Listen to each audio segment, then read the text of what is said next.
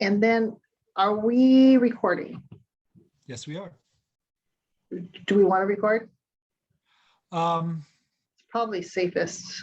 it's safest from a, yeah, we should.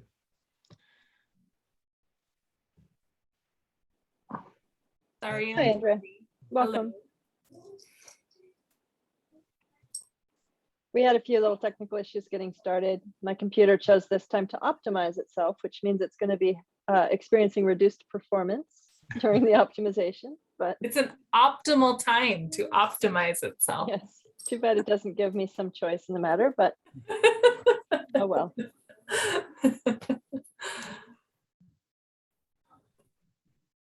Oh, we've got one attendee there. Okay, we have Jackson Murphy, so I'm going to go ahead and bring him in. Please do. Thank you. Yep.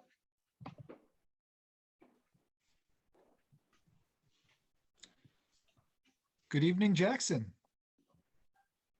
Hey, Jackson. Welcome, Jackson. Hello. So Hi. this is going to be really casual. This is just our opportunity to help anyone interested in applying with the application or answer questions. So Yeah, thank you. I was just coming because I can do this if you don't have anyone else. So if you don't get any other applicants, I can do it.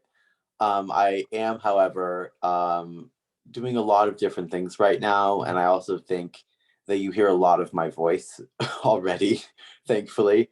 And I would like to give the opportunity for any other students who want this position to have it. So I've almost finished my application. I don't really think I need your help. I am wondering, like, I'm wondering when I need to turn it in by.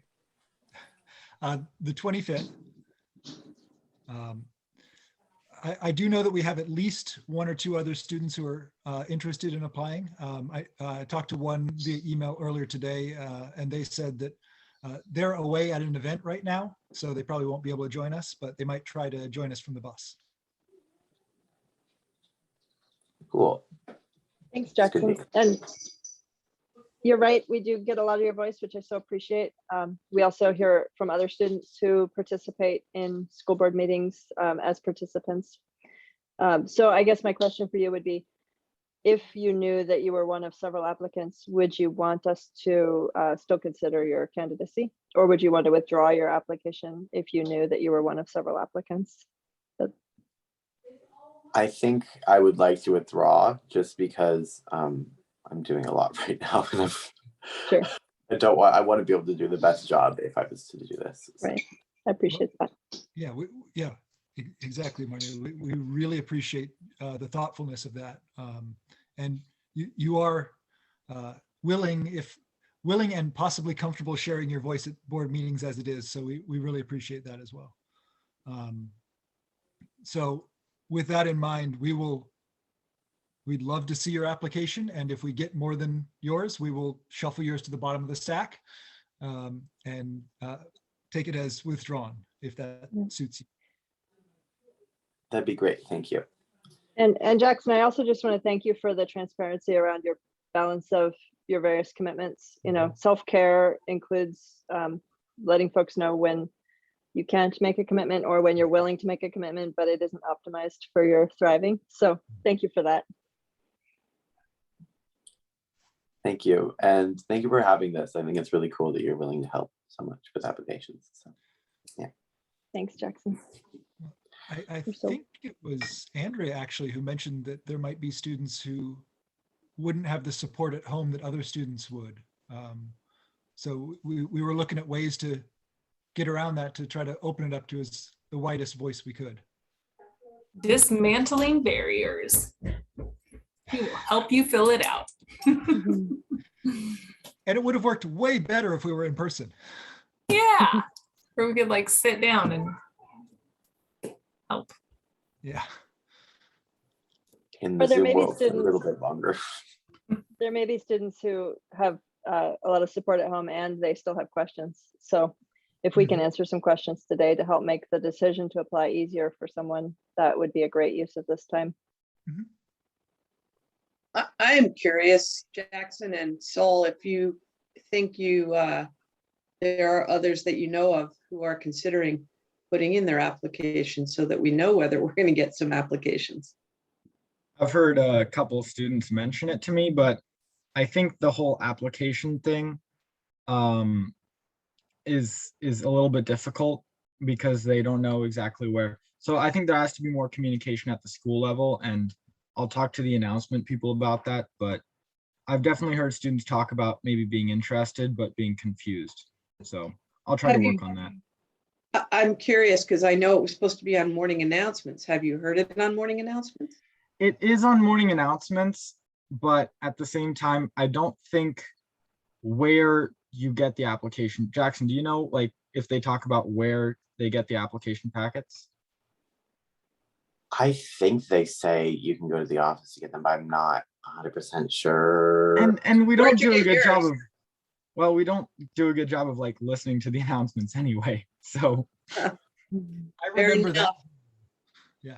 So that leads to an interesting thing that maybe towards the end of the year, the outgoing and returning student reps could work on how to better run this process. I have an idea right now, actually. Let's What hear about it. an email? Because I think if there was an email, a lot of students check their emails pretty well because it has notifications from Google Classroom and everything. So it's a really good way of communicating that kind of thing right to the students. Mhm. And I think if you just threw out an email a month before, it would really help. And then maybe another email like a week before. But I don't know if you guys have tried that in the past. So I don't know. Sure. Well, it was included in the Navigator, but that's not a I direct. think Yeah. that's different. Yeah. Yeah, the Navigator, I mean, I don't know many students who actually look at the Navigator emails.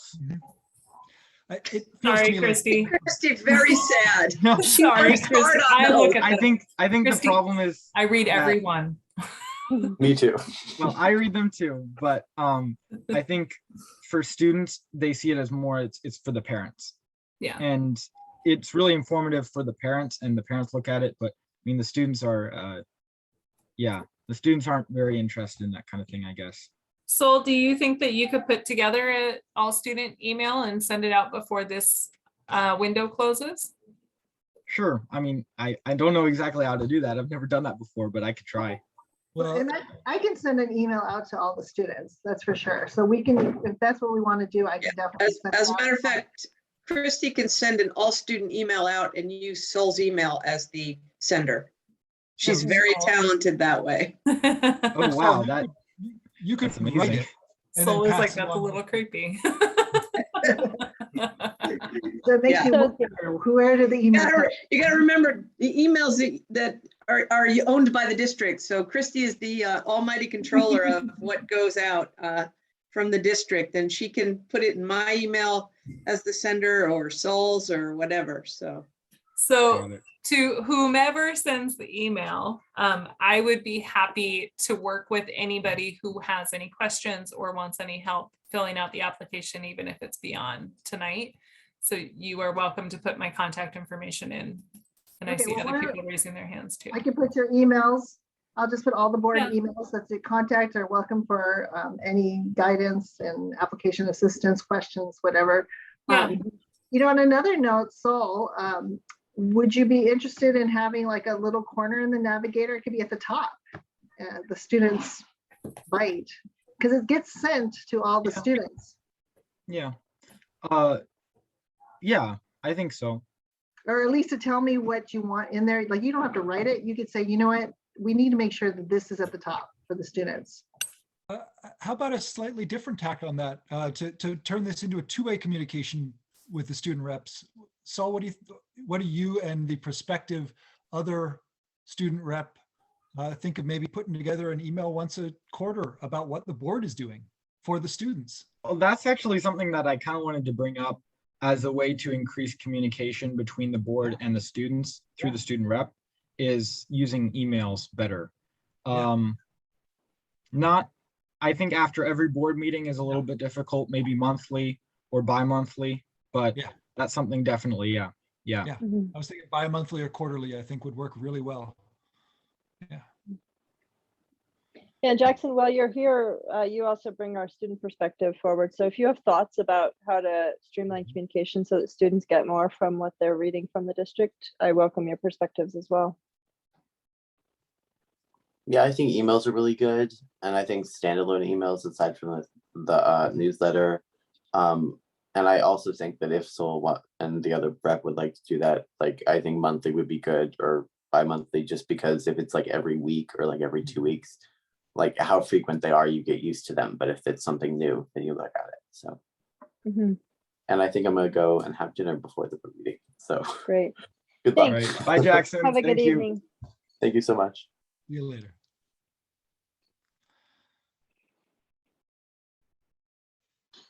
Yeah, sorry to preempt your idea, Saul, but shows that No, no. good I mean, minds think alike. well, it was going to be brought up anyway. Well, I think if we want to go bi-monthly, because I think there's got to be a good stream of communication, while at the same time, as Jackson said, not overwhelming. So bi-monthly, at the end of, October, and then at the end of December, and so on. Yeah, I think that's a really good idea. Yeah, just talk about what we're doing and how it impacts them, and how to get in touch with their student reps. Yeah, I was talking about at the last meeting, we discussed the new door systems at the high school, Yes. and the new security systems for the doors. And that's something that impacts me every single day, and it impacts a lot of the students every single day, so that it has a real direct impact. And all the people I talked to about it had opinions and had thoughts and everything. So you can definitely see that there's an interest in what the board is doing and the different proposals and everything. And as long as the communication is there, then that interest stays there, and the students are able to share their voice as well. Excellent. That sounds wonderful. Because Thank you, Saul, for getting back to me. I know you're working on the issue with ASB as to banners and whether there'll be banners or anything else. And so certainly if you have any questions, since we have an opportunity, I mean. Yeah. So there's a banner committee. The ASB we've only had one real good meeting during the entire beginning of the school year. So we've really not had a time to work on a lot of issues. So what Silva did is he created a couple different committees to deal with specific issues, and one of them is the banner committee, and that's something that I'm leading right now. So we haven't had a chance to meet. We're going to meet tomorrow though at lunch, and then we're going to discuss $4,200, whether we want to pay that for the 9 banners or not, and whether we want to put up the new banners. You mentioned Hispanic Heritage Month banner and the other one. Okay, So we're gonna, yeah. Let me just be clear with you so that you know what we have and don't have. Apparently, the Disabilities Awareness Month banner has been printed and exists. Currently, the Hispanic Month banner and the Pride banner are up, and they need to come down. Yeah. And the Black Lives Matter banner is in and can be put up. But I'm leaving it to you and to ASB to decide what you want to do. In terms of the price tag, as I said in my email to you, Feather and Fox raised some money. I don't know if they have money left. I also know that there are community members very interested in donating if ASB wanted to get specific donations for banners. That being said, I have the information, but it's really up to the students as to what they want to do and how they want to do it. So I just want to be really clear that we've given it to you. So if you want to do banners, there's a mechanism to raise funds. If you don't, that's fine. If you want to put up what we have, that's fine. But it needs to be from the student perspective. Yeah, so I'll communicate all that to the rest of the committee tomorrow at the meeting. And then I'll get back to you about what we decide on all of that. I can only communicate basically what I can't, I'm not going to talk about my opinion or anything, just what we'll Yep. discuss at the meeting tomorrow. That's fine. Um, Once a and- decision's made, if you And once make the a decision, decision's made, we give it will get to- back to you. Mr. Silva, so that he can get the banners, you know, he can communicate whether we need them down or up, because that's done through our maintenance department. Or you Got it. can just tell me, which is fine. Well, I was just gonna email you just directly and then talk to Silva as well. Okay, perfect. That's I great. just want to make sure you know, because you've been expressing a lot of interest in that. And Perfect. is that something that would be interesting for the board as well? I'm very curious. I've got no stake in the matter at this point, since it is student decision, but I'm curious what the decision is. Yeah, Okay. and the communication, I mean, you're welcome to always CC the board. But these are the kinds of things that in reality, as your ASB hat Mhm. and not your board rep hat, it would be you communicate with Mr. Silva and he communicates with me and Mr. Patton. But you're in that awkward situation where you have the ear of both. So you do whatever's Yeah. comfortable. I kind of am in that awkward situation, but I think Yeah. I'm also the communication link between ASB and the board as well. So in that position, I can communicate with the Well, board about ASB I matters. suppose you could. Yeah, I suppose that is right. You are the ASB rep to the board. So So I Mhm. will CC the board on the results of the decisions we make. you bet, you Thank bet. We're all, I'm learning anyway, all these new and different boundaries, but yes, Mhm. that's correct. You are the board's rep Mhm. to ASB. And vice versa. Can I just say, I really appreciate this new concept of having an ASB appointed student board rep and a elected student board rep elected by the board. That's my understanding, or appointed by the board. So I just think bringing student board reps forward in two different manners helps ensure that different parts of our student experience are represented here. The part of the student experience that may be directly informed by ASB participation, and a part of our student experience that may not be directly informed by ASB participation. So I just really appreciate it. So thanks for being a trailblazer here with us, and I'm looking forward to seeing who joins us next. Thank you. Ideally, my opinion is that all the student representatives should be appointed by the students. That's my opinion. And I think that whether ASB appoints one of them and the entire student body appoints one of them, or however the process works, both candidates, both student reps should come straight from the student body. So we'll see how this format works, but it would be nice if towards the end of the year that could get reviewed, so we could see if we could revise that. Absolutely. That An is the, interesting perspective. The reason the board, and I was involved in the conversations, the board went this direction because they didn't want it to be just a popularity contest, so that one got elected because they were a known person. It gives the opportunity for students who may not be so well known or so articulate to also have a voice at the board table. So that was the difference, that's why they're doing this workshop tonight, is to encourage students who may not otherwise want to fill out an application, feel brave enough to fill out an application. So interesting perspective. And I Um, guess, go I'm ahead. sorry, Brooke, go ahead. Go ahead. Oh, I just wanted to share another perspective on that aspect of the conversation is, do the skills exist within our student body to help bring forward a voice that might be less present or less inclined to come to the foreground? So, you know, can we trust our student body to have the wisdom to elect a member who isn't the most popular student, but rather one that brings the best skills forward for this particular assignment? That brings up a whole nother question around really leading Trust. trusting our students and recognizing that living into our vision means having a student body that has those capabilities. Yeah, you can't trust the students with everything. That's why they don't run the school. Right. But I mean, But trusting them with their own representation is something that I believe in. I think that they should be trusted to represent themselves. yeah, And yeah, both I mean, your points. if they're being represented by people who are not being appointed by them, then it's not representation. And it can't really pretend to be representation. So Sol, what if we, do what we did at our democracy's infancy? And what if we looked at like the student body putting forward 3 or 4 candidates? And then the board selecting from a pool chosen by the students?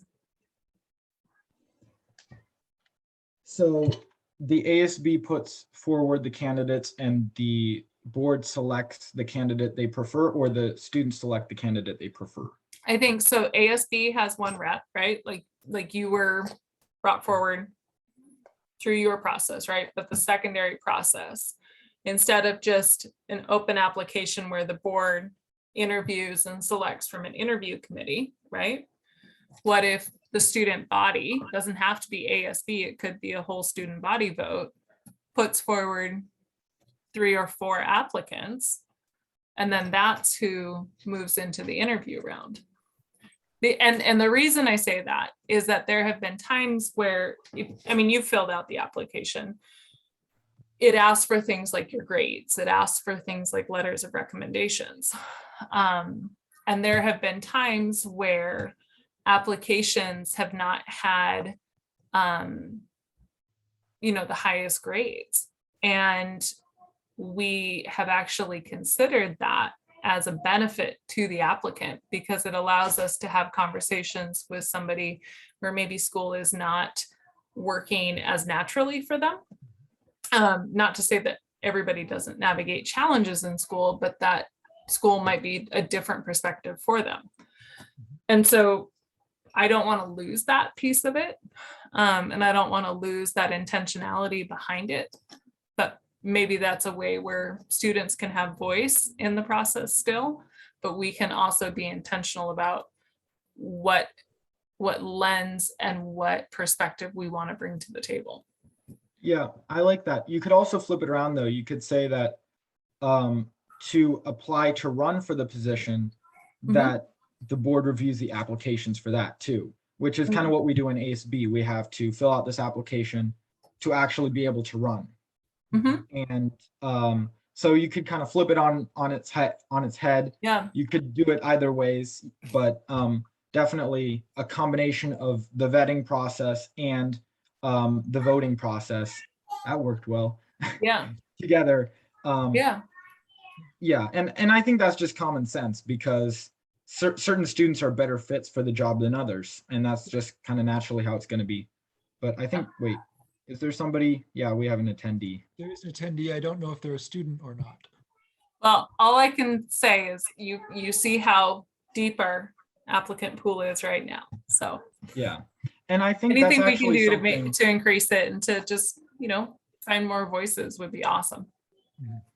well, I think the best way to do that is to have it be something that students know about and also have a say in, right? Because the positions that we know about as citizens are like the president of the United States, because we vote for that person. Yeah. Whereas all of the other powerful cabinet positions which are appointed, we don't necessarily know as well who fills those positions, because we don't have a say in that. Yeah. Right. We will educate ourselves to to make decisions, and the education comes with the decision-making responsibility. So that's one of the things I really see as a pro of having it be as direct a representation process as possible. Yeah. Well, and also to a similar point, if you make it something you have to be voted into, it automatically has a cachet to it that people want. So at least some people will want to get involved in that just because it's something that seems desirable because you have to be voted into it. Yeah, And that I mean, yeah. Maybe. Well, If I think of me in high school, that would have been like, nah, I'm good. Well, yeah, this is true. Think about it from an advertising perspective, honestly, because that was my last public job, besides the Clyde, is if you make something scarce, it becomes valuable. Yeah. But no, to an earlier point, this process of how we select both representatives absolutely should grow and change from year to year. Absolutely. And that'll be part of the student rep's job, is figuring out how to select the next one and how to do that best to get student voice, but to the other points, to get a wide variety of student voice. Yeah. Yeah, you have a couple of people in the waiting room. I don't know if they are students or just participants attending. And Mr. Silva isn't a student. Christy, I obviously- think your chat message only went to hosts and panelists, and I think you intended to send it to everyone. So I don't know that Matt could So see your if the question. individuals who are attendees, if you are a student and would like to come in, put it into the chat and Christy will bring you in as a panelist.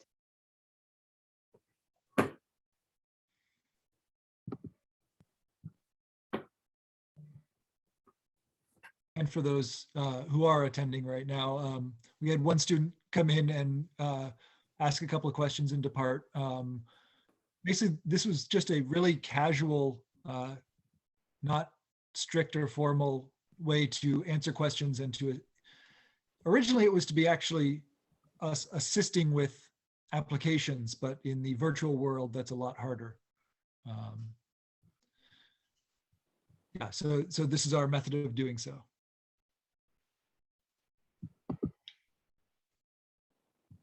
Yeah, I'm not receiving any emails or any notices in the chat. I'm thinking these folks are just early for the 6:30, so. Yep.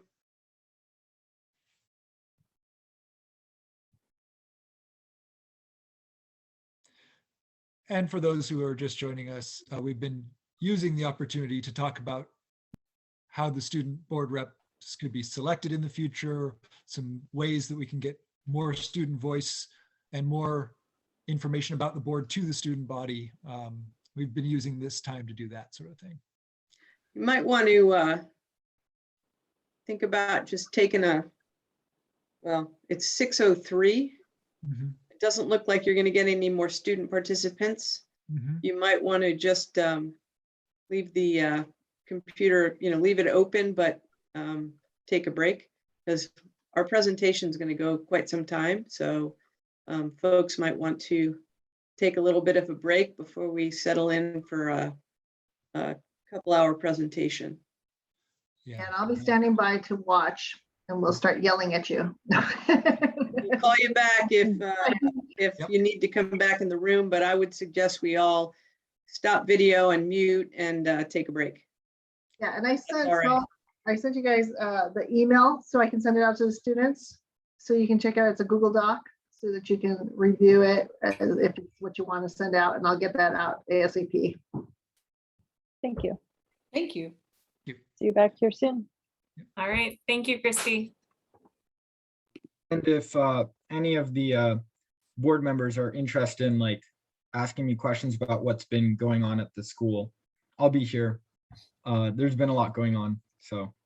Are you, your report would be at our next meeting, isn't it? Yeah. All right. Well, I'm all ears. Let's hear it. Well, we just finished our homecoming Hang week. on a second, you're off agenda. Okay. Oh, sorry. Yeah. Sorry, Right, Paul. so you Sorry. don't want to go off agenda. You were doing student board representative discussion and you don't have anything till 6:30 now. So, Got So, it. Paul, if any of the stuff that's been going on applies to any of the stuff that is on the agenda, that is in the presentation, we'd absolutely love to hear it then. Otherwise, if you think it's critical or important, you can email it to us. Otherwise, we'd love to get the full report at our business meeting. Got it. Cool. Thanks. And Dr. Moshe, thanks for the reminder about process. I needed that reminder too. All right. See you in a bit.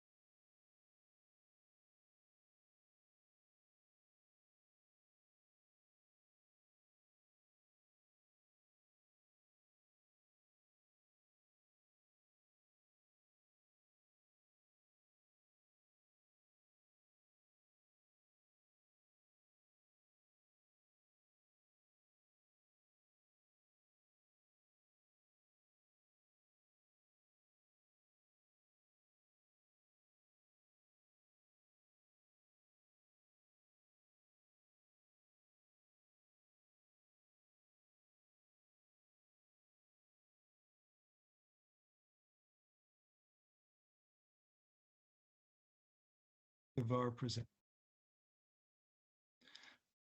I'll start that again. Thank you. It looks like we have our entire board here and many of our presenters. We just had a little bit of a gap there. We're still seeing attendees come in, so I'm not worried about starting quite yet. We just had a bit of a gap there at the end of our open meeting to talk to students interested in the second student representative position. Yeah, that will be the first portion of this recording when it's up online. Had some good discussions there about the student board position and what it entails and some ideas going forward with it. But that has nothing to do with the agenda tonight. So that's why I'm talking about it briefly before we actually start before we call the workshop to order.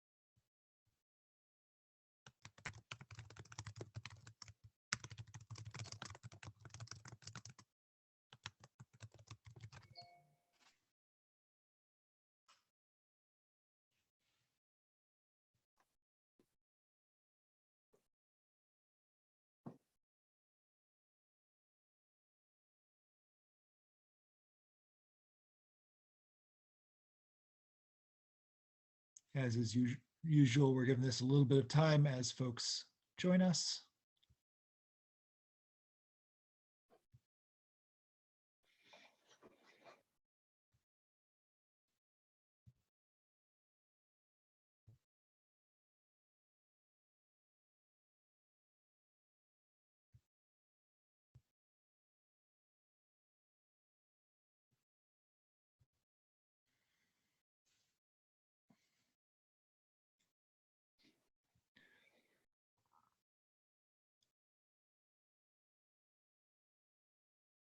Okay, I don't want to wait too long on this one because I know that we've got a full slate tonight.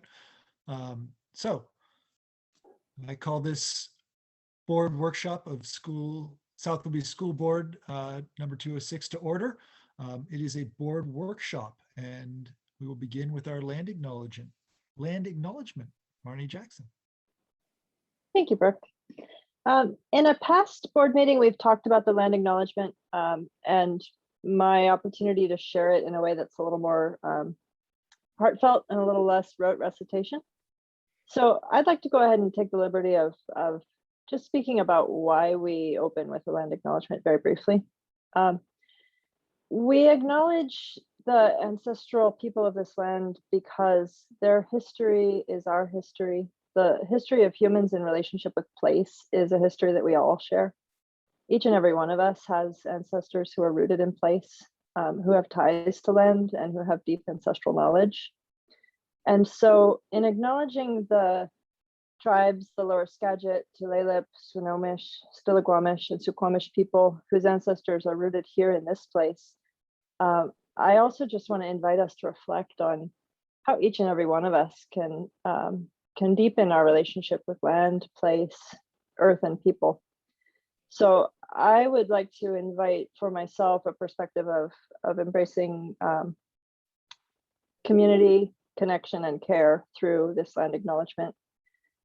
This is also an acknowledgement of a history of occupation and of a treaty signed at Point Elliott in 1855 that gives us an opportunity to share this land with the sovereign nations of this region. So with that said, I want to acknowledge that South Willoughby School District notes these as the ancestral homelands, originally known as Chacoliche and Lushootseed of the coastal Salish peoples. We respect their sovereignty and their right to self-determination. We honor their sacred spiritual connection with the land and water. And we express our deepest respect and gratitude to the Indigenous people of this territory. for enduring care and protection of the land, which we currently occupy and share.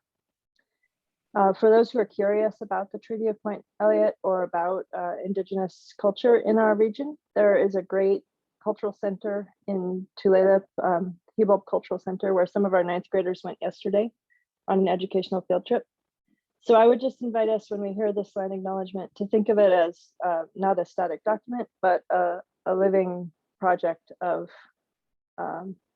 reconnecting ourselves to place and people, and learning more about the relationships that form this broad community.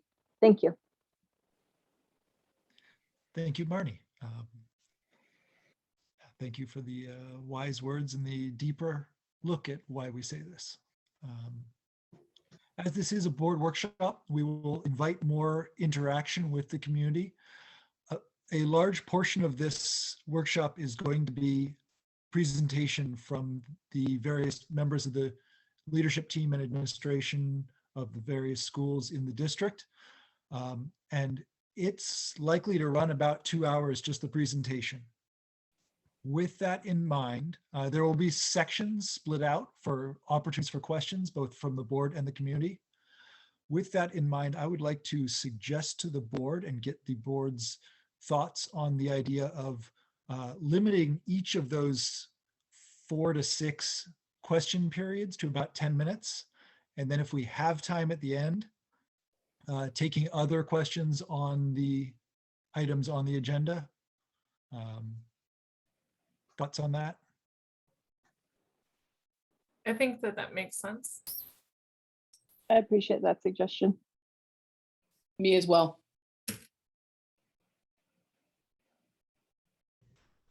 I'll just let you know now, Brooke, I am probably going to check out early. I am on call back at 8 o'clock. So we'll see how it plays. I'll be on my phone a little bit watching that, but just so you know, that's kind of what I'm doing. Plus following along from my phone rather than computer. Excellent. Then we will definitely try to hear as much as we can from the community, but not let it continue on beyond that. Saul, is that good by you also? Yeah, that works for me. Okay. Then with that said, if you do want to comment on something, use the Q&A function. Include your full name and your location. Town is fine, general area. And please make it a complete thought rather than just a comment on what is being said, because I will be reading them probably a significant period after what you're commenting on. So if it's a full thought about what you want to talk about or comment on or discuss, that will be much more helpful for us to engage with it more directly. Again, Q&A, name and location. With that said, I'm going to pass it off to Dr. Moshe and the administration. Thank you, Brooke. I just want to let Kayla bring up the slides. As most of you know, Kayla is our rookie principal. She's in her rookie year, so she gets to advance the slides for us. We elected her to do that. I'm going to get started just a minute. I also just want to take a second and let people know that this presentation, any one of these topics could have been its own evening of presentations. So folks can also email their questions or comments, and we're happy to take them. So with that being said, welcome to the State of the District workshop. We're pretty excited because it's been more than 18 months since we've actually had the opportunity to talk with the board about all things South Whidbey School District. I want to start off by framing where we are at this moment and how we found ourselves here. I've been doing this work for well over 35 years now. And in March of 2020, our entire way of doing the work we've always done shifted as we found ourselves, as we all know, in the midst of a pandemic. So I want to start by saying how thankful I am for our school board. You set the course and the focus for us, and we were driven by the board's goals to pivot for our students and do two things as we educated them. To be sure to remove barriers to education for all students and to maintain safety during the pandemic by following the science, and the state mandates. Slide 2, please. So the board held this course and brought us to this point by maintaining the vision that we have. And I want to say that our students and Soul is a perfect example of students who are really living our vision and mission by being engaged, literate, and active in their community. As a member of the school board, he's certainly demonstrating that vision. Next slide. So again, the board has continued to lead us and meet the vision and mission by setting goals for the 21-22 school year. And those are driving the work that we're going to talk with you about tonight. The principals have done a tremendous amount of work getting us to that point. So I'm really proud of our staff. We adjusted quickly to our new reality. We immediately moved our technology forward back in March 2020 so that every single student had a device to use at home. We actually did that without a whole lot of fanfare, but it was monumental.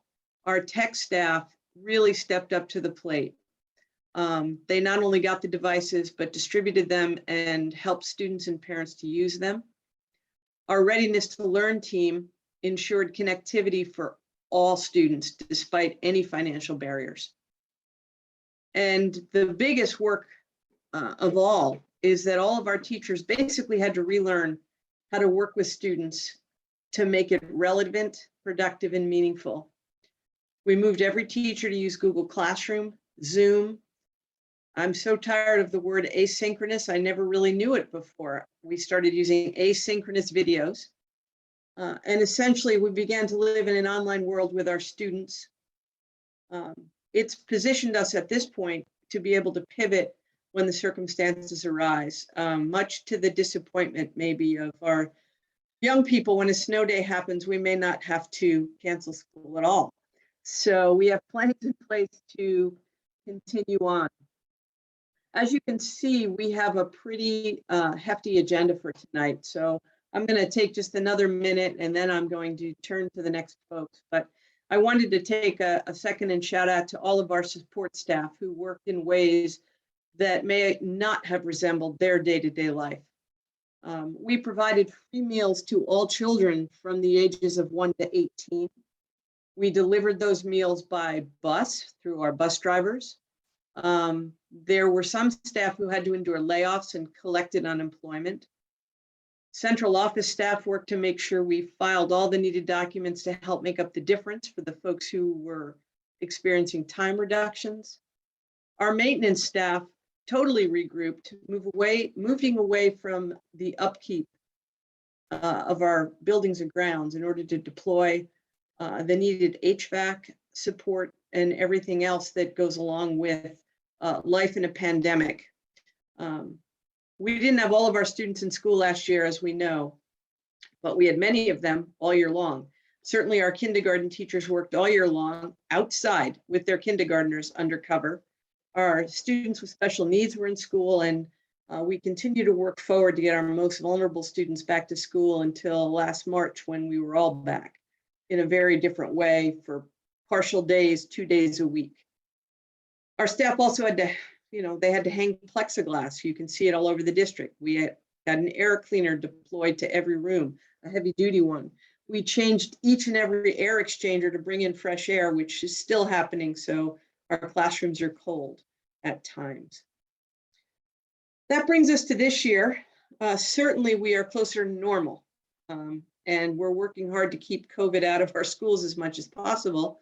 We remember that it's not if COVID happens, it's when and how we handle it. We learned a lot over the last 18 months, and I certainly want to acknowledge that we continue to use that knowledge now. I also want to take one short moment and say thank you to not only all of our staff, but especially right now our building principals, because it is Building Principals Month in our country. And we want to make sure that they know how much they're appreciated for everything they do. So for this year, our students still have a device for their use. provided by school. Some students choose to use their own device, but we have one for every student. Our teachers still use Google Classroom.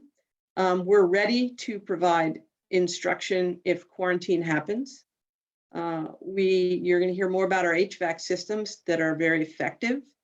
We continue to provide free meals to all students, regardless of income level. Emmy's going to talk to you in a bit about COVID testing, because we have COVID testing for all students, staff, and close contacts. And we've increased our medical staff to meet that demand. We certainly have gotten federal dollars to assist with all of this, but it's finding people who are dedicated to do the work that's been really important for us to do. So anyway, tonight we're providing you with an update. We're going to take the needed breaks, and everybody on staff that has a leadership role of some sort is going to be speaking to you, so that it's not all the superintendent. So at this point, with that said, appreciate all of your attention, and we will have breaks for questions, but I'm going to turn to Dan, and he's going to take you through finances and enrollment.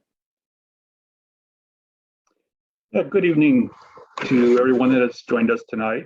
We'll just take a few moments and briefly talk about the financial position of the district, our enrollment status, and a little bit about human resources and contracts.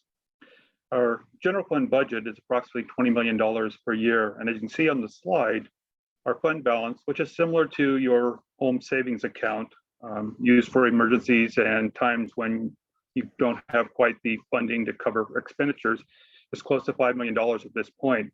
This is an increase in fund balance about $2.2 million over the last 2 years. And a substantial fund balance, it will be beneficial as it provides us the capacity to absorb the changes that we'll see in the coming years. The first is, as Dr. Moshe mentioned, the federal funds with the ESSER. It's a one-time funding model and will only be here for a short period of time. And then we also have some which we've talked about a lot, regionalization, which is a decreasing funding model to the state of Washington. Next slide, please. Okay, this is enrollment, and this is our October enrollment count. And when we report enrollment, it's based on FTE, which is full-time equivalency. So if you attend school the entire day, you're counted as 1.0, if you're half day, 0.5, et cetera. And I'd like to point out a couple things on this. The first is we look at our budget. It's broken down into 2 different categories. The first is basic education, and the second is ALE, or the alternative learning program that we have established this year. And you can see that in both of those programs, we are actually above our budgeted amount. So we had budgeted 1,088 students to be in person on campus, and we're currently in October at about 1,095. And our ALE program, we had budgeted 59 based on last spring's signups, and we're currently at about 65. So as a district, we're about 12.5 FTE above where we had budgeted. So what's the importance of that? Well, briefly, the importance is that schools in the state of Washington are funded based upon student FTE, and it's based on actual FTE and not your budgeted number. So we need to meet that budget in order to get the full funding that we anticipated in our budget. The other thing I'd like to point out is that last October, our enrollment was 1183 at that time. You can see that our October this year is 1159, so we're down about 24 FTE from the previous year. The other thing that I think is interesting is that normally we have a flat enrollment trend between September and November, and then it decreases through the remainder of the year to give us our average for the year. We actually increased 15 FTE between September and October this year. So it's going to be interesting to watch and see if that trend continues, which would be a very positive thing for the district if that occurs. So I'll be real interested to see what November looks like.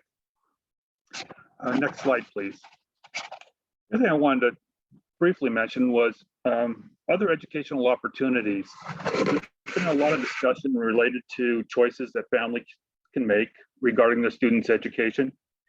So I'd like to share a few pieces of information that we have. First, you can see on the top is the district FTE, and where 1152 is the average for September and October, because that's what we get funded on. And last year, the average was 67.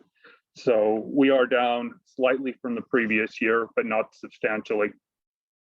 I'm also want to point out just briefly the other opportunities that students have. And we'll start with the private schools in our area.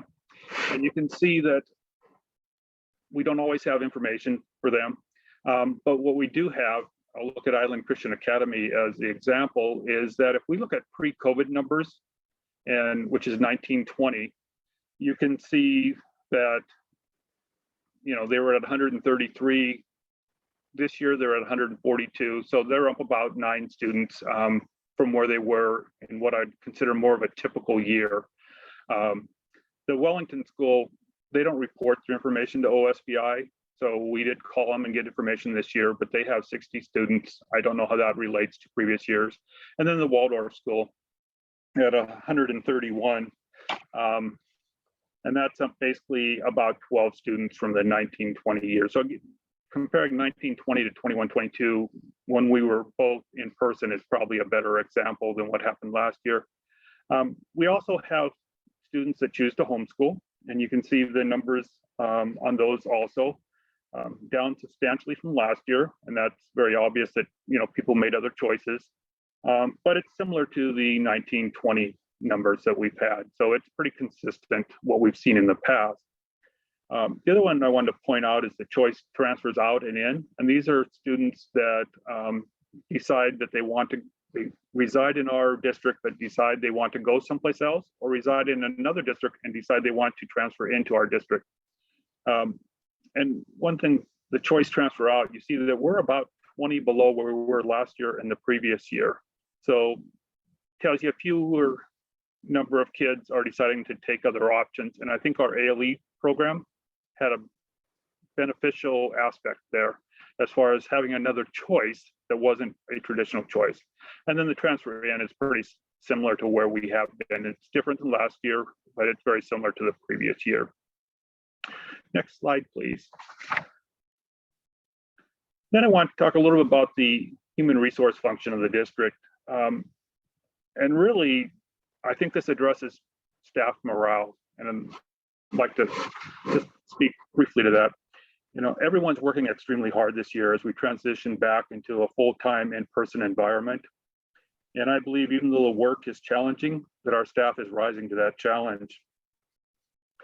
And I base that belief on this slide, the contracts that we settled. We had contract negotiations with every unit that we have in the school district this year, all 5 of them. Teachers, paraeducators, office staff, food service, bus drivers, maintenance, coaches, building administrators. And we were able to settle those with good contracts, I believe, that took a very short amount of time to negotiate and with very little conflict. And to me, that really points to a district that is in a good place with staff morale, and, you know, very appreciative of the work that our employees are doing and the willingness to negotiate these contracts so that we can actually focus on the work of educating kids. And they're all basically 2 to 4 year contracts. So that is, in this time, in this environment, is really a substantial thing. Now I'd like to invite Emmy Atwood to share the important work that is occurring to keep COVID out of our schools. Thank you, Dan. My name is Emmy Atwood. I am the district nurse manager, if you don't know. And I guess in a nutshell, I know, like Joe mentioned, I could speak for hours, but I promised to keep it to 2 minutes. In a nutshell, we are doing a tremendous job keeping COVID out of our schools. Our case numbers are low. The cases that are identified are not epidemiologically linked to school, don't appear to be linked through classrooms or school activities, and is most commonly another community exposure or family member. You're looking here at a snapshot of our dashboard. This is available on our homepage. If you scroll down a bit at the South Whidbey School District website, you'll see this is continuously updated, cumulative cases as shown here, as well as current cases. You can see as from beginning September 1st or the start of school, we've had a total of 5 cases among students who are on campus and considered infectious at the time, and then 2 among our adult staff or teacher population. Relative to our nearest neighbors, our counterparts, neighboring school districts, and then relative to the Delta variant surge that's going on across the nation and also in our community, this is great news. And I'm going to knock on wood while I summarize this. Yeah, a huge success. Next slide. We are following protocol that's directed by Island County Public Health. This filters down from CDC, Washington State Department of Health, and to our locality. Just briefly, in general, we are keeping symptomatic individuals out of school. That is our goal. So we're quarantining anyone who's symptomatic. They can return when those symptoms resolve and they have a negative test result. When positive cases are identified, they're isolated. With the help of our health staff, we are basically facilitating contact tracing in these cases and serving the public health function all the way to reporting, and that's required at the county and state levels, reporting positive cases and close contacts. One of our new tricks is, as was mentioned before, is testing. We do offer or provide testing, both PCR and rapid antigen testing with 15-minute results for any student, staff member, or household member of either who is symptomatic, experiencing symptoms, or has been identified as a close contact. We are primarily, this is diagnostic testing, again, testing get symptomatic individuals back to school. The goal, again, is to get students and keep students and staff in school or get them back as quickly as we can. And then some is screening in a screening capacity for specific sports, and that's specified by the Washington State Department of Health. Overall, just in general, in September, we did over 300 tests. These numbers were compiled at the beginning of the week, so I think as of the 10th of October, we were at 166. I expect that these will grow a little bit as we continue through cold and flu season and symptoms. I just need to acknowledge how much effort this takes. I know it's been mentioned, it's been repeated. It takes a lot of effort and time. It can be frustrating from the perspective of families, from the perspective of students and staff. It's not 100%. And we are back in school. We have students in classrooms with their teachers and their peers, and we are learning, and we have not had a single quarantine of a classroom or a complete sports team. Abby, let me just interrupt you for a second. And the reason that that's true is because we're working really hard. We're saying 6 feet apart. We're wearing masks. We're doing all of the things that we're required to do. And we are running our nurses ragged, and we appreciate all the work that you're doing. I'm not stopping you, but there's a reason. And that's because our students are 100% cooperative. Our adults are cooperative. We're keeping people apart. So speak to that for a second, if you would. Yeah, thanks. And so from the backbone that our administrators provide to the front lines of bus drivers and paraeducators and front office staff, attendance personnel who have to respond to every, my child is out sick today. At every level, the communication between families and school and vice versa, a transparency there, it just couldn't be done unless we're all being very upfront with one another, and we're being vaccinated, and we're wearing masks properly and above, across our nose and mouth, because we're being mindful of social distancing and hygiene and keeping our areas clean. So thank you. Thank you, Emmy. This is a break for question time, Brooke, that we built in. Yep. So first of all, I'll open it up to any board members, voting or student who want to comment. And I will remind community members that if you'd like your comment to be read, you need to include your full name and your location. And it has to be about something in this section of the presentation. So Any board members with questions or comments? Yeah, I really just wanted to highlight some pieces that Dan pointed out and just kind of speak to how amazing it is what we've pulled off. So Dan, I want to thank you for your financial preparedness and even just how conservative you are with our district finances, because from the get-go with the pandemic coming in, I had a huge amount of confidence that we were prepared to weather that. And I really want to thank you for that. So the conversations in the regions and in the districts across the state was, as this pandemic continued, districts were looking at a 30% decline and they were trying to prepare for that. And as you mentioned, our fund balance is like our savings account, and not a lot of districts have fund balances like what we have. And there was a huge amount of stress and worry about how are we going to navigate if we lose 30% of our enrollment. And so just for some numbers, 30% of South Whidbey's enrollment would be going down 375.9 students.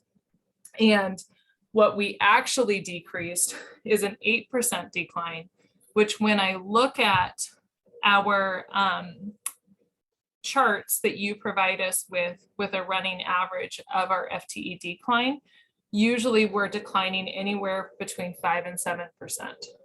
So we did phenomenal, not only in retaining our students, which set us up to be financially prepared, but that's huge. It's huge.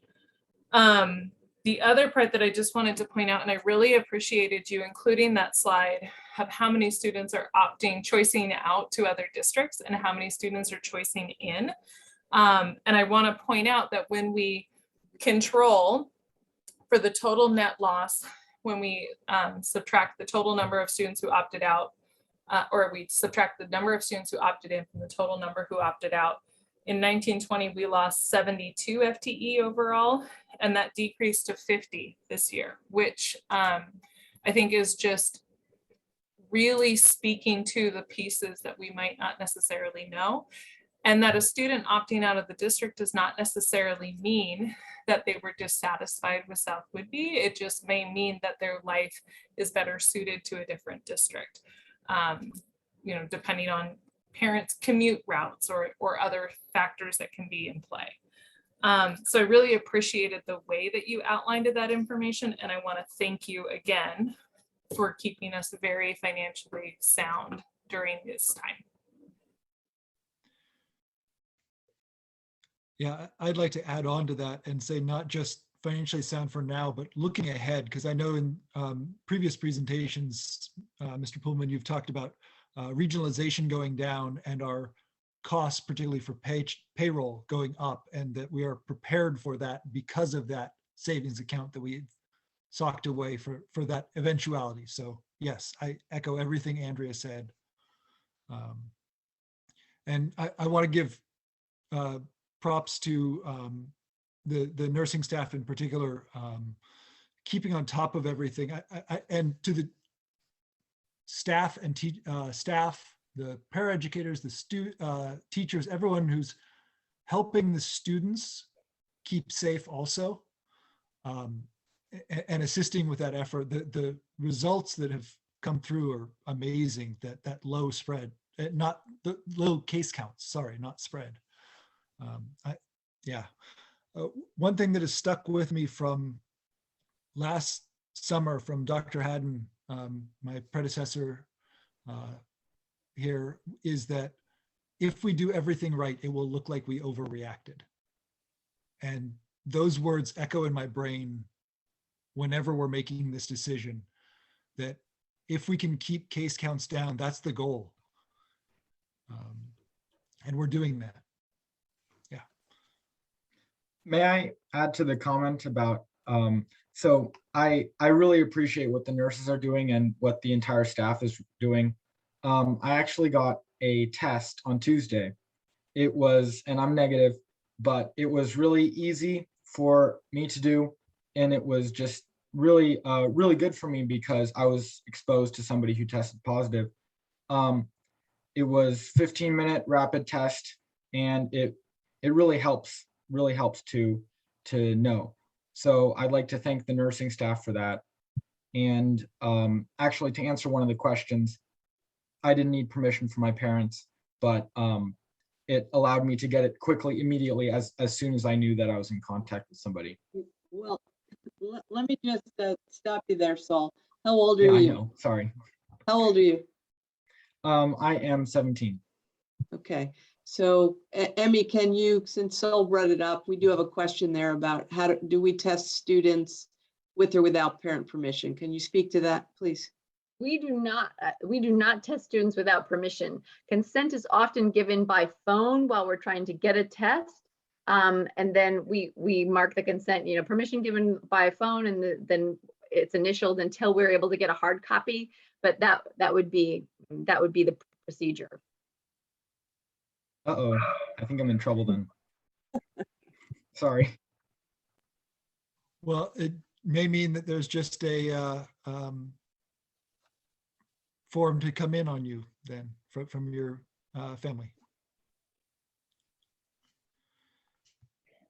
On returning to the topic of the report from Dan, I just wanted to echo his appreciation of the morale that's demonstrated by by so much of what's happening in the district now, but especially by the ease with which we reached contracts that are really mutually agreeable between the district and district employees. And I just feel that a team that feels respected and engaged and mutually supported while doing worthy work on behalf of the students that are at the heart of why we serve is how we achieve the kind of excellence we're seeing, how we achieve the kind of health results we're seeing, how we achieve the kind of inspiring student outcomes that we're seeing in our young leaders like Saul.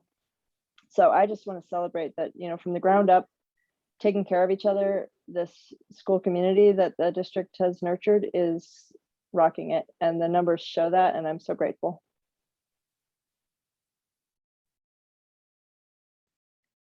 Anything else from board members before I move on to public comment? We've got a lot of ground to cover, so. Yeah, so reminder to those in the community that I need to get your full name and your location before I will read your comment. I cannot read that. That's the rules. So for first of all here, Maureen Green Clinton, why can anyone go to a football game but kids couldn't bring a date to homecoming? The students had to have an alternative homecoming so they could bring their dates. Why? What sense does that make? It seems very hypocritical. Actually, was a maintenance issue on behalf of the high school. They did what other districts in the region did, and they limited it to our own students. It was not hypocritical. Going to a football game is totally different than having a homecoming in close proximity to one another.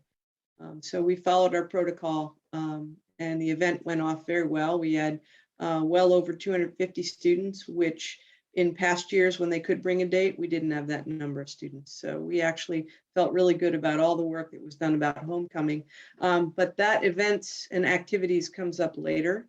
I'm wondering if we can answer any COVID questions or questions on finances or enrollment at this point. Yeah, I felt that there was a slight correlation between COVID there, but you're right. Things about events, any more conversations about specific events we can address later in this.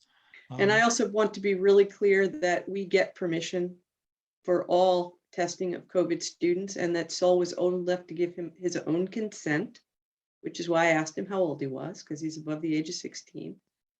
So we are moving on. Margaret King, Clinton, will South Whidbey School District be holding vaccine clinics at the schools?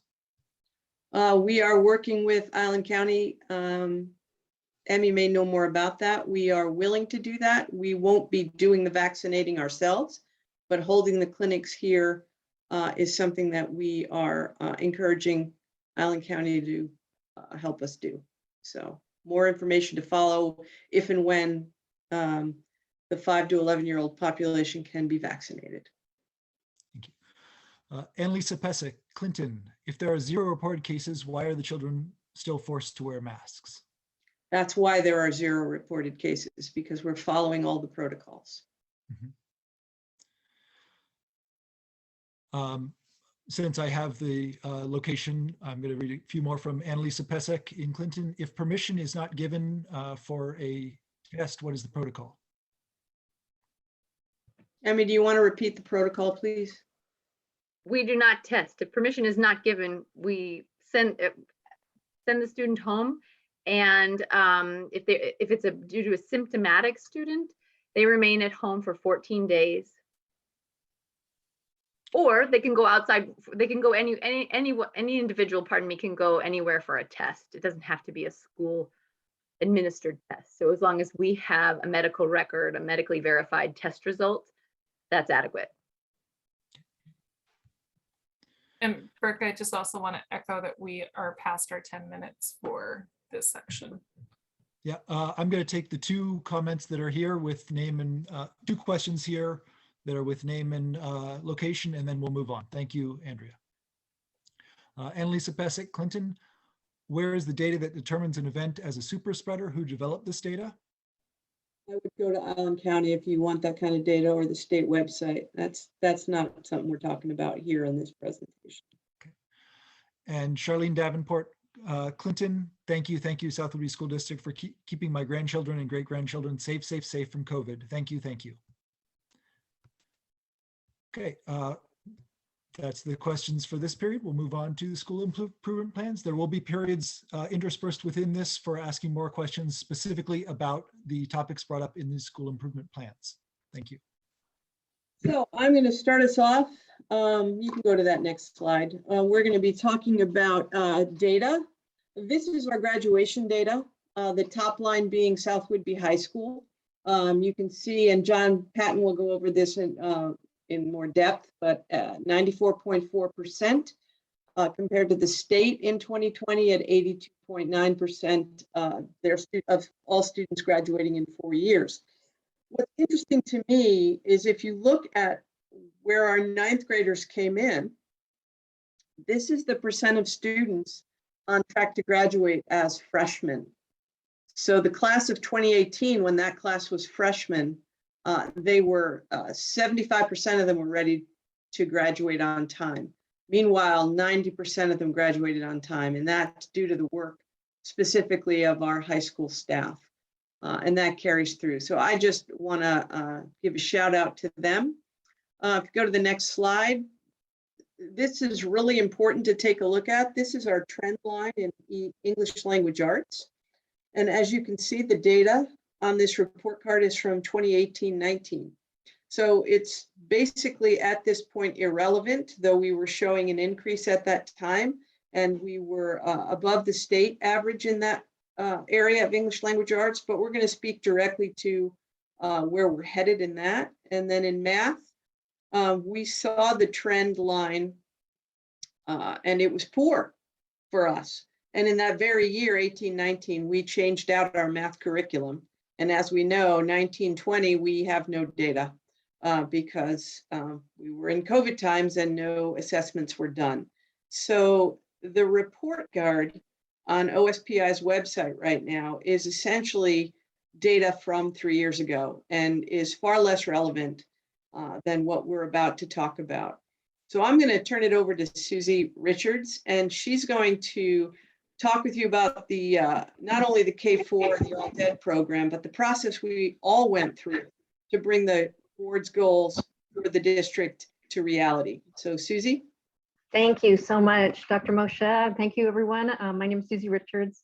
I'm the principal of our K4 and our ALE program. Really excited to be here tonight and share the process that we are in process with at this time for the coming year. If you could move the slide forward, please. So we've been working very closely with our staff and our BLT, which is our building leadership team. That's a group of teachers who step up for leadership roles in the school. And we looked at what's really the big outcome. And of course, the outcome is for our students to achieve that academic, social, and emotional progress that enables them to grow as independent learners and thinkers. And what was really important to us is that we took this goal, and this is district-wide. I'm going to be talking specifically about K4, but this is a process that we're all going through district-wide. And we want to take those big picture outcomes and goals and really bring it down to a level that it's visible in the classroom. So we decided that the next step after identifying that outcome is to take our building and teacher goals and create those through the lens of our district priorities. So next slide, please. So what we decided or started with is we went through this prioritization program, really looking closely at what are the goals and strategies that we're going to use to achieve these outcomes. And again, using the district priorities as that pathway to get us there. So we started with looking at the district mission, vision, and goals. And we went through an activity at BLT where we put up literally on big pieces of paper, looked at each district goal and said, what are we already doing? How are we already on that path to working with these district goals? Then we looked back. Last year, we went through a series of trainings over the course of the year and something called inclusionary practices. And really what that is all about is how do we make sure every single student, all students are having equal opportunities to succeed in the classroom? Because as we know, there's many, many different types of learners. There's many ways that people learn best. And one of the primary components of inclusionary practices is something called universal design for learning. And that's what we decided to look at as our primary implementation strategy to achieve this outcome. And again, in a nutshell, UDL, as we'll refer to it, is an approach that provides a range of options. We're all working towards the same standards, towards those same outcomes, but it gives a variety of pathways for children to get there. And that's all about the instructional strategies that are used. So the next step we took was to identify, we know we've got the Danielson framework, which we have to pay attention to and be focused on. And that's how we evaluate our teachers. Along with the Danielson framework, we wanted to look at the UDL. We wanted to look at our CEE survey data and the equity work that we've been involved in. And where do those pieces all come together? Next slide, please. As well as looking at our district priorities, we first jumped into the UDL, and UDL provides these key indicator practices, educator practices that help us get to those outcomes. And what we did as a BLT group is we looked at these 9 key educator practices, and we prioritized those because we knew trying to do, focus on all 9 this year would be spread us out. So our BLT went through a process and identified these in red as the goals that we would be focusing on to get us to our outcome this year. And those are providing clear academic objectives and behavioral expectations. And these are what are going to be happening in the classroom. We're going to be providing frequent and varied feedback and positive reinforcement to students' responses in the classroom. We're going to be presenting curriculum content through multiple means. So we know some children learn better when they see it. Some children learn better when they hear it. Some learn better when they write it. So we're really going to practice using those multiple means. We're going to look at scaffolding and support for metacognitive processing, which means in a nutshell, that we're really going to help children understand about their own learning process, about their own thinking processes. And then again, modeling and reinforcing positive behavioral expectations. UDL provides us with these research-based strategies that we know work. Next slide, please. The next process that we went through is this alignment. Where is our through line? As we look at these key district priorities, as we look at our district goals, as we look at Danielson, where we'll be evaluating our teachers, and we line those up starting with the district goal. So as an example, I won't go into all of these, but we'll look at a couple of them in a little more depth. Restorative conversations is our first goal, our school district goal.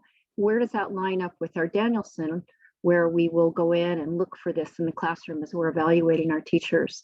And we're looking at these ideas of seeking feedback from supervisors and colleagues, having those kind of conversations, taking leadership roles where that, again, those restorative important conversations are happening.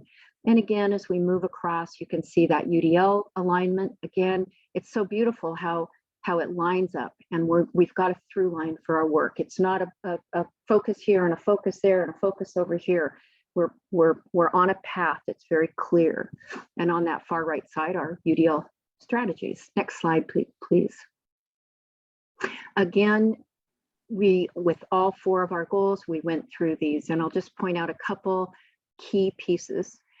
Again, as you look at the Danielson, we look at the outcomes are differentiated to encourage students to take educational risks. Again, you see how beautifully that lines up with our UDL focus.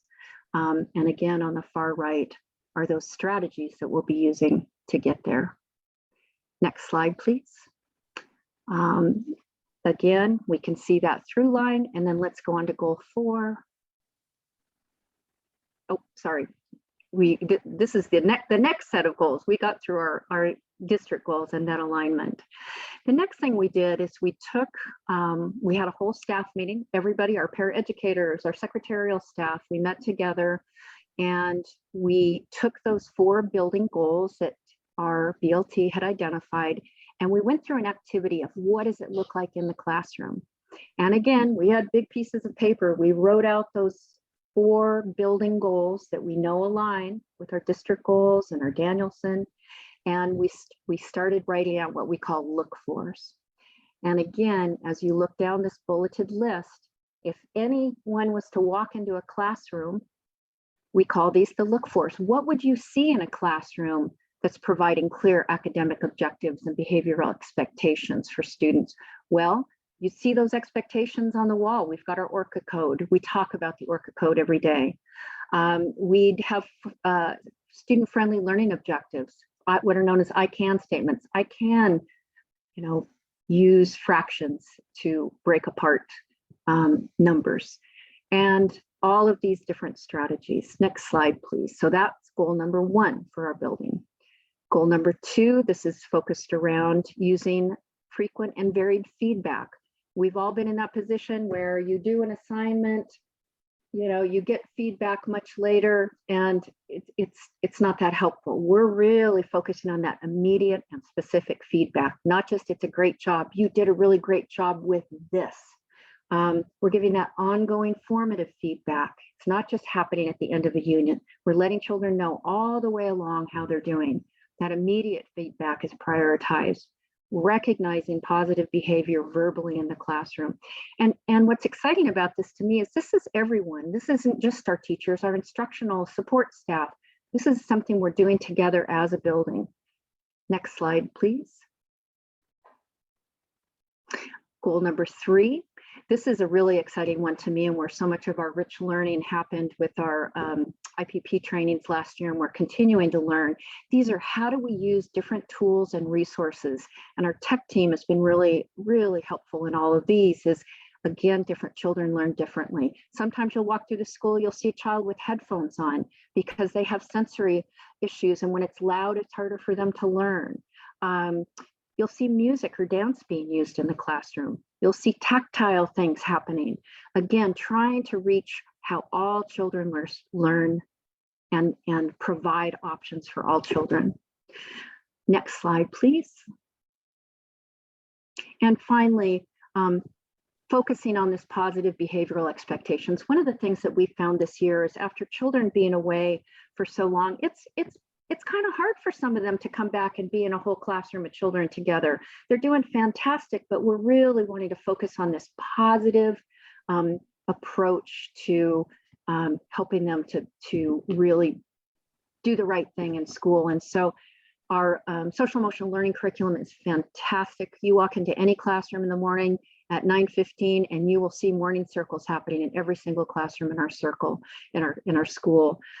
Working on check-in, check-out for students that need some extra positive reinforcement. So really, really focusing on that positive approach to behavioral expectations to support and behavior. When we know that children are settled and we have good classroom climate, that's when academic learning can really happen. Next slide, please. So what are our next steps? Another piece that's building into all of this that's really exciting is one of the things with the Danielson teacher evaluation is all our teachers develop student growth goals. And they identify, here's what we want for our students in a particular area. Here's how we're going to measure it. And this year we're adding, and how are you going to do it? What are the strategies? What does it look like? So I'm just having a blast meeting with our grade level teams, talking about those growth goals and what are those UDL strategies you're going to use. And then that next step is we're developing and implementing walkthrough and observation tools that we'll use by both our peers, so getting teachers into one another's classrooms to learn from one another, and then as we engage in our evaluation observations. And again, why are we doing this? To really support that academic, social, emotional progress that enables our students to grow as independent learners and thinkers. So a couple more slides. I wanted to share just a couple celebrations. I can't say enough. I hope it doesn't sound like just words when we say it, but I am so honored to work with the people that I work with, the teachers, the staff. I can't say enough about the commitment and care that our teachers and staff bring. And of course, our amazing students and families. Couldn't do it without them. Having children back is so amazing. Again, our school-wide caring and communities curriculum is awesome. Our new ELA, I can't wait till the end of the school year to see the growth that we're going to see with our children with this new ELA in grades K2. And then we've got some third grade teachers piloting as well. Susan Ritzner and her intervention, Orca Reading Intervention Program, they are working one-on-one in small groups of students that need that extra support. She's already done a family reading night that was just amazing, teaching families to play reading games with their students. There's another kindergarten reading night coming up. We've hired now full-time ongoing Amanda Potter, our amazing school social worker, and her work with family outreach.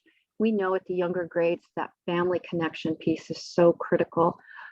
We have music and art back in addition to our STEM, PE, and farm for our specialists. We're really focusing on student leadership opportunities right now. If you go out to the buses, you'll see lots of fourth graders with yellow vests. They're kindergarten bus helpers. We've got mediators. We've got Orca leaders, lots of leadership opportunities. We have school-wide environmental ed with our Pacific Education Institute partners, and a wonderful partnership with Whidbey Island Nourishes, who bring fresh veggies and fruit every day for our student snack. So we are incredibly fortunate. One last slide. I want to talk very briefly about our ALE. I'm honored to be the principal of our ALE program in addition to our K4. We launched this fall with first through eighth graders. We have approximately 70 students. I think we're about 65 right now. Over 25 of those students were not previously enrolled in the district, which is really exciting to us to bring those families in to offer this option. We have two core certificated teachers, Andrew Fursh and Michelle Sakaguchi, who are awesome. And then what I'm also excited about is look at this list of community partners, individuals and organizations who are supporting our students in their learning. It's a beautiful thing to see. So I thank you, Dr. Moshe. I thank our school board for your support and guidance, our community and our families, and of course our staff. So with that, I will turn it over to Dr. Fankhauser. Thank you. Hey everybody, good evening. I'm Jeff Fankhauser, principal of the South Campus. And I just wanted to start by saying, and I probably didn't listen to the directions, and I put a little video together of some kids' pictures because I don't know, and I'm not very good at picking out music. So here we go.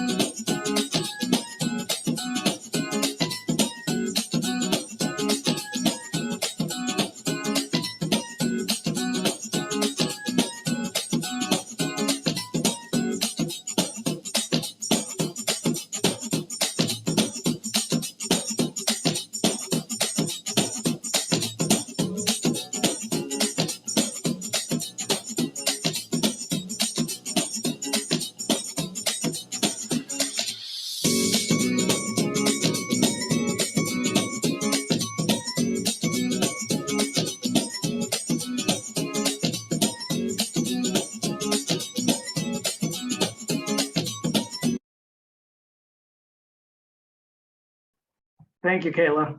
So one of the things that I wanted to highlight about the South Campus is it's a very diverse location in our district. We have quite a few community partners acting in and out of, or working in and out of the South Campus. Of course, we had Island Shakespeare on campus.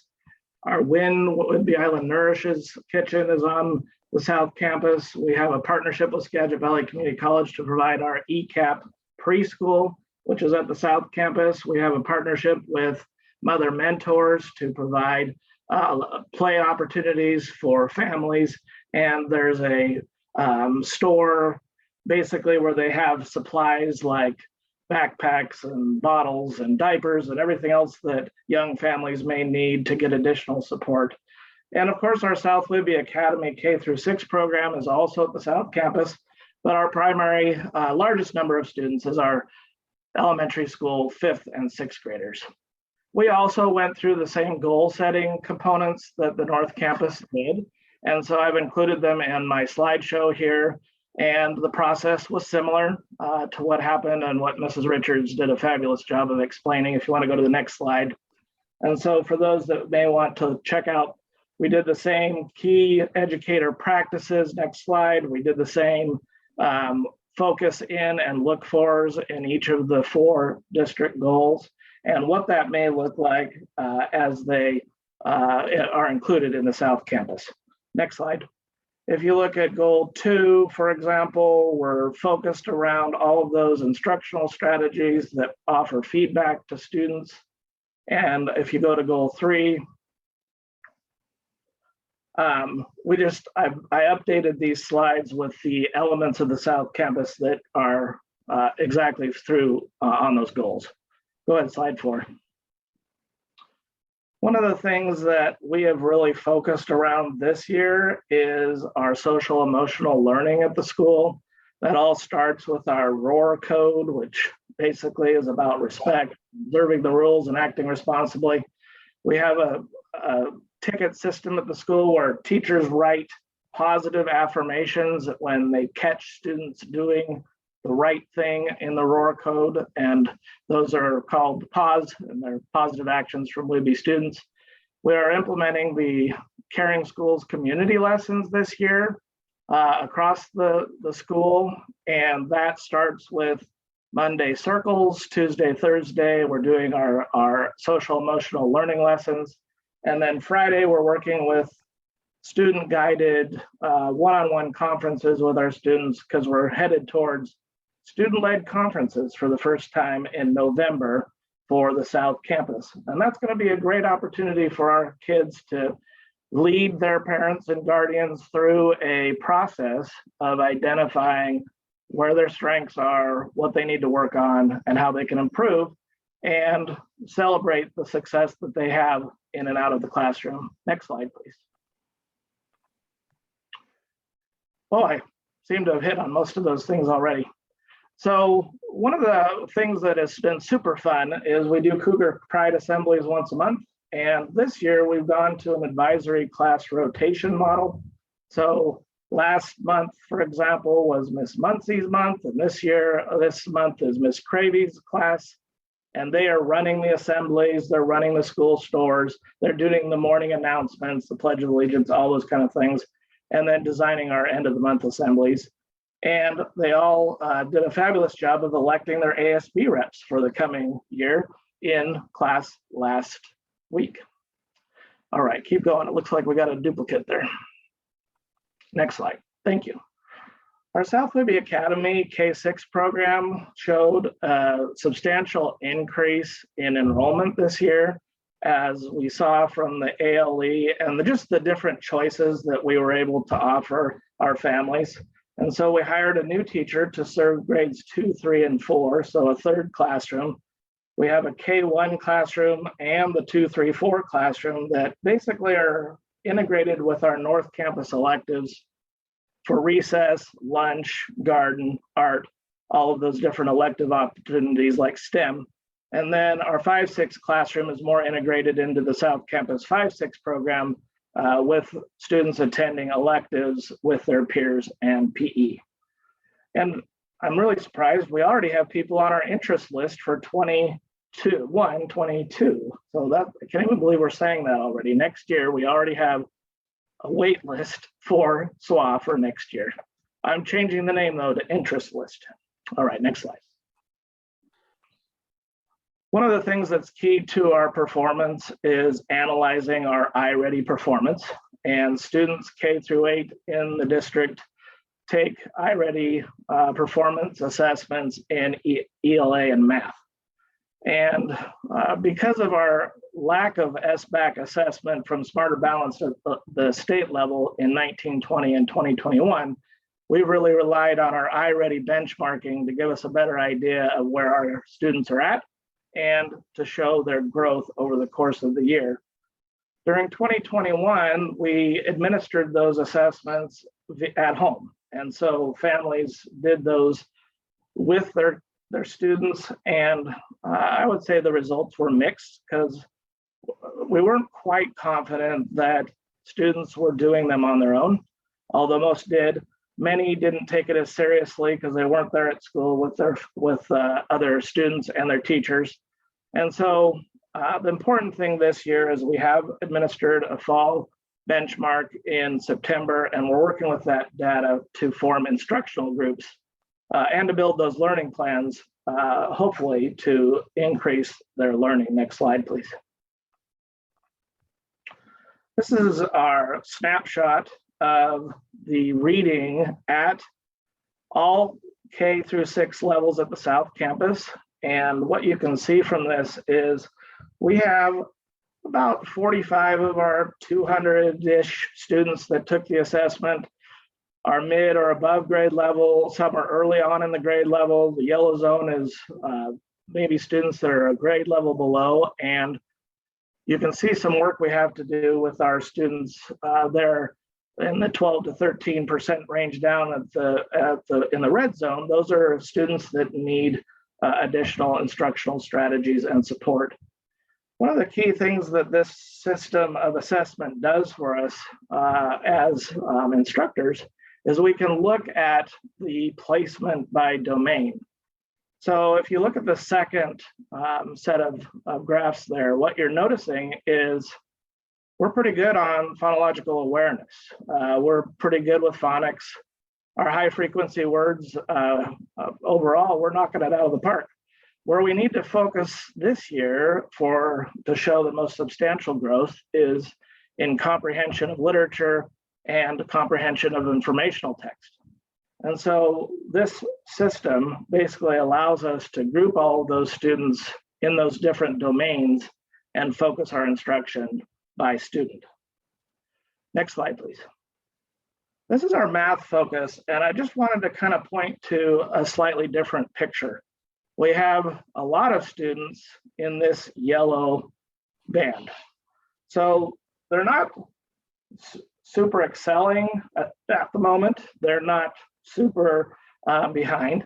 They're just kind of in the middle. And when you look at the domains, you can see that we have a similar spread of student need across all 4 domains.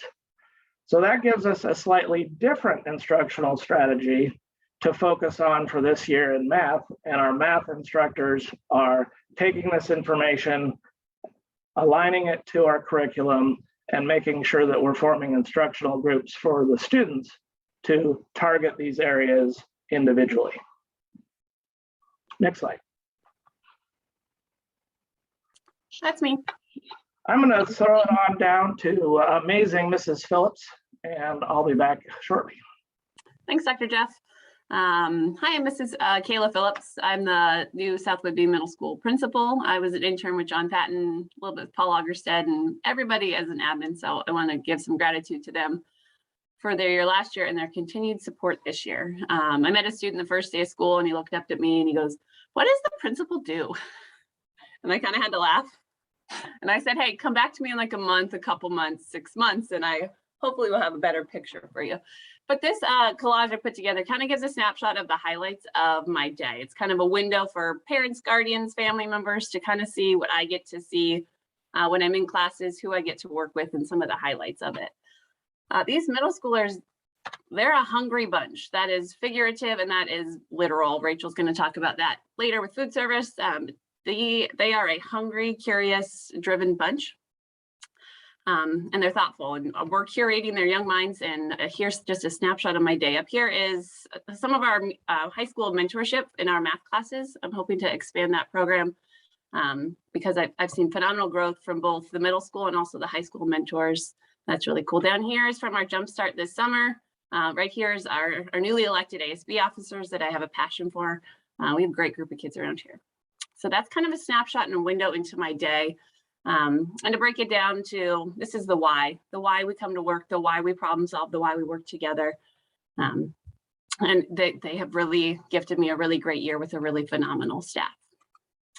So just like what Susie was doing with the UDL work alignment to our school goals, our program, we're a small enough school, so we did the process together rather than kind of parcel it out by BLT. So what we did is there's a hyperlink for the board members who might want to look a little deeper into Susie's, but we took what the 3 goals are for the district and we broke it down into 4 goals for ourselves. So this first one supports the first goal. We wrote down what it is, how we're going to measure it, and then again, those look fors, both for myself, if somebody were to walk in the door for evaluations or for that peer-to-peer evaluation. So we're looking how to support and create that culture of learning with persistence and respect to that. So what I really liked about the process with our staff is when we were looking at those UDL key indicators, they were really thinking about where our students are in that moment. They weren't thinking about students we had 4 years ago. They're thinking about the needs of their students and the place they're at today. And so I think that was maybe how we got to our top priorities, which was really insightful for me. It shows our staff has a lot of compassion and understanding of middle school students. So what we did is we're looking at our measurements there, which is a pretty common. We're part of that Caring School Communities in the K-8 system. And some things we're really looking for that we're trying to really target that I want to highlight in here would be, some of it is going to be our common language for consistency and clarity. So by creating that culture, we're buying students in. So for example, we're talking about lunchtime expectations. We created a chart of what we would see as expected behaviors and unexpected behaviors, and the classes and advisory facilitated that conversation. So guess what I use at lunchtime? I use the chart of what's expected and unexpected to help students figure out and support that culture that is respectful of everyone's needs. Some other things we have are ASB and House of Reps. We're really focusing on bringing in student voice into supporting our school culture, because who is a better person to share their needs than the students themselves, along with a lot of other areas. Our second goal supports the district goal number 2. We have 2 that support goal number 2. We're looking at our modes of instruction and what the needs of our students are today. COVID flipped it on us, and I think there's been a lot of positives in how we think about how we facilitate our classroom. And we're, for lack of a better term, we're decentering the teacher, and we're really bringing in more emphasis into the students' wants and how they want to engage in their learning. So a lot of classrooms have classroom agreements plastered up on the walls, a lot of opportunity for self-reflection. I was in our 8th grade English teacher's classroom, and they were doing a process after a retake of a quiz, and she had them reflect on their learning in the process, and she was coaching a kid through, they never had that time or that ability to think about themselves as a learner and the behaviors that is helping them grow as a student. So we're using a lot of measurements to see how we're doing there, but we're building and looking for how we're serving our students with where they're at now. We've had some great training, especially recently looking at culturally responsive teaching that we're going to utilize to support this goal. Our third goal is really looking at, as Dr. Jeff pointed out, those iReady assessments we took the last couple of weeks. We had a great training, really digging in and digesting the needs of our students and the strengths of our students, so we can grow on that and continue to push forward. A really cool thing we have on Wednesdays, if you have a middle schooler, I haven't heard the term this year, but they call it Wacky Wednesdays. We have intervention classes on Wednesdays for math and English specifically. We have some supplements as well I'll talk about in a minute. But Wednesday is supporting and enriching their understanding of their content area to kind of round out their experience with their state standards and allow them to see that type of learning in a new lens. Here is the diagnostic that Dr. Fankhauser has. So last week we had a really great staff training looking at our diagnostics, similar to 5-6, we see a lot of strengths and things that we don't need to spend a lot of time on. But what we have for our Wednesday classes is our intervention classes can be targeted by the kiddos that are sitting in this red area for vocabulary or literary comprehension. We can formulate classes to support that structure so that that targeted intervention is for the whole class. Similar to the 5-6, we obviously have a weakness or an opportunity for growth looking at informational text. We're preparing our students for 9th through 12th grade. And as we work to broaden our vertical alignment within all of our content areas, especially English, we know that we are consumers of a lot of information, and helping them decipher that is a target, whether it's in their intervention class, their science class, or their English class. Math kind of paints a similar picture. It gives us a lot of strengths and weaknesses, an area of focus. Our math department is focusing on this. A class that we added on our Wednesday schedule is financial fitness. So it's taking all different concepts of this, but putting it into that cliche, when am I ever going to use this? And it allows students to have a little fun with math, maybe help you when it comes to balancing your checkbook and getting some real world application. So I'm going to talk a little bit about our Wednesday program. So on Wednesdays, students go and they have 5 classes, and they have intervention opportunities. They have a lot of enriching classes to explore, extension, a lot of movement and multiple modalities of learning. We see with a lot of middle school, all that energy and that breakup in the week is really helpful for them to engage in their learning, but also have different modalities and opportunities. And where we couldn't fit in necessarily a full elective, they're getting exposure to classes like art, aviation, drama, ceramics, current events, Spanish, boxing, yearbook, financial fitness, and there's a whole lot more. So most students will have 1 to 2 intervention periods in the day, whether it's math or English, depending on what those iReady diagnostics told us. And then they'll supplement their day with things of interest to them. So on Wednesdays, we're looking at how do we score our students and give our students meaningful grades, but also engage them in their learning process.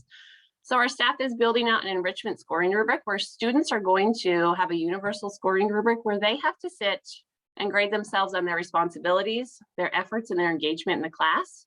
And then they'll work one-on-one with that teacher to figure out their grade and talk about evidence for why. So it really pushes the focus into allowing them to think about themselves as a learner and build those skills that they need when they hit the ground running for high school to be prepared for the pace of that. And so that is a collective, that's our 4th goal, utilizing that rubric in our Wednesday classes to help target those skills we're working on in advisory, and then applying them and thinking about how they can earn and score themselves in their classes. Our next steps for the middle school, we will be doing that alongside the K-12 program, develop and recruit and implement the walkthroughs with that UDL lens, so that when the board comes later this month, they'll have some look-fors to look for as they're walking through classes. And so we have that common thread. You'll hear common language used throughout the school. We are going to work together. Our next step is taking our district goals, our building goals, and now we're looking at our student growth goals that bring those explicit instructional strategies into play. We're going to continue to use the results of the iReady assessment to further adapt and implement modifications, and then also to really narrow in our focus when it comes to those Wednesday intervention classes, so that they're really meaningful and good use of time for those students to make that progress. Clear communication, that is a goal and something I value to both students and families to support academic, social, and emotional development for all of our students. Our advisory lessons, ASB and House of Reps, survey feedback from students alongside of our Caring Schools Community SEL program. And then newsletters, these are hyperlinks. October one's coming out soon. I like to create videos, as Dr. Jeff did as well, because I like to give families and guardians and anybody kind of a glimpse into the really great experience that middle school can be. And if you remember middle school, you know the highs and lows, but I really like to capture the really great experiences that I think our kids are having. So that is something I will continue to work on. And as we continue to grow and develop as middle schoolers do, I'm very appreciative of the opportunity to work with all of our middle school students and staff. I believe I get to pitch to John Patton now. Yep. Thank you, Mrs. Phillips. You're doing a phenomenal job.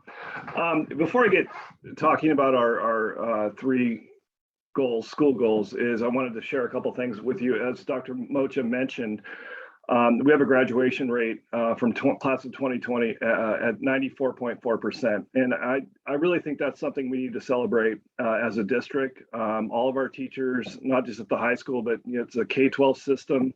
And I just want to give a big shout out to Charlie Davies and Christine Amundsen, who are work at SWA, and Charlie is our SWA director, has really done a lot of great interventions with our students to make sure that they do graduate on time. And that 94.4% is actually higher if you consider the 5-year cohort. So it's actually around over 97% of our students in year 5 will graduate. So that's something we're really excited about. Some things I wanted to share too is last year's class of 2021, just about with their post-high school plans. And we do this every year, and they're really pretty similar to past years, but I think we need to recognize that we have some really high rates of matriculation to further schooling, further education. 55% of our students last year are in 4-year colleges right now as we speak, and we're talking from all over the state. We have a lot of students at UW, WSU, Western, Central, all the schools in Gonzaga, of course, which is my favorite, go Zags. We also have 2 students from last year's graduating class that are attending Stanford University right now, which I think is another cause of celebration for our community and our school. We have students that were accepted and are going to Pepperdine, Occidental, University of Oregon, Oregon State, et cetera, et cetera. So again, we have high achieving students that move on to some great colleges. About 19% of our students go to a 2-year school, 3.3% of our students go to trade school. And if you look at the bottom, 78% of our students that graduated last year are moving on to actual further schooling. Also, something kind of an anomaly, it's really similar. We usually look at about 72 to 75% of our students move on to different schools. But you notice our gap year, 4.4, those are students that are going to take a year off before they plan on attending school. And I think that's a little higher this year due to the COVID concerns and pandemic. So again, I think it's something to celebrate. And we have students that already had connected with jobs, and so again, it's something we should be proud of. Slide, please. So basically, the high school, what we did is we took the 3 goals that the district goals that Dr. Mocha mentioned previously, and what we did is we basically talked about what the goals mean to us, how not only our school goals, but our individual teacher goals and our administrator goals are all interconnected with the 3 district goals. We spent 2 staff meetings really going over what we're doing, what we need to do, and how we're going to measure it. So I won't read, goal 1 is restorative conversations. Won't read the entire goal over to you, but the measurements that we're going to use to see how we did, again, we'll look at this information at the end of the year, is our CEE survey data that we're going to do this spring. That's really important feedback from our community, from our staff, parents, and students. Our OSPI discipline rates and OSPI exclusion days rates. Now, basically what exclusion days rates mean is anytime a student is suspended or removed from a class. And the reason we use those 2 pieces of data is we need to look at those pieces of data and see how if there are differences in our marginalized groups with our student population.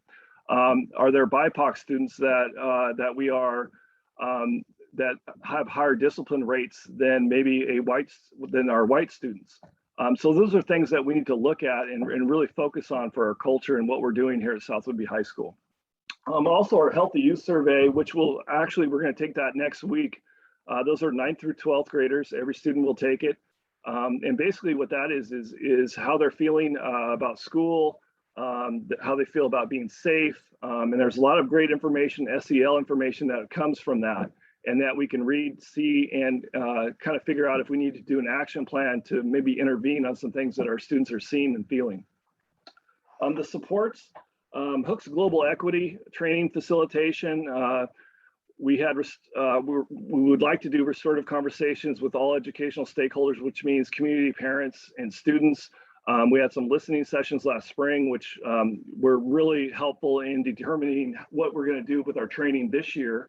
In fact, we've had our staff training 7 through 12 today, this afternoon with Hooks Global, and had a really engaging conversation and session. Student voice, actively be engaged with student voice, ASB student leaders, student community groups like USL. And I think it's important not only be engaged and be listening, but also let's what we hear, let's change our school. Let's make it a better place. And I think we've demonstrated that on a few things, like some of our new classes and our curriculum, et cetera. And I think I'll talk about that here in a few minutes. But how do our students feel? They need to have voice, and they need to be the ones that help us make the change. Restorative justice, again, we've been practicing this for the last 3 years, and it's kind of been a state, not a mandate, but a change. And again, we're really looking at helping students, not being punitive. We want our students here in school. We want them to feel safe and successful, and we want them to build life skills once they're graduated. Our restorative circles, we do this school-wide right now. Maybe there's some mediation, maybe there's conflict between students or students and staff, et cetera. And we have a couple of people on staff that are really good with that, James Baird and also Colleen Chan. But also we're starting to look at doing that, and we have some teachers that are doing that inside their classroom community. And we want to offer and provide some training for our students and staff as far as restorative circles.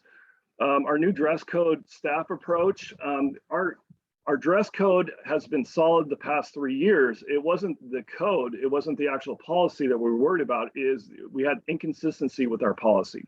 So basically what we're doing is if we have a staff member who's concerned about a student's dress, the way their clothing, et cetera, they're not to talk to the student, they're not to approach the student, they're not to question the student, they're come to Mr. Lagerstedt, our assistant principal, or myself. And we will talk to the student if there is a problem. And this way it creates consistency. So teachers don't have to be deciding what is right and what is wrong as far as dress. And we've really had no problems at all this year so far. So that's been good. Our student support team, again, a phenomenal group of counselors, and we have an ESD personnel and also from Island County. We have a lot of students right now that we're working with. Again, we got to remember that our students are coming out of 2 years of trauma. So, we're really focusing on supporting social emotional needs. And again, we meet weekly for a couple hours, and we go through lists of students and making sure that they're okay and doing check-ins. Forefront Suicide Prevention Program. Again, we have staff and students involved with that.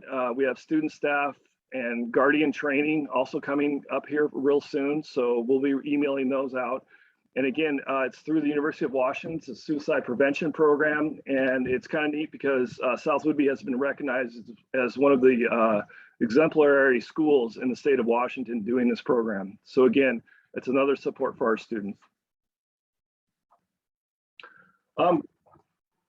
Next goal really is about learning growth for all students. And the measurements that we use are state assessments. And this year, I don't know if you're aware, obviously we haven't done our state testing in 2 years. So this year we get to do state testing twice. We get to do it in November and in May. There's good and bad with that, obviously disruption of class, but the tests are a little shorter, so it won't be as impactful. But the really good thing is that we're going to get, in November, we're going to get baseline for data and see where our students are. And again, that's in math, ELA, and science. So it is a good thing that we're going to get some actual data where our students are, what they're struggling with, and how we need to move them forward for our spring test.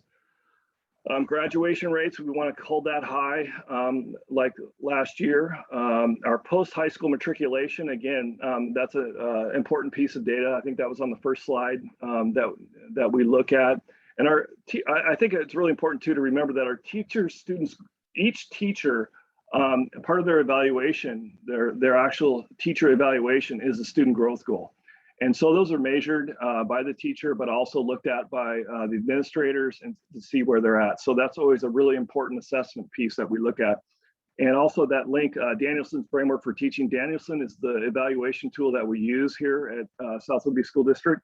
And if you click on that, that'll show you the rubrics of the actual evaluation. Supports reviewing how to be a student after 2 years of COVID. Again, I think Susie said this, and I think about all of us are feeling this, is we have students that haven't been around each other for 18 months to 2 years. So really, they haven't been in actual school for a full day, for 5 days a week, and really teaching students some of the basics about how not only to be a student, but to be a high school student. And pre-assessments, we've been doing a lot of that, especially at the beginning of the year, our teachers and their subject areas, finding out where they're at and where they need to be. So we keep looking at that. And again, I think that SBAC data from November will help us too. Communication with guardians and students, daily check-ins with students. Our staff really did a phenomenal job last year during the remote. They start off by their classes. Most of them have SE, what we call SE check-ins. How are they doing? How are they feeling today? We're also doing that this year.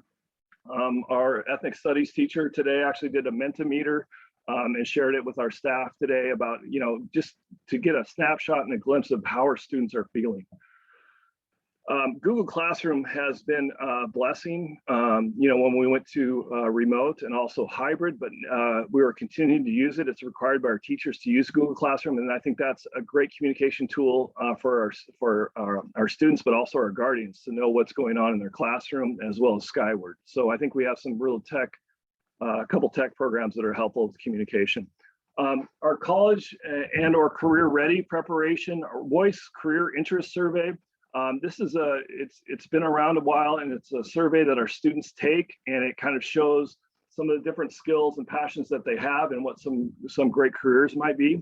Our high school and beyond plan is all now digital as of last year. It's on Skyward, and our students, throughout the year, we will have advisory when they update those, and basically they start formulating what they would like to do their 13th year when they get out of high school, and as far as what they need to go to college and some things like that.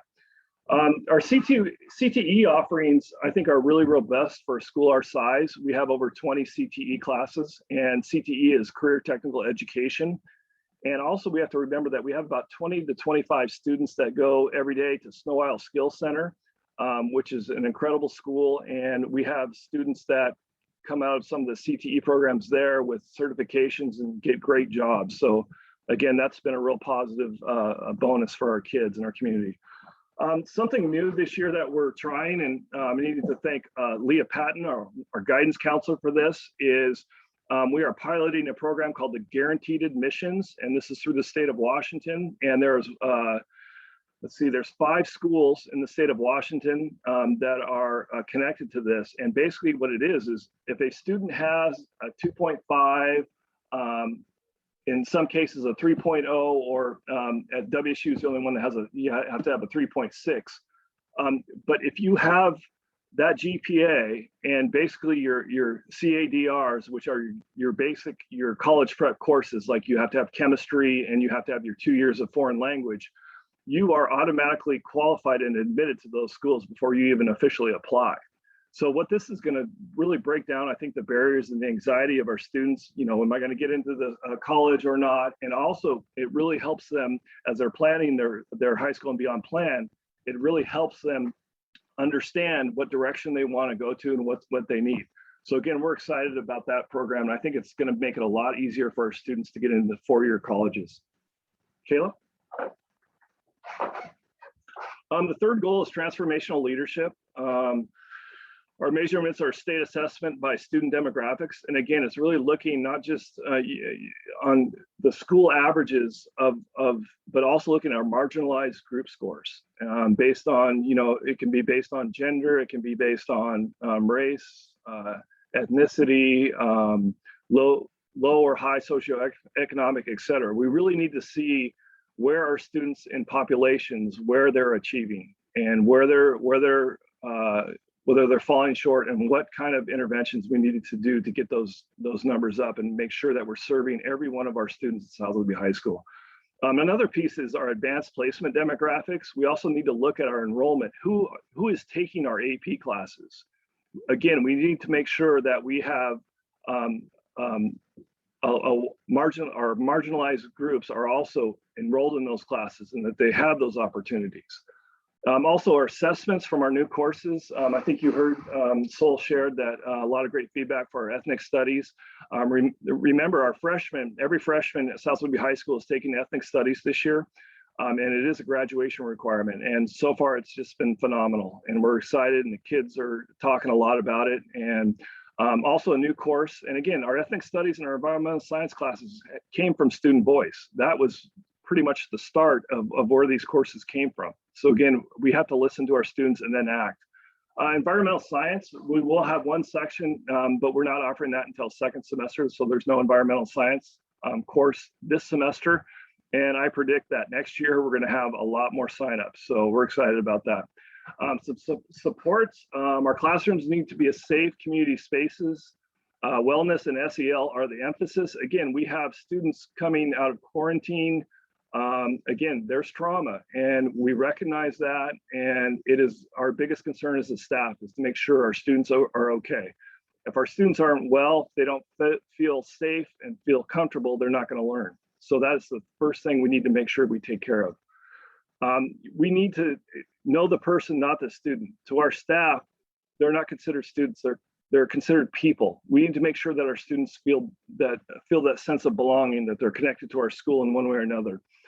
And again, and we've done this in the past and we continue to do this, is we need to make sure that every student has an identified staff member that they can turn to if they need help, if they're in crisis, just somebody to talk to.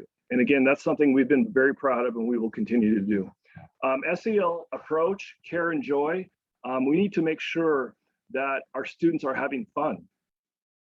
Again, they are back to full school. They've been working hard. They've been showing up every day, 5 days a week, full day. We need to also make sure that our students find joy and have fun. And I think our homecoming week last year was a great example of that. Our curriculum resource review by department. How does our approach affect marginalized groups? And again, that is really about culturally responsive teaching. It's a holistic approach. You know, the how, what, and why of teaching are unified and meaningful. And again, that is something we talked about today in our training. Our staff training was culturally responsive training. And we need to make sure that everything we do, our curriculum, our resources, our verbiage, our interactions, really all are in that lens of equity. So now I would like to introduce, first, a big special welcome. We are thrilled and excited. We have a new staff member. His name is Mr. Silva. And Mr. Silva is our activities director. He's our leadership teacher, and he is also our CTE teacher. And he worked really hard and with our students planning last week homecoming, and it was a great success. And I just want to say welcome, Justin. Thank you, John. Yeah, and thank you all. I was lucky enough to be able to introduce myself to you all last time as well. So I just want to say, hello again. And also to give both John and Paul a thank you for being so welcoming and bringing me in. And Kayla, who has been an unbelievably wonderful resource, seeing as she had been doing the job just previous to me. And so they are, incredibly large shoes to fill. But I'm doing the best that I can at the moment and just trying to, provide as much as I can for the students. So with that, we'll go ahead and go into the presentation. So obviously, as a new staff member, I'm not sure exactly what School Spirit was like last year, but anecdotally speaking, from speaking to different students, especially from ASB, as well as staff members and things like that, School Spirit has been really high since the beginning of the school year, which is amazing, especially considering everything that we're still dealing with. The next point that I want to talk about is the club fair. We were able to have a club fair about a month ago, which was a huge success. We had over 200 students that were signing up to join different clubs. And since the beginning of the school year, we have actually had 5 new clubs being formed or that have already formed, which is amazing. As from my perspective, I believe that clubs are one of the best ways to amplify student voice. It gives them an opportunity to focus on things that really matter to them outside of the curriculum. And it also gives them an opportunity to, connect with students that they may not have actually had, in classes, across grade levels and interest levels and all things like that. So I'm really excited and really proud that we have a bunch of different things going on, and that so many different teachers have been taking on the added responsibility of organizing and advising these clubs. Homecoming week was incredibly well received by our students and surpassed all sorts of our attendance expectations, again, especially considering COVID and everything. We had over 100 people attend the Top Gun volleyball contest and Color Fest, which was fantastic. And we actually, in addition to running the Color Fest event, we also in our leadership class had a lesson on Holi, which is the Hindu holiday that Color Fest kind of is derived from. And that was a wonderful experience where we actually learned a little bit more about the culture and kind of where this, exciting event kind of came from. And within that, we had originally been calling it Color War. But after, learning about the holiday itself and things like that, the students, they came to me and were like, we actually feel like it's a little bit appropriative to call it something like Color War, considering that it's a very joyous holiday that's talking all about like positivity and love. And so they changed the name to Color Fest, which I thought was a pretty amazing experience. And I was proud to be a part of that. We also had a bake sale competition, which was really fun, kind of in the style of Great British Bake Off. Where we had part of the class competition. So 9th, 10th, 11th, 12th grade, they all baked, different baked goods. And then they sold them, and we used it as a fundraiser for ASB, but we also had it as fun, a fun competition as well. Last Thursday was our bonfire night. It was after the girls soccer game in which they won. So that was definitely a high note. And it was a blast. The students really enjoyed themselves. We had over, I think, 200 students come out, which was pretty unbelievable. And yeah, the fire department was very supportive. And we had like a whole bunch. I think we had over supplies for over like 200 different s'mores and things like that. By the way, I would encourage you, skip the Hershey's and go straight to the Reese's peanut butter cups. It's the best way to go for s'mores. Definitely pro tip right there. We also had our very first non-gendered homecoming court and royalty. So that was a pretty awesome experience as well. The students were very interested in that, and really, I heard a lot of great praise from it. The winners, it did turn out to this year that we had a identifying male and identifying female student who both won, but the winners were calculated not based off of gender, but rather based off of total votes this year. So that was a pretty awesome experience to be a part of as well. And then our homecoming event, it was fantastic. We had over 240, I think, 2 students come, so that was wonderful. We completely sold out of tickets. There was way more people than we were expecting that had interest in coming, and so that was a wonderful experience. And especially considering that we had COVID concerns ourselves, but also we weren't sure exactly how it was going to look given a dance during a pandemic. So that was a pretty wonderful experience to see how it all kind of came together in the end, and the students were very passionate about it. So that was awesome. Each event that we had was following COVID regulations and had both the physical and mental health of our students at the forefront. It's a balancing act for sure, because we understand that there are, that in a perfect world, we probably wouldn't be, in a perfect world, we wouldn't have COVID. But in a different perfect world, we wouldn't have to be worrying about dances and events and things of that nature. But the reality is that we also need to meet the needs of the community. And the needs of the community are also things that have to do with socializing and giving our students the opportunity to see each other outside of school and outside of curriculum and things like that. So this, I see it as part of my role right now is to try and give the community what it's looking for and what it needs. And oftentimes that's going to be activities, but we need to also recognize that we're going to be doing that in a safe and secure manner. Because, as important as the activities themselves and events are, the safety and the mental health of our students is really the driving factor as far as why we're doing this. Kayla was talking about our why, and that's one of our whys, especially with this right now. Flexibility on the staff, on the parents, on the students, has been paramount and key. We would not have been able to pull any of these things off without that. Everybody has been incredibly gracious and amazing. We've had a lot of buy-in from staff. They see the need as well, so that's been wonderful. The parents have been unbelievably, I feel like there's been an incredible reception as far as like how we have been able to just, we're going to have the event here, and then one moment we're having the event there, and one moment, so just moving back and forth and not sure exactly what things are going to look like, but putting something together and making it happen regardless of what obstacles kind of come up in our way. That's been kind of our mantra, and just be recognizing that no matter what we're doing it with the students in mind. So with that, I will hand you over to Mr. Lagerstedt.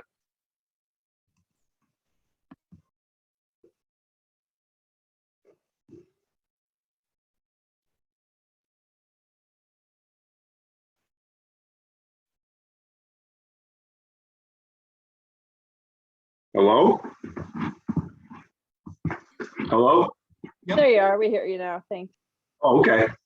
Hello. Welcome, Falcon and Cougar Nation.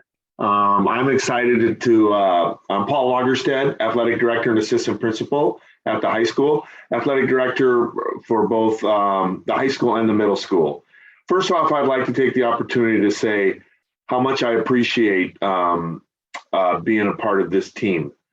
Having a background in athletics, a lifelong background, and being able to pursue my passion in adulthood here at South Woodby, I totally understand the importance of a great team, and that's what we have. Working with an amazing group of administrators, an amazing group of staff, and getting the support, the consistent support from the district, I really appreciate it, and I appreciate it for our kids.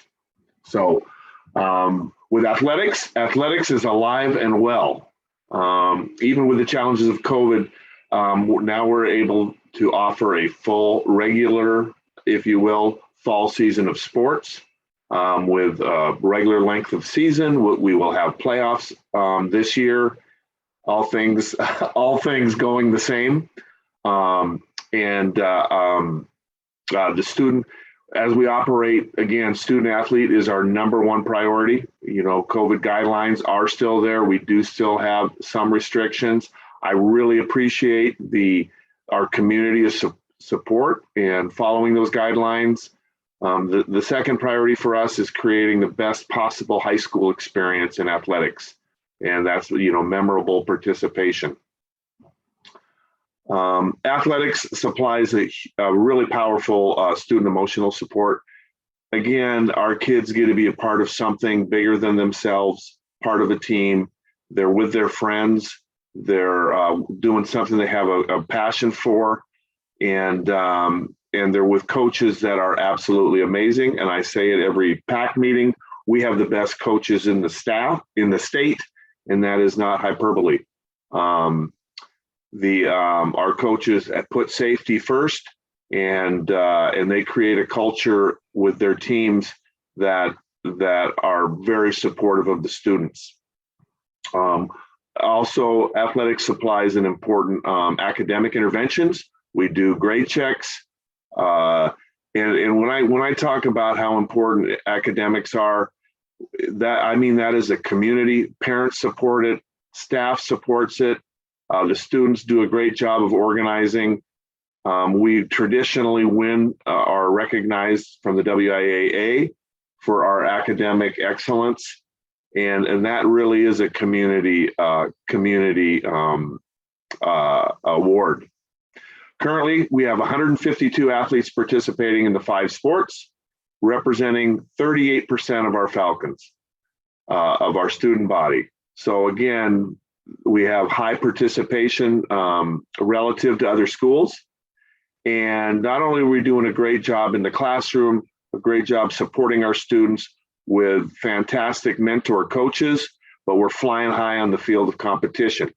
We have state ranked teams in volleyball, soccer, and earlier girls cross country.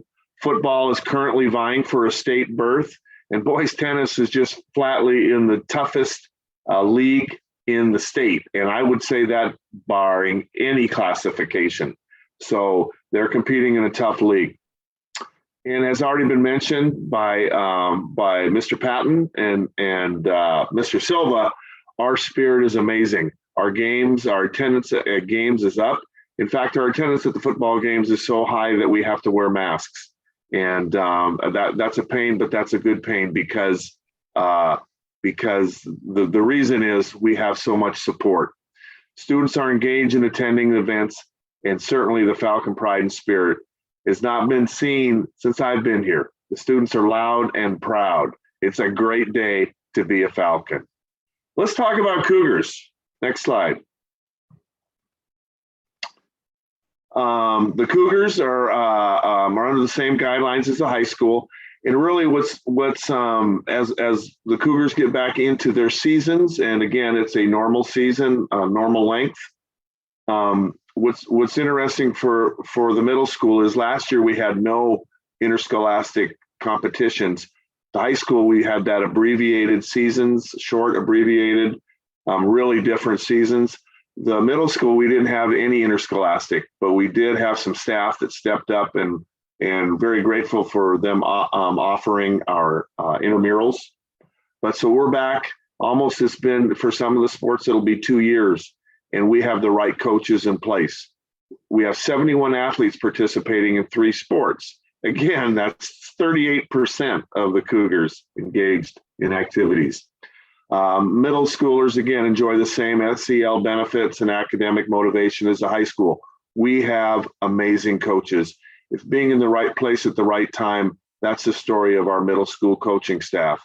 These middle schoolers, like I said, are at the beginning level in a lot of sports, and yet we're having some amazing success.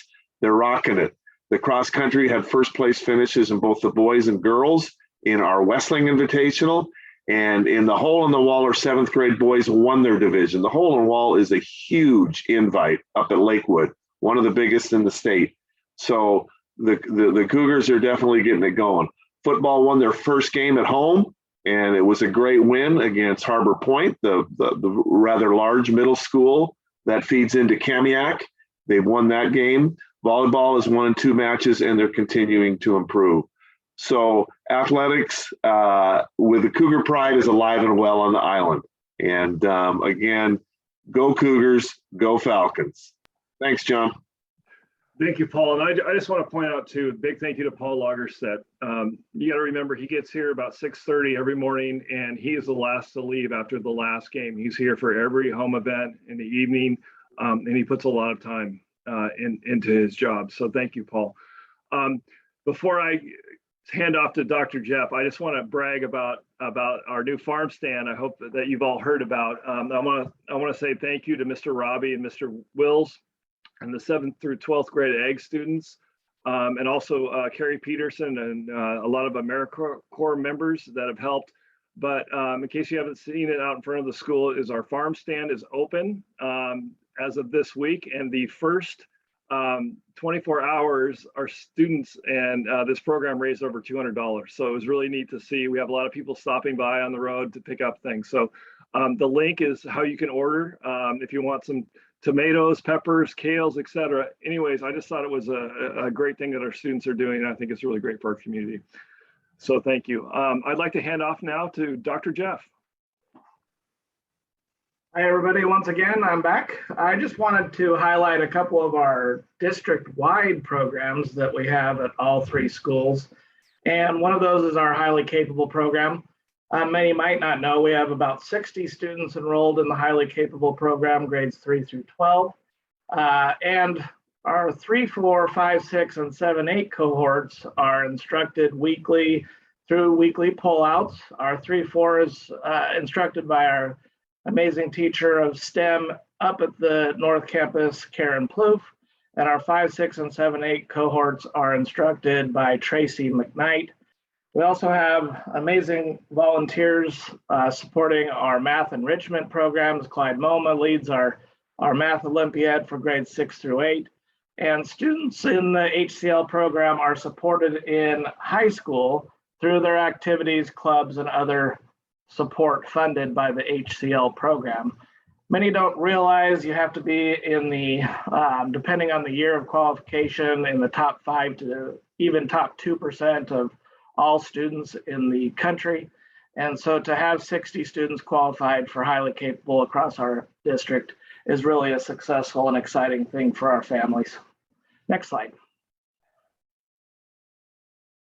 We also have, and one of the things that's important when we talk about district-wide programs is the school improvement goals for each of the schools are incorporated into our district-wide programs. So I just wanted to highlight and remind everybody about our amazing special education program that we have K through 12 in the district.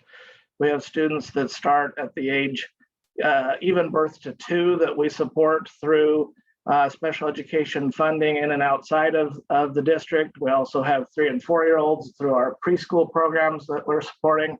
And of course, as they come into kindergarten at age 5, all the way through age 21, we have students that require and receive amazing support from our special education staff.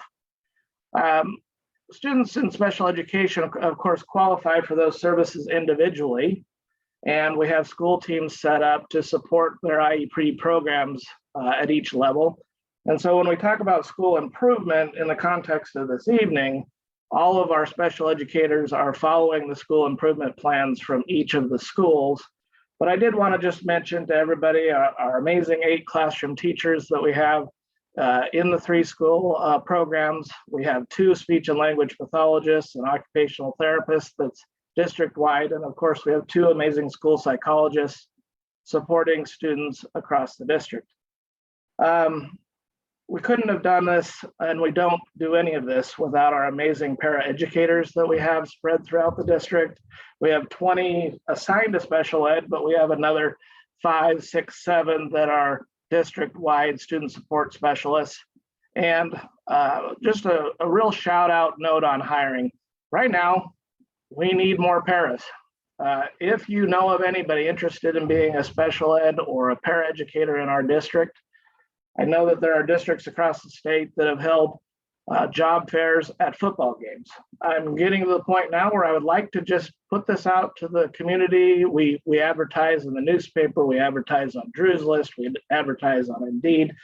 But if you are aware of anybody in the district that may like to come to work for our amazing school district, I have opportunity and those openings are posted right now. Right now we have 178 students enrolled in special ed district-wide, and they are amazing, amazing students spread across the district.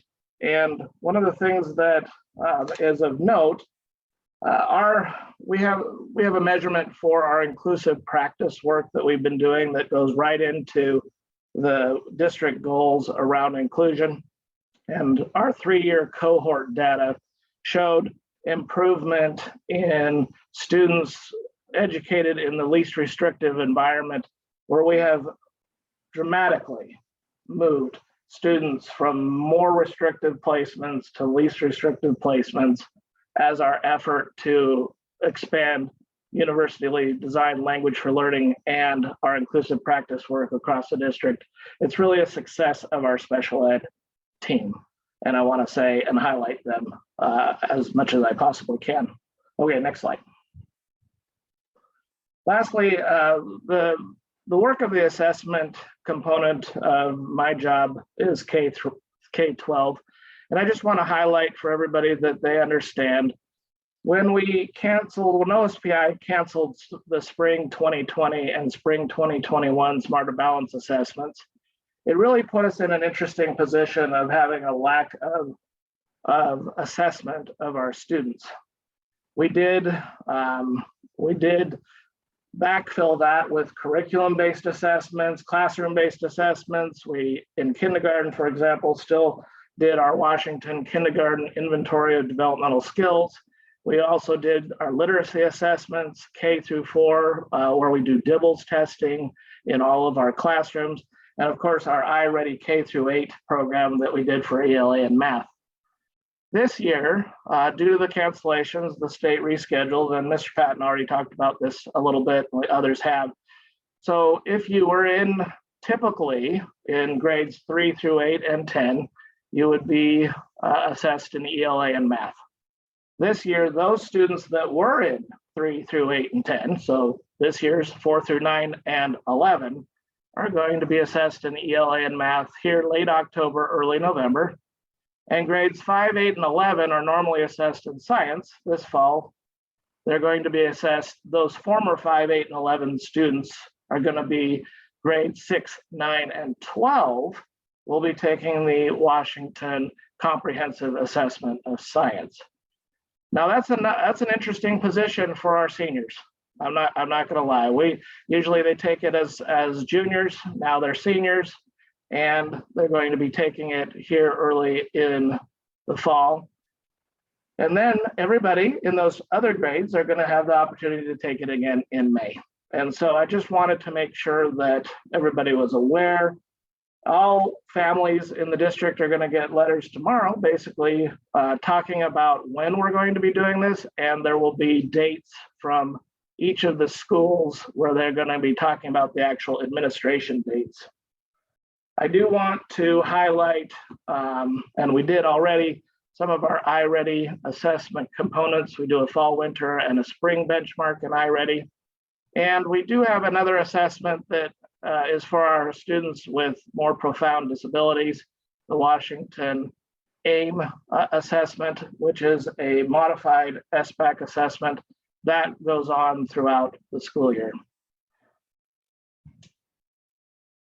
I think that's all. So I'm going to step on to questions.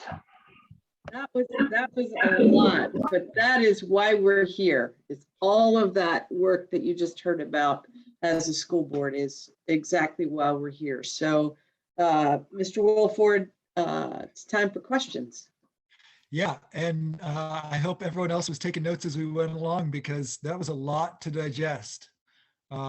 First of all, thank you all for putting all of this together. This is only the second time I've gotten to see this school improvement plans, and the difference between the first one I saw and this one has been amazing. Seeing how all of you have tied the goals that we gave to the superintendent down through your own buildings is amazing.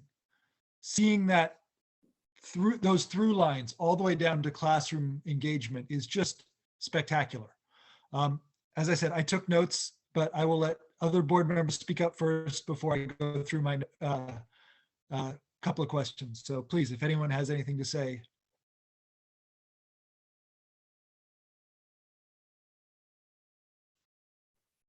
No? I just appreciate the thoughtful data analysis. I was feeling a lot of joy in seeing our conversation from our retreat coming through in each individual plans. And I remember us talking about these goals, and I remember us saying, okay, does this fit AWSP framework? Does this fit the Danielson framework? And it was giving me oodles and oodles of fuzzy feelings to see that those connections being made and how data ties in and supports it. And I just want to commend our entire leadership team for bringing it down to the building level and making it accessible and creating a system that's really going to benefit our students.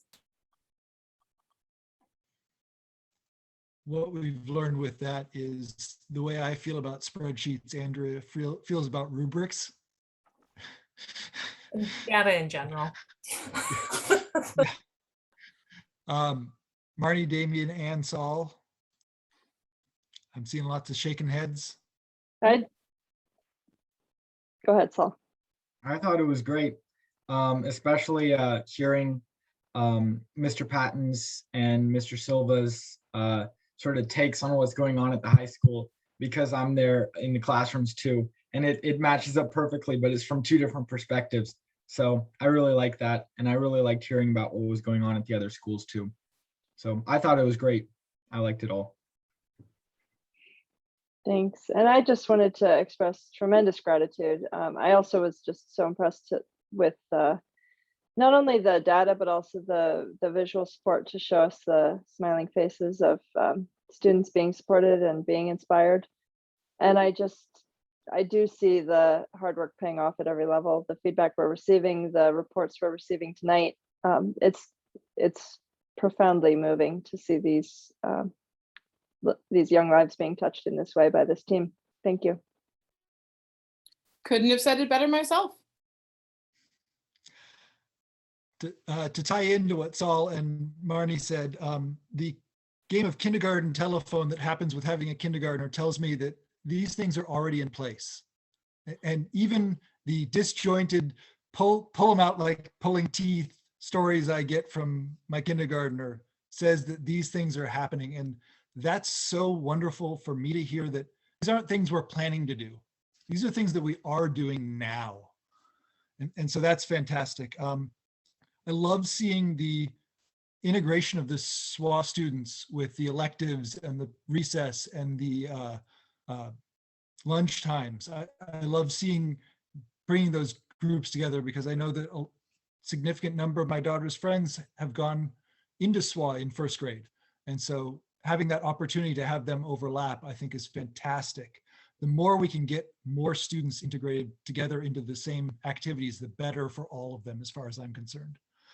I loved seeing the look-fors aging up as you go from grade to grade and school to school, seeing some things fall off that are really just applicable to the K4 and seeing new things add on, but seeing how the through lines of all of them continue.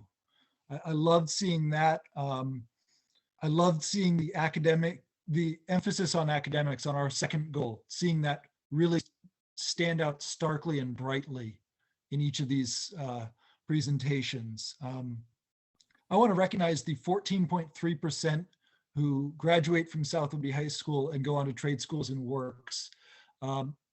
It's wonderful how many great schools that our students are getting into, but those students who are going into trade schools and directly into the workforce are immediately contributing to the community around them. And that is just phenomenal that our CTE programs are preparing them for that role and that lifestyle within the community, which is fantastic. I love the success of the club fair. I've been saying it for 2.5 years that clubs and sports are where you build community. And so seeing both how the clubs are going so well in South Whidbey and how sports are drawing students together again, seeing that 38% of both our Falcons and our Cougars are participating in sports and the huge turnout to the club fair, that just makes me so happy. I will have to try peanut butter cup s'mores. That sounds delicious. I think that Hershey's chocolate tastes like plastic, so that's a wonderful suggestion. I'd like to call out the homecoming football game as a great example of flexibility.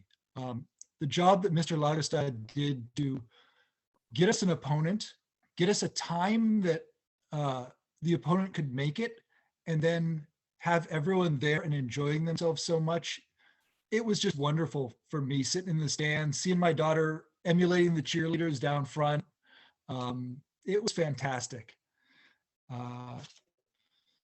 And I love to hear about the increases in least restrictive environments. That does my heart so well, because I know that, like I said earlier, the more we can get more students from different backgrounds, of different academic levels, of different everything, the better for all of those students. So thank you again for everything there. Any last comments from the board before we go on to community comments? Okay, I'm seeing lots of shaking heads, so I'm going to move along with this because we do want to keep moving. Yeah, we do have a whole nother section. Yes. Gwendy Hastings, Freeland. Thank you, Susie Richards, for all that you're doing to meet the social emotional needs of our students now that we are back in person. What is in place to continue to meet student social and emotional needs if we go back to virtual remote learning? Will there be social Zooms outside of the student classrooms for the younger grades? I tried for months to see if this was going to be happening and it never happened. I hope we learned how vital it is to provide opportunities for students to connect when remote. There were social Zooms for the older students, but as we saw, the younger students really struggled. This is something we should be planning now. This is something that the communication committees could be working on. I was sad to see that committees were not utilized during the pandemic. It would have been a great time while parents were home to be planning and problem solving together. There was even support staff that could have been utilized to facilitate it. I want to pass a lot of that on to Susie, Mrs. Richards, but I also want to note that I don't know that that's a communication committee thing. I think that that's something more that we'd be seeing at the school level. So, Mrs. Richards. Thank you.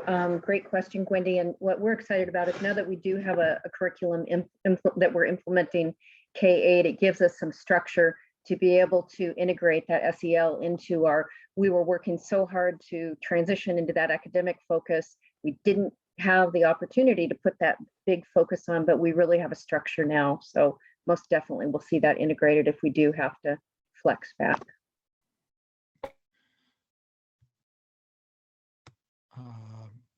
Paul Rempa, Coopville, given that homecoming is a longstanding tradition in South Woodby School, where does sexual preference come into play? This is why we can't have nice things. I'll actually address this one because we're trying to be as inclusive as possible to all of our students. So some of our students identify as non-binary as a gender preference, and including them in the experience, as I said, makes it better for everyone involved, in my opinion. When you have these, Nicole and John Donmeyer, Langley, wow, we were so impressed by the dedication of our South Woodby educators, administrators, support staff, and school board. We've learned so much about the current state of schools this evening, from SEL practices and goal setting to COVID protocols and intervention programs. We're heading in the right direction. Thank you for your leadership and willingness to support and collaborate with all voices. Maureen Green Clinton, this is for you, Mr. Lagestad. Have the new chains arrived for football, the ones that you ordered, or are we still using the ones with athletic tape and zip ties? We have not got the ones that I've ordered, unfortunately, due to the supply chain backup. They're probably sitting in a ship out here in Holmes Harbor. But I was told that was being held up. I was able to procure a new set for us from a friend at another school. So we do have a nice set of chains for the football games. Okay, we've got a couple more questions about football games, so I'll move on to those. More from Maureen Green Clinton. What is the status of live streaming of football games? I'm glad she asked. That's a good question. I just talked with, we're working with a national company, the NFHS and Pixelot, and installing a permanent live stream setup that we'll work with, and it should give us great coverage and consistent scheduling and ease in seeing the schedule. Unfortunately, or I should say, fortunately, we just talked today about setting a date for the installation. I'm working with Ian, and we just need to take care of a couple things on our end, and then we can get it installed. So hopefully that won't be long, and so in the near future. Okay, thank you. More from Maureen Green and Clinton. Why do we still have duct tape and cardboard at the stadium? I'm not quite sure what that's in reference to tell you the truth. Okay, Maureen, if you want to provide more information on that, you can email Mr. Lagerstad directly. One more question from Maureen Green. Is Freddie the Falcon now gone? If so, why? I've heard that we now refer to our mascot as the Falcon. Is that true? I can report on just the status of the mascot. I did see the mascot there at the school at the homecoming game. I don't know about naming conventions. We renamed him about 2 weeks before COVID hit in 2020, and the students voted and they selected Freddie. So it's still Freddie the Falcon. Booster Club helped to finance the new mascot uniform, but Freddie the Falcon is alive and well. And looks great. Thank you. Kat Thompson, Oak Harbor. Why is there a need for more parents to help out in the schools? Is there a decrease in help due to the requirements of the COVID shot? I believe this is in regard to the paraeducators. No, we actually need to hire folks to serve our students. This isn't about parent volunteers. This is about recruiting. We have open positions, and we're looking for folks. And Dr. Fankhauser was just putting in a plug to make sure people spread the word that if you are interested in working for South Woodby Schools, we have jobs waiting. Yeah, and correct me if I'm wrong on this, Dr. Moshe, but part of this is in regards to additional paraeducator positions that we've brought on using ESSER II funds? That's correct. We have, as you've heard, we have a new ALE program. We have more students in our general education programs, and we are looking for staff to support our work, helping students readjust to school. And yes, it would be using ESSER funds. Yeah, excellent, thank you. Margaret King Clinton, any opportunity to add back trades, shop, home economics, et cetera, in the future? I know that there are some shop programs still in place, Mr. Patton, if you could speak to that. Yes, we have a shop class. It's offered both semesters, and we'll continue doing that. And also, we don't have a home economics. I think the traditional class that we remember. One of the big things that comes up time and time again from our seniors when they graduate is they wish they would have more independent studies or independent living skills like finance, credit cards, loans. I don't know if you remember, we did a personal finance activity Kayla helped out with before the pandemic, but we're doing some of those things in our advisories. It's also, John, just to pinch hit here, we have culinary classes throughout the elementary and middle level. So students are getting exposed to certainly the culinary classes, but go ahead, John. Sorry. And also at Snow Isle, we have students right now enrolled in the culinary program there, and as well as welding, machinery, fabrication. It's a pretty great offering that they have. Okay, we're at almost 15 minutes for this section. I've got 2 questions in the queue right now. I'm going to read those and then we'll move on to the last section of the presentation. Margaret King Clinton, how will equity of outcomes be realized at Southwood School District? Would the district consider removing proficiency standards for graduation as Oregon has done? No. I would say from Go ahead. Graduation standards are set by, first and foremost, by the state of Washington, and then districts have parameters to meet the bare minimum of that state and or move beyond that in regards to their expectations for their graduates. And at this time, Washington State recently changed their graduation policy about 2 years ago to include 7 pathways to graduation. I would not anticipate that they would be changing again. Thank you. Mr. Lagerstad, we do have a Q&A here that's explaining a little bit about what the cardboard and duct tape question is. I'll let you read that and you can respond. I'm going to read the, yeah. It's about actually I'll just read it. Jennifer Gundarius, duct tape and cardboard cover the metal where the cross-country parents previously set up food for visiting coaches. That metal is right where we serve food, and it was to alert parents so that they didn't bonk their heads on the stands while serving. It was placed there by parent helpers several years ago. So I don't know if that needs any further input. That's the reason for the duct tape and cardboard. Okay. Last one then for this section. Naomi Atwood Langley. Shout out to Mr. Silva. Thank you for all the work you've put in the last few weeks for homecoming. You've been working so hard for us and are seen and appreciated. We love you. Okay. Thank you all for your comments. Thank you for the presentations. They've been fantastic so far. I know we've got one more big group of sections left. So Dr. Moshe. Thank you so much. Kayla, if you could bring up the screen again. Now we're going to talk to you about our other services, and we're going to start with technology. And I know our tech folks, if they're not already in here, they will be. I saw Val Brown on the list, and Sue Ann Brewer. So if we can get them to get started, they're doing amazing work in technology, and then they'll be followed by Ian Turner, Director of Operations. So here we go. Hi, I'm Val Brown. I'm Sue Ann Brewer, and it's our job to help staff and students and families with technology. Next slide.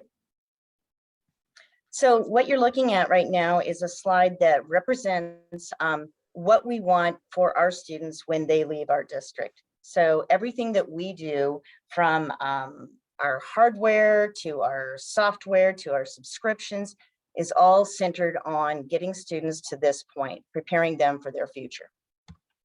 We use the ISTE standards as our placemat or our guiding tool in order to fulfill the goals with our subscriptions and all the platforms that we use. Next slide.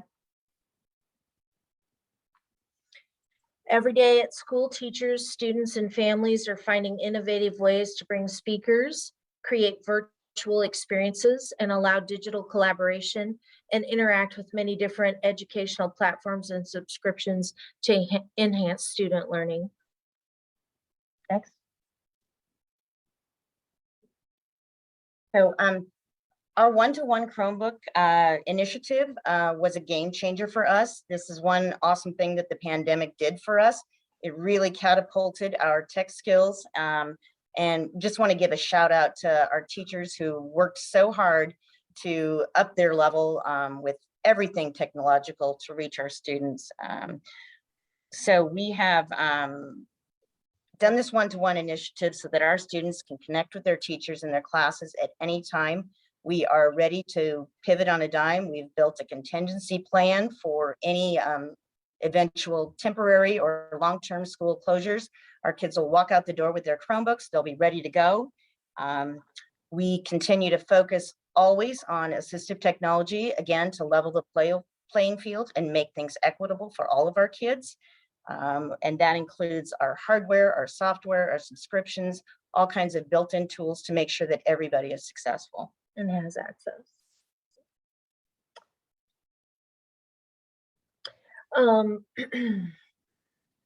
During the pandemic, our teachers rose to the challenge of becoming proficient with a variety of tools and skills necessary to teach remotely and engage students in new ways.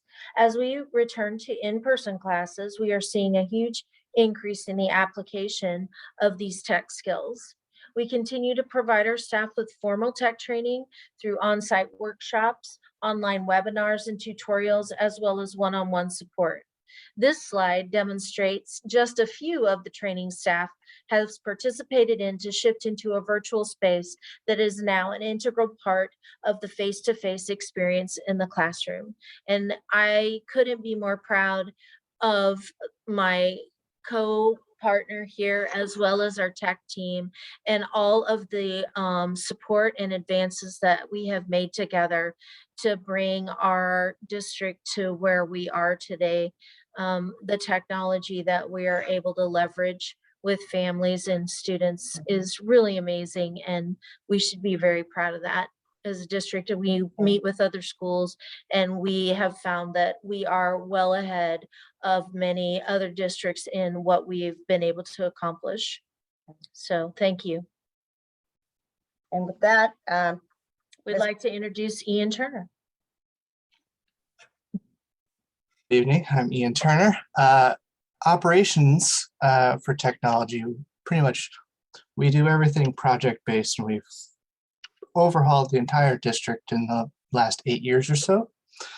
No one is using a computer older than 6 years, and we continue to upgrade in a cyclical cycle. Everything in technology builds upon itself very quickly.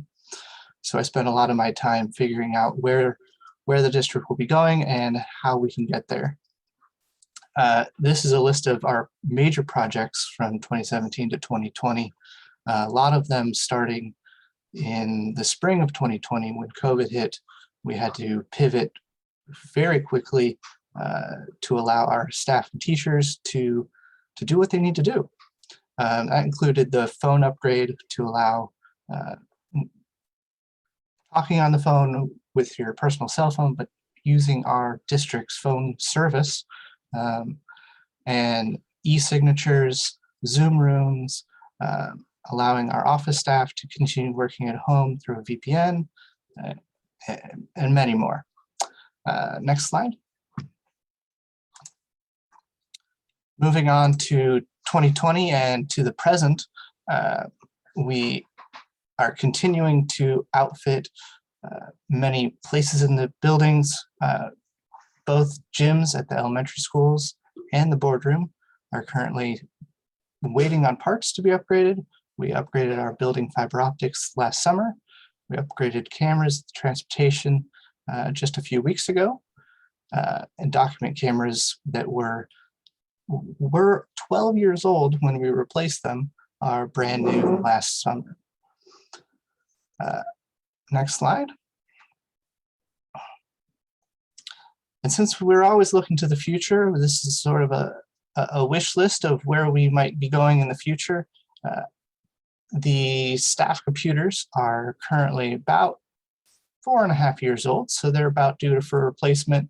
Same thing with our main computer lab for Mr. Green, and projectors are now out of warranty. So as they start to fail, we are upgrading those as well. Christy will talk a little bit more, but we're also switching from our website platform this coming summer, and we're switching our communications platform for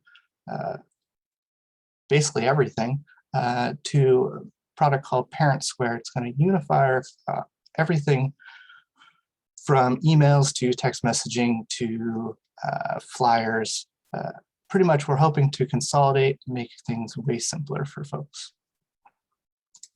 Next slide. This is just sort of a quick graph of the operations side of our workflow, myself and my technician, Jenny Sankey. This is so number of service tickets over the last year by week. You can really see where we came back to school right there in spring of 2021 and the fall of 2021.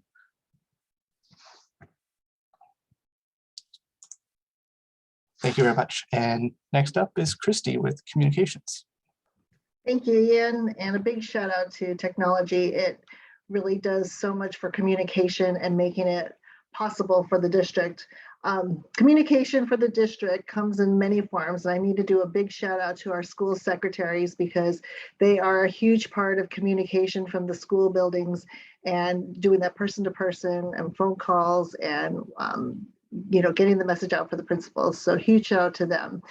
We do communication in all different forms. And my goal is to make sure that families know how we communicate, how they can communicate with us, and to communicate for the district in the clearest and quickest way with specific knowledge that is attractive to view. So as you know, emails are our primary source of communication. This year, maybe actually last year, we created something simple, info@sw.wednet.edu, so that anybody who had a question that couldn't figure out how to get to the staff directory, they could just easily email me. It goes directly to me. It's simple, don't need to know a name, and I will send the question to whoever needs it, who can answer it best. And if I can answer it, I just do it right on the spot. So that's made it really easy. The handbooks, we prepare handbooks to try to get as much information concise in one place. So we had a COVID preparedness handbook that was created for last year, and we updated a little bit, not much for this year. But then there's also the family handbook that was created years ago and very little changes these last years. And then there's the student handbooks that the schools create, and especially at the 712, it's really important. But also we do the Navigator newsletter that comes out as an email that goes out to families, staff, students, and community members. And it comes before every board meeting or workshop. It's our notice of the board meeting, but also it's become the place to get all the update. I try to get as much information across the district in one place, in one email. So please read it. If you're not reading it, open it up and take a look because I work really hard on it. Anyway, the website is one area that we're continuously working on. It's very vast. The goal is to put everything out there. You can see on this slide, on the sides, there are different flyers that are up there. Click them, they'll open up bigger. There's lots of links in there. And actually this entire slide it's full of hot links. And so anything you touch will open up whatever is on there in yellow. And so one of my jobs is I'll take all the board information, anything that goes to the board, and it becomes a PDF so that people can view at a later date. And so board docs is a huge thing for the school board that I work on, and we are continuously updating that, like every day almost, adding things to the agenda and the minutes, and then turning those in the the meetings into YouTube videos and so forth. So there's 3 places that families can go on to find out more information that you might not. It's board docs where the policies for the school district are, the agenda, the minutes, the videos, all these attachments and so forth. There's also Peach Jar, which are our community-based flyers, as well as the school menus are on Peach Jar. And so that's a link, and you should be receiving emails from Peach Jar if you haven't opted out. And if you did, you can also click on the button on the website, and you can always open up Peach Jar at any time. Pickup Patrol is the communication we use between the K through 6 parents and the schools for transportation. And of course, there's Skyward, they're all here. So everything is a link. But what I really am excited to get into is, well, one, the communications advisory team is reopening up. I sent an email out to all the members who were previously on the team, and if they wanted to come back or not. And if anybody wants to be part of the communications advisory team, please click on the link and you can fill out the form. But we are going to be working this year on some big changes. We added a new program these last couple months called Next Request for public records requests that will help provide those and keep it all together.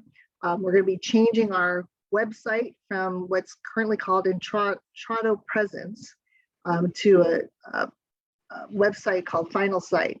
And I think if you click on it, you'll see a sample of what we're looking at.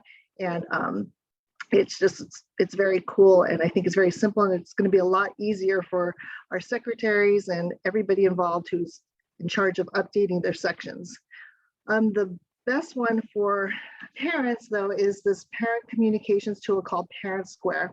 And if you look on the right, there's that green and orange dots. Basically, it's going to pull everything in together into one place and meet the parent at the way they want to receive communication. And so they can choose to receive their communications as a push, as a text, as an email, in whatever language they want. They can receive it at what time they want, except for emergency notifications. Those will go out no matter what. But it'll be a lot more friendly and bring everything together. And this will go not only from the district, which you would think that a lot of the school messenger things come from the district, but it will go throughout. So coaches will be involved in this, teachers will be involved in this. And the great thing, we're onboarding these things, the website and Parent Square, basically next month. And so that we have the entire year of this year to train, change, make the changes so that when we go live next summer, it will be hopefully right spot on and current, and everyone will know what to do. So basically all these links, you're welcome to check them out, and info@southwoodby@sw.wedna.edu. It will get to me any questions. And now I'd like to introduce our awesome food service director, Rachel Matthews.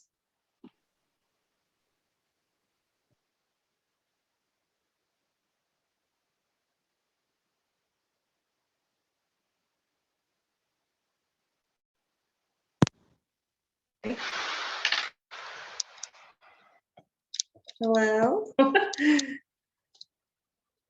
right. We can hear you Can now. you hear me? Yep. Yeah. Yep. Okay. Perfect. Well, good evening, everyone. My name is Rachel Matthews. I'm the director of food service, and I'm just going to go over some quick highlights for us. First thing is that we have served just in September over 9,600 free meals to the students. As of yesterday, we were well over 14,000. So like Mrs. Phillips had said, the kids are hungry, and we're feeding them as fast as we can.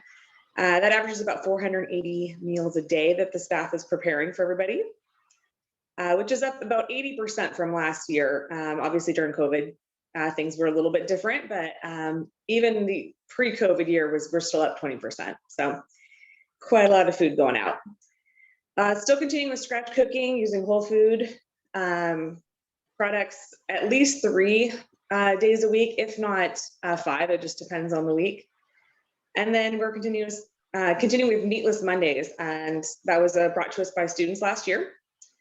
We've got new equipment, so new flat top grills. We've been able to make those scratch French toast, pancakes, grill up peppers for the fajitas, grilled cheese, fried rice, things like that. And then we partnered obviously with our wonderful farm, and we've purchased 192 pounds of produce just in September. Right now we're closing on 300 pounds of produce. So that was more than the last 2 Septembers, last 2 years. So hopefully we'll keep that up. And the CoolBot was installed, which is just making it super easy for the farm to get us all that produce. And that's been really wonderful as well. So pretty short and sweet. That's all I have for us. And I'm going to be handing it over to the lovely. Rachel, before you go, Rachel, before you go, the CoolBot, can you explain what that is, please? Oh, sorry, the CoolBot. So we fundraising, lovely fundraising and grants. We had installed a refrigeration unit. Essentially, it's a huge refrigeration unit down by the South Campus, and it stores all the produce from the garden, which is awesome. So Wynn can use it. They can keep it organized, obviously safely stored in the right temperature. With our other kitchens, we almost couldn't store as much as they were making, and that was, we were having waste. So this just makes it a little more streamlined. We can go down, pick it up from whichever campus we need. It's safely stored, and that way we can just use that produce quickly, essentially. So yeah, but it's a huge refrigeration unit outside of the South Campus. It's just for the garden. So pretty awesome unit that was installed. Thank you. Yeah.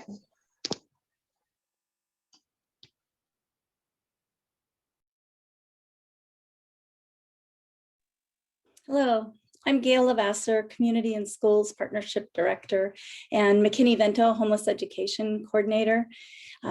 Thank you for giving me the opportunity to talk a little bit about some of the students in our district who experience significant inequities simply due to their living situation. I'm just happy to have this opportunity to talk about this population in a little more detail right now. So one thing that I want to say, there's some numbers up on the slide, but what this slide and the numbers don't really show are the hours and hours of time that Mary Mitchell, our homeless liaison, spends building connections with students and families who are in homeless situations, along with Patty Maddow, this is last year's slides, and Lindsay Hensrew.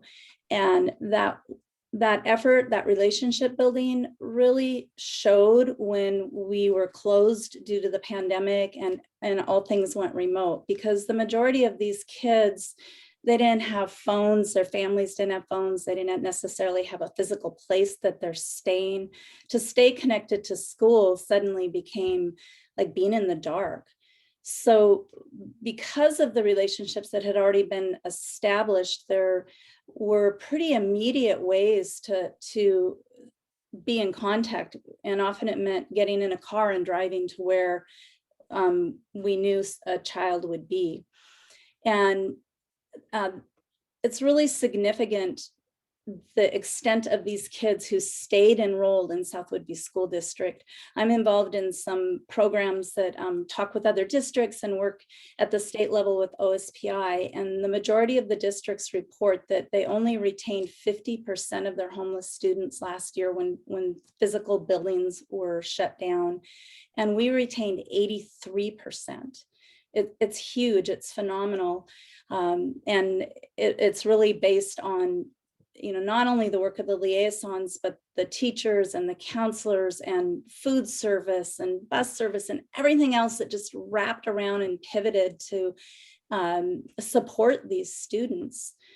We typically have about 9% of homeless students enrolled in our school district, and the state average is 5%. So we do deal with a higher number of kids with unstable housing. And that includes a high percentage of youth that are on their own. Our percentage of youth that are living on their own is higher than what's reported in other districts.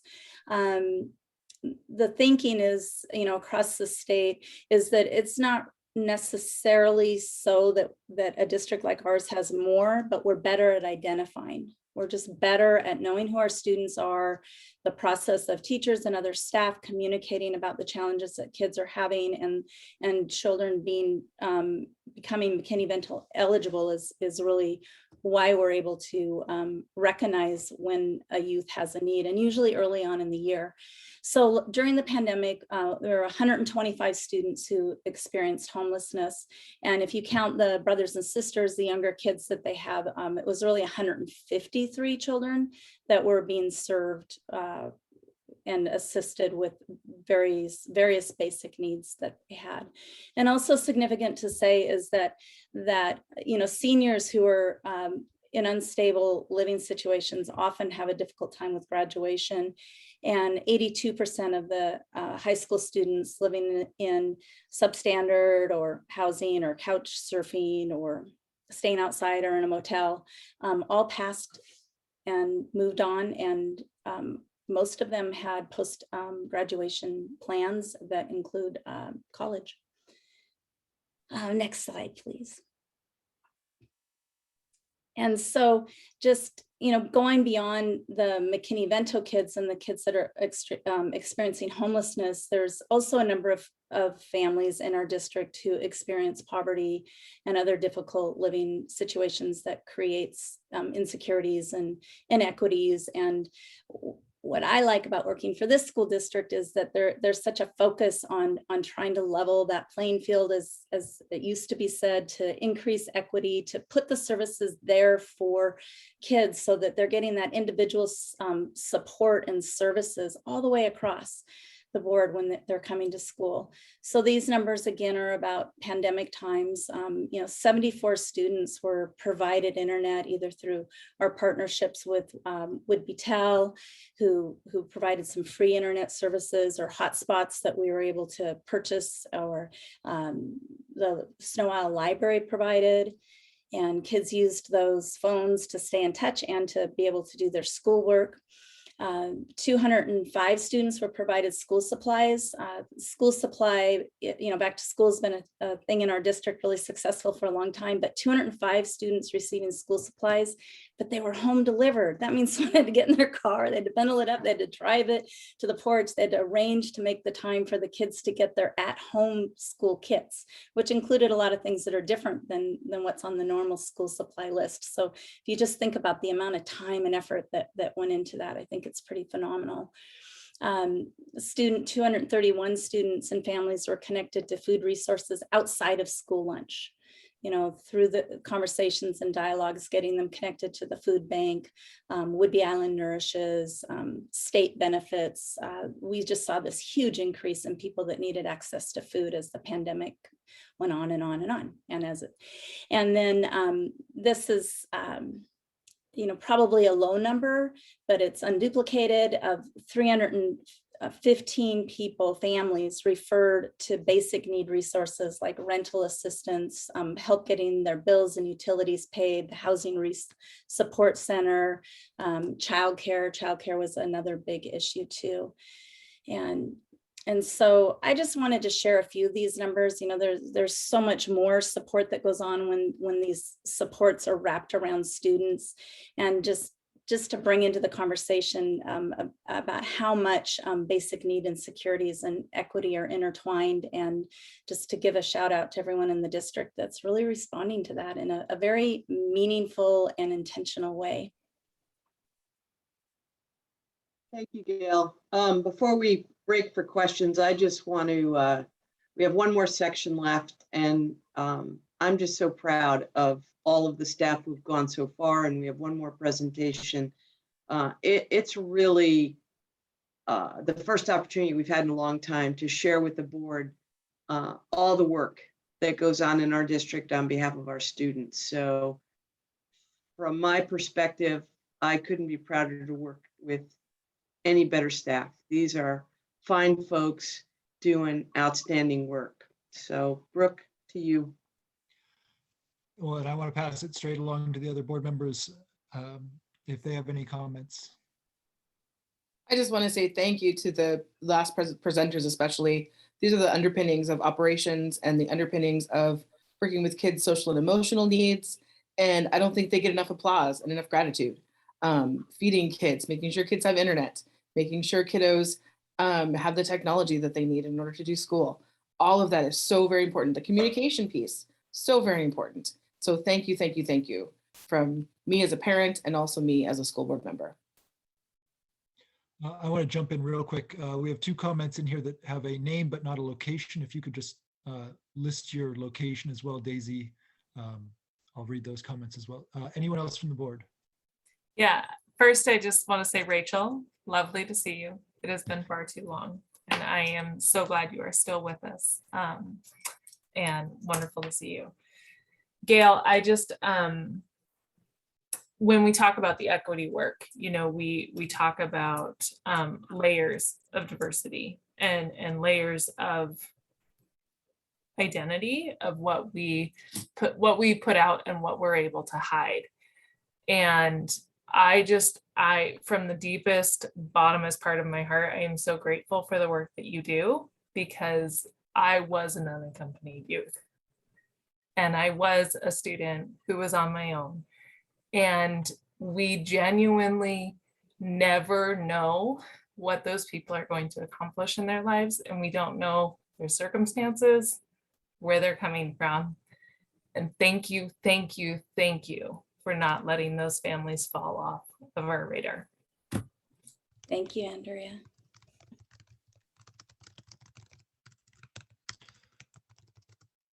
Anyone else from the board members? I just want to echo how important this work is, and that this really is the foundation for academic success, because when students have their basic needs met, when they have food in their stomachs, when they have shelter, when they have the resources their families need in order to be supporting one another at home, then they can come into school with enough safety and resilience to have curious minds and start to absorb the wonderful education that they can receive in this district. So thank you. I wanted to say that I love seeing the training and the training that went into technology use and the continuation of the lessons that we learned from virtual and bringing that forward.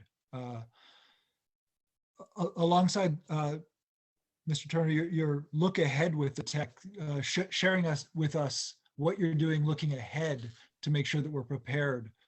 All of these things that are about looking ahead from everyone in the district is really good for us to see, so that we, A, know that you're thinking about that, and B, know what you're thinking about that, and know what financial things are going to be coming up in the future. So that's fantastic. From a parent's perspective, Parent Square sounds like a great way to meet families where they want to be. So I'm really excited about that. I love that the food service group is listening to student voice and taking that into account. That's just fantastic, and also using so much from the garden. So thank you for that. As Ann and Marnie and Andrea touched on, the rate of enrollment retention for students experiencing homelessness is just an amazing tribute to that entire team. That it's part of my recognition of who I'm not, that I can't imagine what those students are going through, but I know that that support that that team provided meant a huge amount to them through the pandemic. So thank you very much. If there are any other board comments, now's the time where I'll read. We've got just a couple of comments here. I still do not have a location from Daisy Lamb, who has a couple of questions here that I want to be able to read if I've got all the necessary information.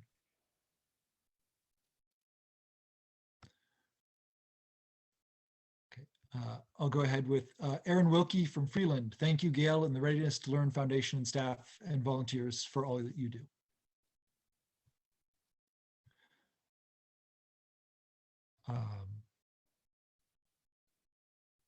I'll give just another moment here. Daisy, if you're still listening, if you could put your location in the Q&A.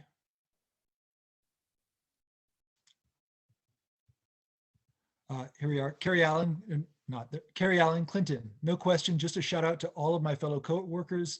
I'm a proud employee of South Whidbey School District and want to say thank you to all. As a parent, I can only hope for my kiddos that we all are able to continue this great work.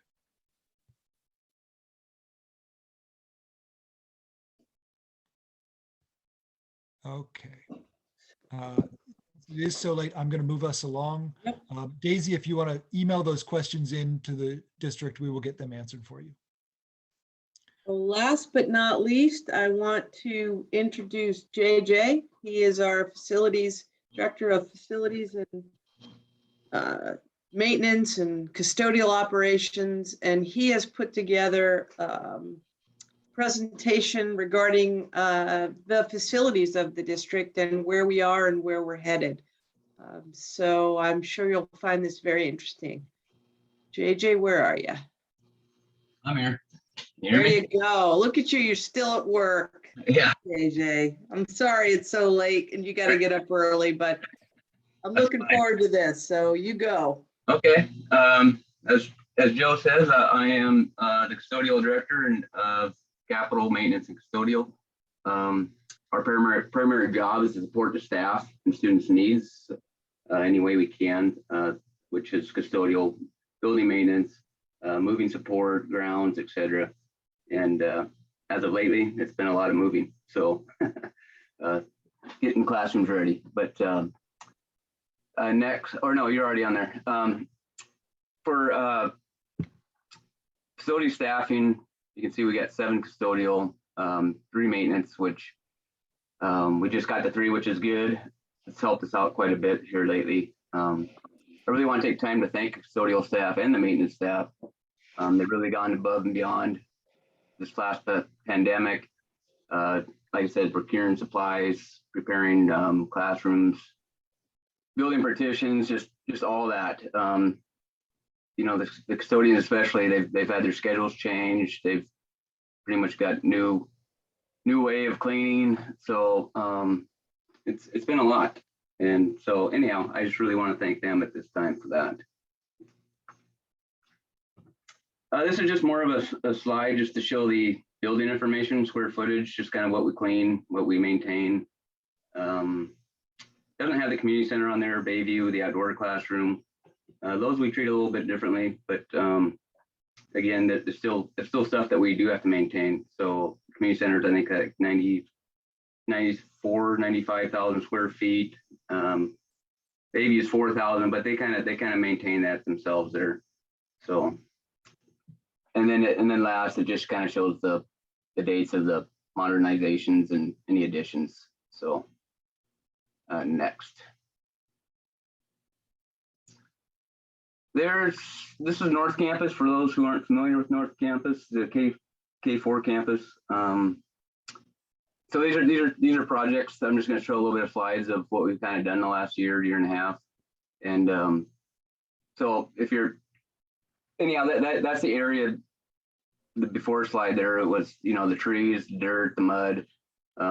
It was kids would slip and fall, my kid included, come home muddy. And so here we added a nice little slab of concrete, kind of did a bench seating along the whole width of the wall, which has been a nice little addition for the rainy days. And then we did an improved ADA ramp there. So next, these are the pavilions out back behind the elementary school, just a roofing project, new gutters, a little shed got done as well. Next. That's Bayview roof. Another not much to see there, but it is a roof and was a decent little project. So, and they got new gutters as well. Next. This is our water plant. This is one of our fire suppression diesel pumps. We have 2 of them in there, and we also have 2 domestic pumps in there.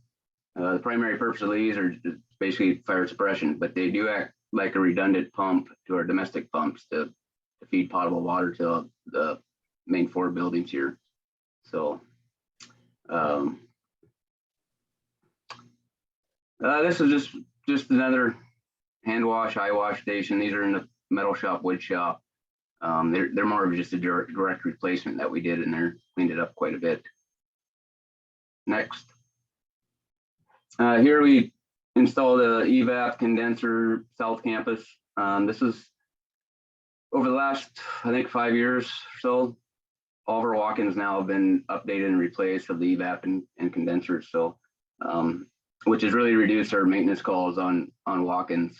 So, because those are, they got a lot of money of food in there, and when the system goes down, it's kind of a major rush to get to. So it's really helped that out on that end of it. This was a big, another part of the kitchen was high school water heater. I think we reduced down from a 350, if I remember, might have been 400 gallon tank down to a 300. Pretty efficient. Heats water up super fast, which is good, especially when they're running a lot of dishes in there. Again, in high school kitchen, we're replacing some ovens, griddle. I think the griddle came in, we got that installed. Still waiting on the ovens, but like Paul said, it's probably out in a container somewhere. I think those were ordered, geez, quite a while ago now, June, July. Custodial equipment. This is just, these are just smaller items that we purchased, but these kind of really help the fight against COVID and not just COVID, but any bacterial or virus on the desk equipment.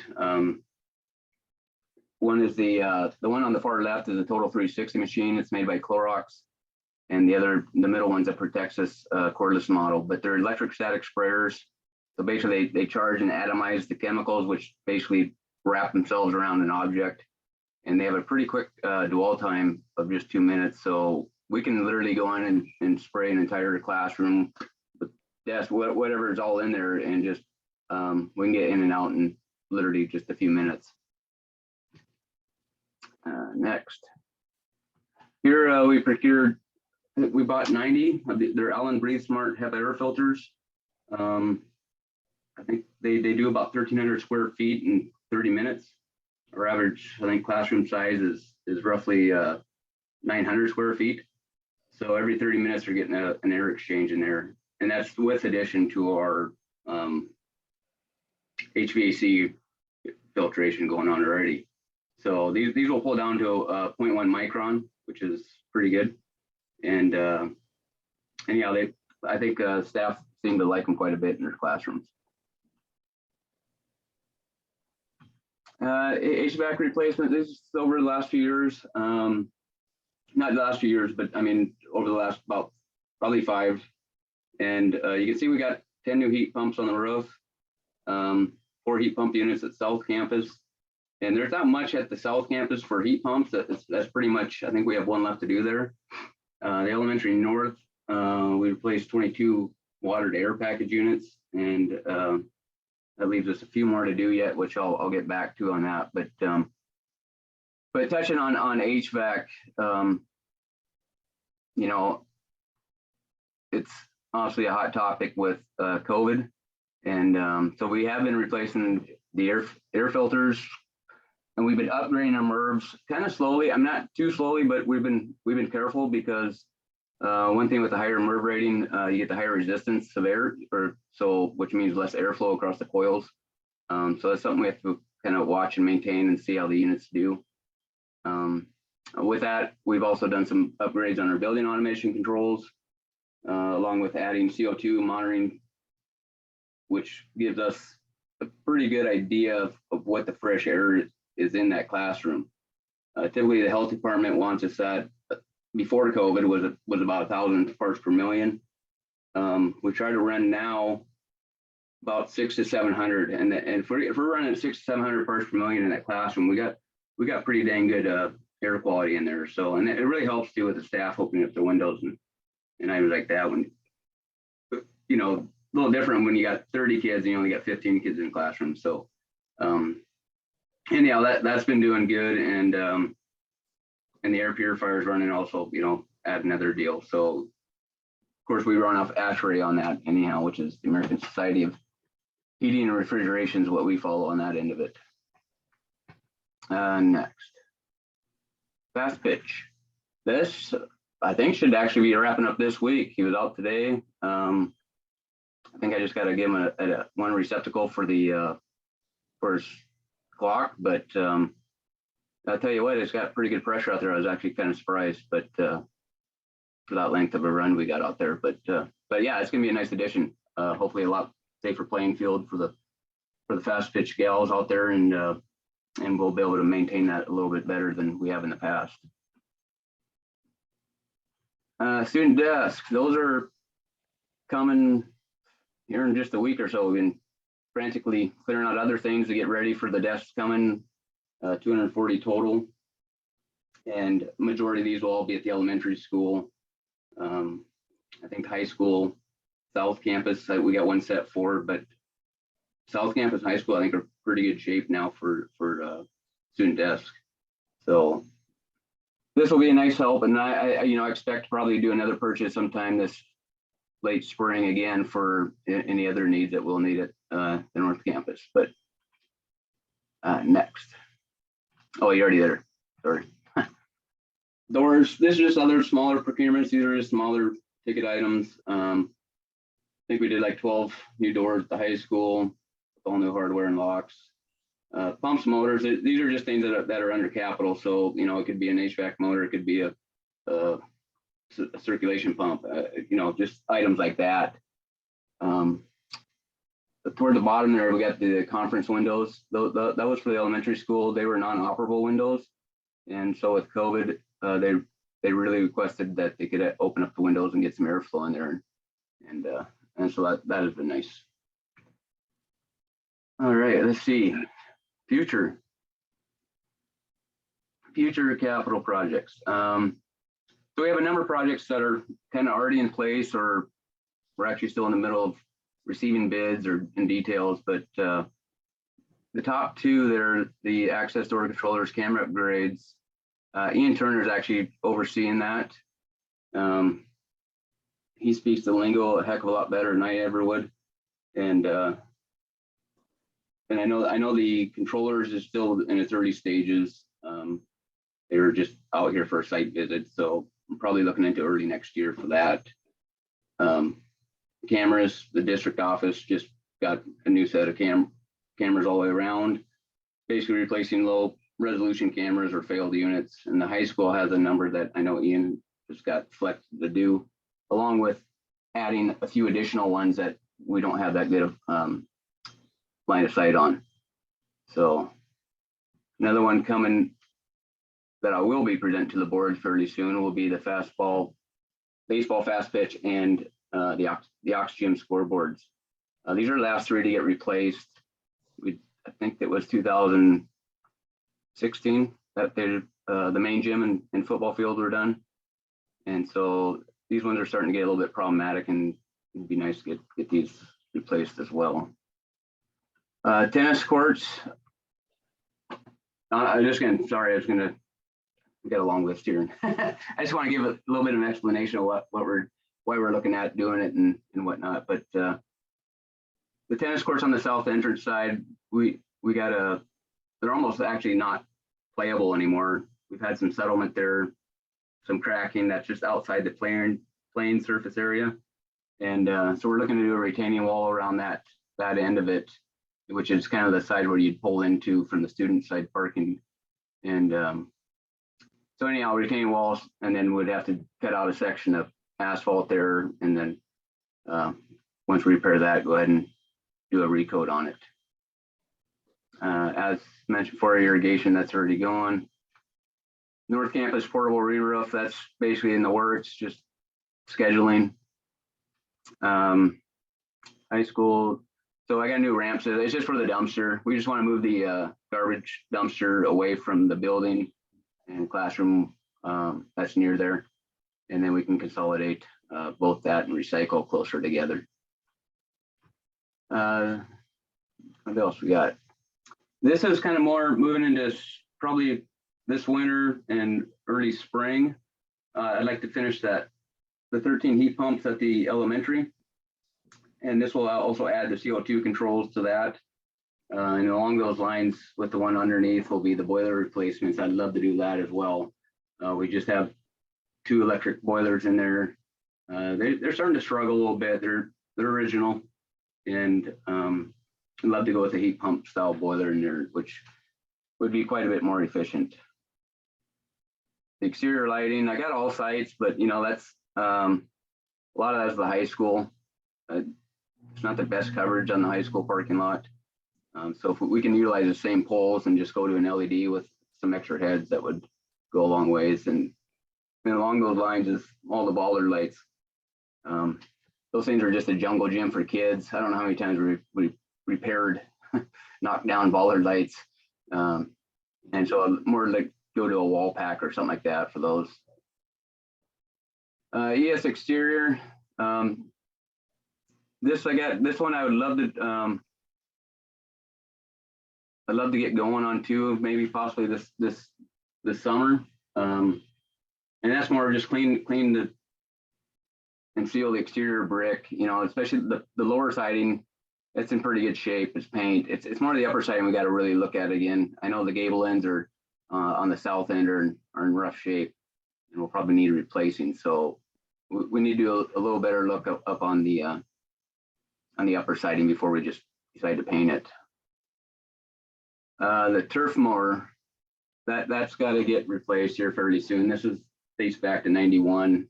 I think it was pretty well used when we got it in 91, and it's been suggested from our diesel mechanic to go ahead and look to replace that one. High school enclosure, that's more, this is kind of behind the high school in the back northeast entrance. It's where we got the big iron gates at. We get a lot of little critters that like to go in there. And so we'd like to enclose that. And plus it would really help with the heat loss, I think, to the classrooms, because there's quite a few doors down there that are exposed to the outside air, especially in the middle of winter. South campus sidewalk repairs, there's just some big sections there that are spalding bad and cracked or lifted from roots. That's just what that project's about. Water plant generator, this is one I'd love to do here as well, fairly soon. During a power outage, if we lose power, our diesels will kick on, which is good, it pushes water, but our water plant or our treatment plant shuts down, our wellhead pump shuts down. And so basically, eventually we're just pushing raw water up the lines. Now, typically, obviously school's closed anyhow, but you know, that's a lot of gallons. That's if you're pushing raw water all the way down to the elementary school. So the other thing though is you know, on the fire side of it, I get a call that, you know, the diesel's running, but that doesn't mean anything. That just means that the diesel's running and you know, so which is you would think is normal because obviously you lost power, so the diesel's running. But if we were to actually have a fire somewhere and you lose your battery backup to your fire panels, well, you would never have a clue that you're pushing water all over the building. So this would be a good one to get done. That way the diesels don't kick on, and we just run strictly our domestic pumps at this point. So, and then the same lines with the water plant. It's more for our reservoirs, as just to put a coating on the roof of those and just do a sealing on the exterior on that. Next, let's see. South campus, same thing. This is more just preventive maintenance on that. Would be to similar to ES, but just do a cleaning and brick seal on it. High school HV rooftops. This is a fairly large project. This is, you know, this all involves a crane. I'm trying to think. I thought I wrote down the number I had, but we have about 8 to 9 heat vents left up on the roof to replace. And I'd love to just, we've done some to those packaged heat pump units, and what a great addition that's been for the ones that we have done. So, but this is something that we'll be looking into and have to get some more, you know, whether we do it in staging or not, just adds extra cost, but something that we'll be looking at further down the road. High school flooring, you know, you can walk around there and see that the VCT flooring, the vinyl flooring. I'd like to go to a rubber flooring, which reduces our floor finish, chemicals, and just maintenance overall. So, which leads to cost reduction, but we got a little bit of flooring there to do at the high school. Same with restroom remodels. Old Commons is pretty rough. Second floor's needing it as well. It's just where you fit them in with other priorities. So the all-inclusive playground, that's something I think in talking with Dr. Jeff and Susie, it'd be a great location since it's right there between the two buildings. And the old playground that's there it's getting old. We've had to removed quite a bit of stuff out of there already to keep it safe, but and we've redone the border and stuff like that. But it'd be a good spot for an all-inclusive type of playground set there. And along those lines, you got the ES Big Toys. It's fine. I'm not fine, but it's fine in today's standard, but it wouldn't meet tomorrow's code, for the way that it's built and the way they got this ledger around it. It's also, that company doesn't even make parts for this thing, so we've also removed another good portion of it. But that site does have two playgrounds on that site, and the other site was replaced, I think, back in 2015, and I know that the kids love that little new section of it. South Campus Univents. I think these were probably invented shortly after staff quit asking students to bring firewood, back in the classroom. The nice thing is they're simple to work on to a certain degree, but parts are getting expensive. They don't have the best. They're not efficient at all, and they're just electric heat strips. But filtration is probably not the best either that we would like to see out of those things. So I think this would be a good spot for a VRF system with a DOAS, which is a variable refrigerant flow with direct outside air. So it's kind of like a mini split in a way, but quite different. But so anyhow, that's something that we would like to do. That was it's a fairly large project again, though. You could break it up in pods, still be fairly expensive, but not as bad. And it could be done. So it just depends on how we prioritize all these projects. But and South Campus F building, that just is the plate roof is getting close for replacement due to its age. So let's see, high middle school roofing replacement. This is large. This is very large. I just had a roof assessment done during the downtime that we had of no students here, and we've had a few leaks on there as well. I didn't think it was as bad as the assessment came back, but so it's something that I think we need to look forward to here in the near future of how we want to go about this, just because of the large scale that it could be, and then how do we tie it in to if we only want to do certain sections of the roof, stuff like that. So I think this will probably come up later here throughout my slide. Elementary north-south campus. Again, this is just replacing the VCT flooring, going to a rubber flooring, which is basically like what's in the hallway at the north campus. The workrooms aren't bad. They're not a high priority item. It just would be nice to kind of bring a more modern look to the classroom with also reducing maintenance. So, but it doesn't fall super high in the priority list at this point. But parking lots, well, we all know by driving around that they're in a little bit of rough shape. But again, it's something that I think we need to look at here in the near future and start getting some bids, quotes on, and see how we want to tackle this. Again, whether we decide to talk more about an advisory committee and stuff like that. So locker rooms, again, dated, tiles are lifting, floating. They're just due for a bit of a remodel in our locker rooms. South Campus restrooms. well, they're small, outdated. They're not in horrible shape, but they're definitely were built for, look like probably to me like a K through four grade, but they're pretty stalls are pretty tight, close together. Also interior, that I have as a capital, but I think that's something that we're going to start addressing from the maintenance side a little bit. You know, originally back in 2012, we converted all of our T12 lamps or high pressure sodium or metal halides, and made them either CFLs or T8s basically. At that time, I think LEDs were probably still a bit out of range, just for budget wise at that time.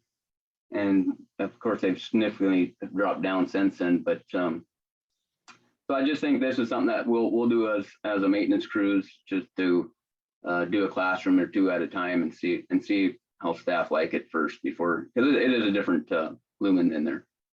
So I put EV chargers down. It's not obviously something that is, again, a high probably priority, but I think it's a project that I think is more of the right thing to do for our staff, students, and community. And I just think it's something that we should probably discuss for a future project, especially if we ever do the asphalt. It'd be a great time to trench in some charging stations. So North Campus lift station, not much to talk about there, just need some improvements and some replacements there. Lunchroom tables, again, it's just furniture, but they're due. And that, you know, those items there, most of these items just, you know, these are the items I'm gonna definitely need probably board approval for. So of course there's a ton of smaller items that are under 15 grand or whatever. So that we plan on doing. I didn't put all those items on the list, but You got enough on the list, JJ. okay. I know, it's kind of like I'm doom and gloom, you know. But so anyway, I'm not sure if you guys touched base on the community advisory teams or not. No, you're the star of the show, JJ. You go. Okay. Wow. Anyhow, we got five advisory teams. We had these going prior, pre-COVID, and then I know at least for the one that I was a part of with the facilities and bond planning was, you know, I think we just got through the tours of the buildings. We're just getting ready to start discussing possible projects, and then COVID struck, and we had to put it out on notice for further notice. But so anyhow, for the community, it is if you're interested in signing up for any of these advisory committees, I don't think it probably shows up that well, but you can get on our school website. I think it's under the community tab. You can scroll down and sign up for any of these. You got special education, Dr. Jeff, equity, social, emotional learning, Mr. Patton and Mrs. Phillips, advisory team or enrichment, Susie Richards, and then you have communication and publicity with Christy, and then of course the facilities and bond planning will be myself and Mr. Poolman. Next. I think you went too far there. Oh, there it is. Yeah. So, anyhow, like I said, we did have a committee going at one time. So we would, you know, this time I'd like to invite the community back to, if interested in joining these, you know, please sign up district website again. We know we have some fairly large projects that are, you know, that we got to figure out how we're going to attack them, basically. You know, we can't do everything in stages to a certain degree. You know, I mean, talked about the exterior of the high school, and you know, that's a whole animal in itself. And so anyhow, you know, this might be a good time to see if you know, if a bond is in the best interest of the school community, and you know, basically, what would you like to see done? And maybe it's something that we haven't even discussed. So anyhow, you know, the school belongs to all of us. So I think it'd be great if we can get as many people to get signed up as we can. And then the last slide, I think, is just basically it just shows the difference between a bond and a levy is. Bonds are basically, repaid over 10 to 25 years. It kind of just depends on the size of the bond. Of course, you need the 60% supermajority. And then the levy part is, it's more of a short-term local property tax passed by the voters, and it needs a 50 to 1. So anyhow, that's kind of it, I guess. I'll probably get some questions here. Well, first off, thank you very much for putting all that information together, Mr. Leuenberger. It's a fantastic example of not just what you and your team are doing right now, but what you're thinking ahead of time to prepare us, and so that Mr. Poolman can prepare the finances. And that's fantastic. I'll open it up to board members first, including, of course, Saul. Can I just jump in for a second while they're thinking, and just again thank JJ, but I want to be really clear. He did a nice job of presenting all of the information, but certainly didn't pat himself on the back at all. The list of all of the work that has been done has been tremendous. I mean, we have all new HVAC, we have new water plant system, we have lots of maintenance that has been done. And he's been outlining the issues and concerns that we need to move forward on.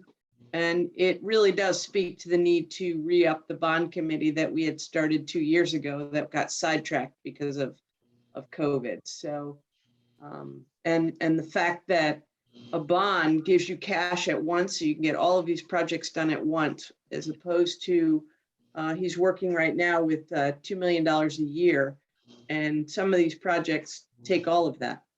So I just want to say JJ's done a tremendous amount of work for our district, and his leadership is magnificent. So thank you, JJ. JJ, I was gonna just also echo Dr. Moshe. Much like there are a lot of things in my home, right, that I would love to just snap my fingers and have completely redone, right? You're working with the budget that you have, with the time that you're able. And, I think one piece that we also haven't really talked about is that you also have to work around the school day and around the students being present, and what you can get done and where it's too disruptive to students, all of those things. I, for one, also just really appreciate the care and caretaking that you give to our buildings. And, you are very vocal with the board about what it is that our buildings are needing and how you can think ahead, not just for what's going to get us through the next 5 years, but you also look at what's going to get us through the next 10 or 15. And I really appreciate that about your approach. While the board is talking, I just want to note a reminder that we need name and location with comments if they're going to be read. Thank you.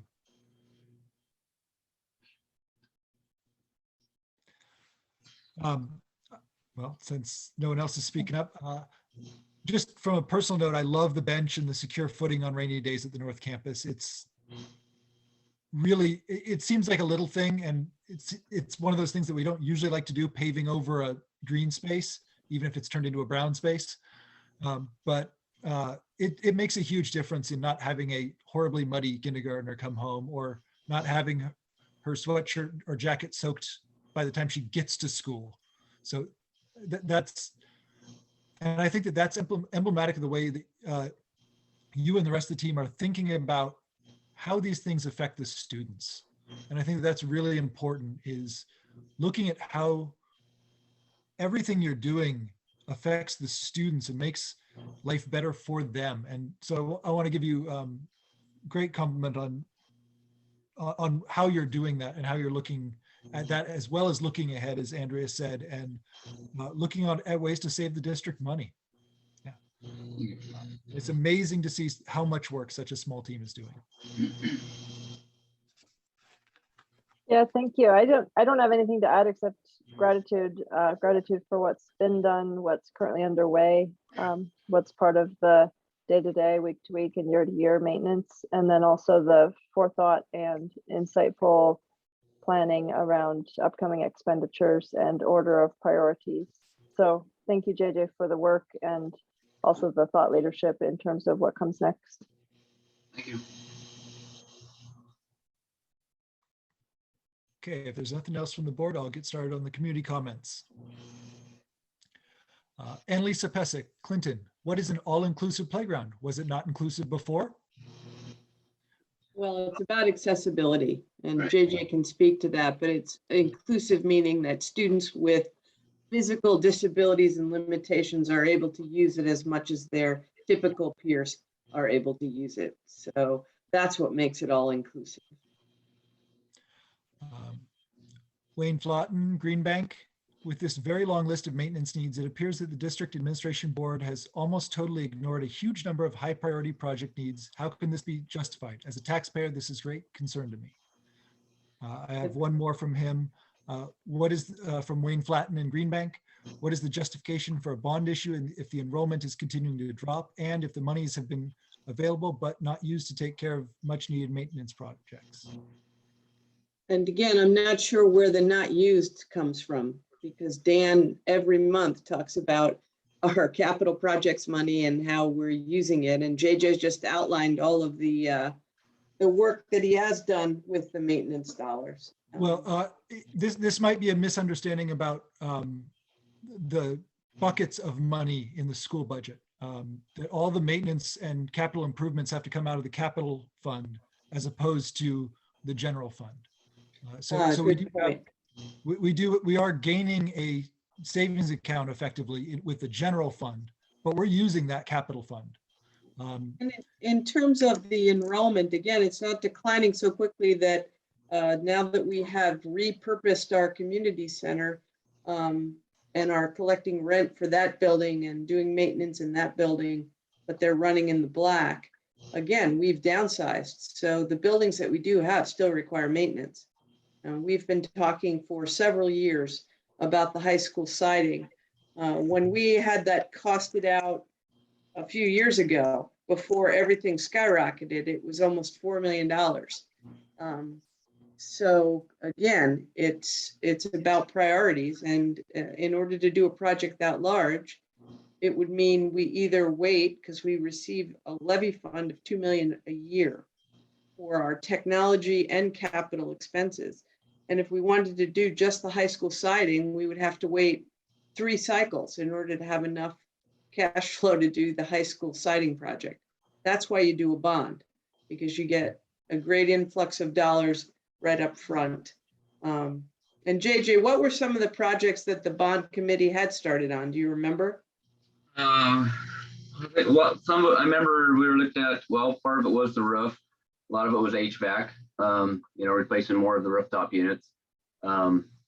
Looking at doing the events. I mean, this was kind of a package deal, right? That we're just collaboratively talking about the turf field, for, the football field. I think we were talking about doing all 3 fields at that time. So those were some of the bigger ticket items that I can think of. I think a storage building, different stuff like that. So those were the main items. Thank you. Annalisa Pesic, Clinton, what does the superintendent mean by the accessible playground? Access to what? Please be specific. So if a child is in a wheelchair, they want to be able to go up on the play structure. Those play structures have to be accessibly made so that a child in a wheelchair can go up on them. They exist.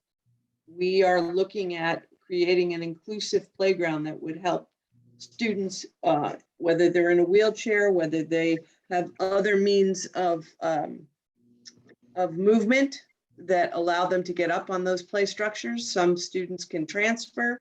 Again, it's so that typical peers can play with their peers who may have physical limitations that would not allow them to get on those play structures if they were not made to be accessible. It can also include swings that look more like a chair, that have back support for students who don't have the core strength to hold themselves in a typical swing, so that they can swing Sometimes it also has to do with what kind of footing you use so that a student with crutches can navigate the footing and not be tangled up in bark or in gravel.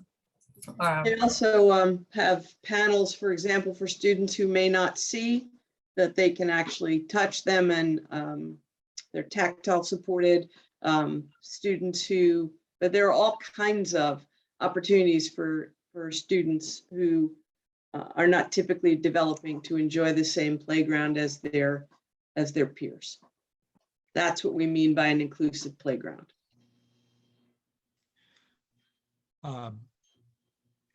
I unfortunately just missed the location on this, but I believe it was Carrie Allen Freeland. I'm not sure on that. It might have been Langley. Wow, and to think that there are community members that think that maintenance is an issue that needs to be addressed. It seems as though it is constantly addressed, and whether it is believed that money comes out of thin air, does it? Thank you again to our board for making choices that are best for our students and staff. Also to JJ and his crew for working diligently in our district. I would say that Mr. Leuenberger has demonstrated that there are issues that need to be addressed there, and that he's got a plan to do it. Yeah, I don't disagree that there are things that need improvement. I don't think any of us do. That's why we're here working on allocating capital funds to do them. Yeah. And that commentator was in Clinton, as I recall. Clinton, thank you. I do have 2 comments from someone who's not provided a location, but I'll give just a few moments, but then we will be moving on to I believe this is the last section of the presentation. This is the last section. And again, I know that it took time to do this, but since we haven't done it in 18 months, I thought that it was time that the board heard the state of the entire district from the direct supervisors of those areas. And they all did exactly what we talked about doing. And I really appreciate all of them for staying up late and presenting it to you and taking your questions. And we really are proud of all of the work that's been done and the work that we continue to do. And really want to thank the board for your leadership, because it's been a lot of work, but it's been so worthwhile, and our students are benefiting from it. Charlene Davenport Clinton. I've been a taxpayer for 47 years, my husband's family since 1962. I'm amazed at all the maintenance that has been accomplished, and the capital and maintenance funds are being used appropriately. Thank you, JJ. Aaron Wilkie Freeland. Why couldn't some of these projects been done when the school was practically empty during COVID? There were. Many things were done when there were no students here. Some were, some actually got postponed. I mean, there's contractors that wouldn't come to the site. I mean, it's, and then it was also the whole procurement part of it. You can get an HVAC, but you couldn't get a control board for whatever it was. I mean, there's a whole snowball of items there. But. Yeah, I think that's a good reminder that you also have to deal with the supply chain issues and labor issues, and so sometimes things fall behind schedule due to things totally out of your control. Thank you for that reminder. Yeah.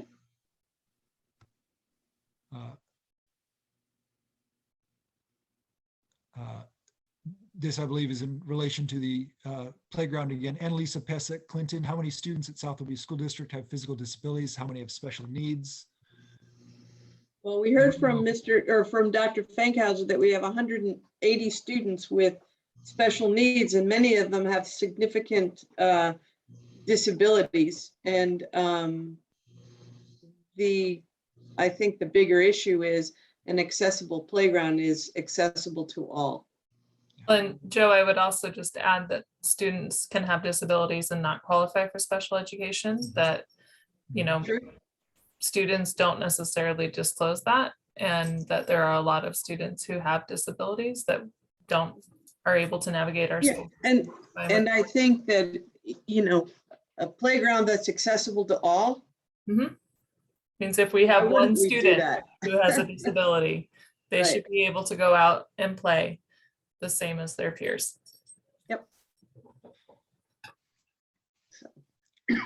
Well, you have more agenda items. I think, can we let the rest of the admin team off the hook now? Yeah, Mr. just Williford? Please, I didn't know if I was allowed to ask or not, but I was like, please let them go to bed. Yeah, I think JJ's got about 4 hours before he comes back, so. Yeah, I'm just gonna sleep here. Just one last thank you to everyone for all the tremendous work in putting this presentation together. It's just fantastic to see all of the work that goes on at the school that we don't always get to see, and all of the work that is upcoming. So thank you. Okay, we will now move on to the policy updates, which should be hopefully brief discussions. One of these is the alternative learning experience courses, policy 2255. This is an update well, actually, Andrea, I'll pass it off to you if you're ready for. Sounds good. You're about to see how fast we can go. Okay, so for the alternative learning experience courses, basically anytime you have an alternative learning program whatsoever, you have to have policy. There's all the things we have to do. So Christy, correct me if I'm wrong, but we are just updating to this policy to include the would-be ALE program that we added this year, correct? Yep. All right. Yep. And it looks Added like the parent guardian, so that we have the equity issue there. Yep. Yeah, I was just about to comment that it looks like all the language is appropriate to what we're aiming to include. Yep. Is there any discussion to be had on this from board members or the community?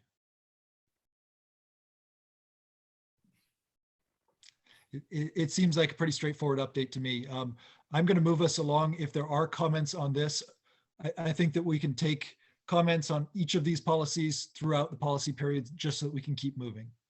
Sure. So the next three is a bundle where we're really just looking at how we're going to discuss updating the policies themselves, not how they're going to be implemented at all.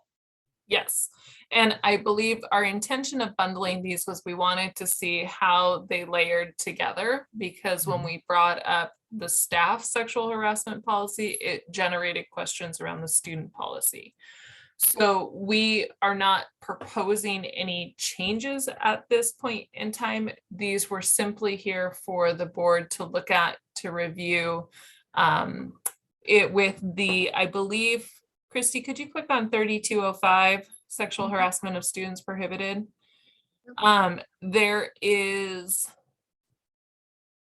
maybe it wasn't that one. I'm trying to think which one had the WASDA recommendation. Yeah. So the one that was at question is 5011. This is the one that we reviewed, and it has the annual review. Yeah. And then the WASDA example. So this would be WASDA as an organization puts forth policy recommendations. We as a board get to choose what pieces of that we want to accept, what pieces of that we want to shift, we want to change. And then it's part of our due diligence as a board to ensure that what we change it to remains within the legal parameters. So you have the example of what WASDA had. From my glance at it, I feel like our policy is much more encompassing. And if I'm recalling the rationale behind that correctly, when WASDA changed their policy, it was in response, Joe, help me out if I'm just making stuff up. It was in response to Title IX shifting and becoming less focused on protecting the victim. And so we made the decision at that time to not change our policy to in alignment with WASDA, that we wanted to retain what we had previously had and work from that. So there was an intentional shift away from this policy for that reason. So I just offer that as historical knowledge as we embark in a discussion on it. I do believe that that shift is going to return because that was changed from the federal level, and they're changing it back to protect the potential victim. The real issue with these, we put them up there, as you know, and as you've said, for comparison purposes, it's that one last line. Do you want an annual report on this policy and its implementation? Do you want an annual report on any time we had to use the policy? Do you want to report anytime we use the policy and not just wait for an annual report? It's that policy review paragraph that we were concerned about and that you were talking about. And I had Christy put all 3 of the policies up there because 2 out of the 3 have that paragraph and the 1 doesn't. So yeah, we were looking to get these into alignment once we made a decision on which we preferred. Right. And again, just as a reminder for those listening and here, this is just about reviewing the use and efficacy of this policy and related procedures. It's not about instances falling under this policy. Those get reported regularly as they happen. This is about a specific timeline for review of the policy and procedure themselves. It's an evaluation of the tool, not an evaluation of how many times the tool was used. Yes, exactly. Wonderfully put. And I'm sort of the mind of, if we don't, well, I'm of 2 minds of this actually. My initial thought was, if we don't need it, or if we aren't using it, do we need to review it? But then we might not be using it because it's not appropriate anymore. So I don't know. I think from my perspective, there are times where in policy you will put review language in there, not because you are necessarily going to change the policy, but because you want the people who work under the policy to see that it is at the forefront of your mind. And so I think the question to the board is, does our annual review of this policy create a culture in our students and in our staff that enhances, that causes them to feel like we take it more seriously than our other policies, right? Because we also know that sometimes policies and procedures, as much as it pains me to say this, sometimes people just let them go to board docs and die. And we don't get to live in that world because we live by them. But this is a way to say, no, this is a living, breathing document. And by looking at it every year, we continue to breathe new life into it. And that sends a message to the staff and students who are impacted by it. I think that's more the discussion rather than would we make changes to it. I think you've just convinced me that we should have an annual report. I don't think it should be a report. I think it should just be an annual review. Yeah, sorry, annual review. Yeah. Here in 2/4, this shall be implemented every October 3rd, 13th. We will review these policies. I don't know. Yeah. We do have several policies that require that you review them on an annual basis, or get a report on, for example, you get an interscholastic sports report every year because it's in policy. Yeah.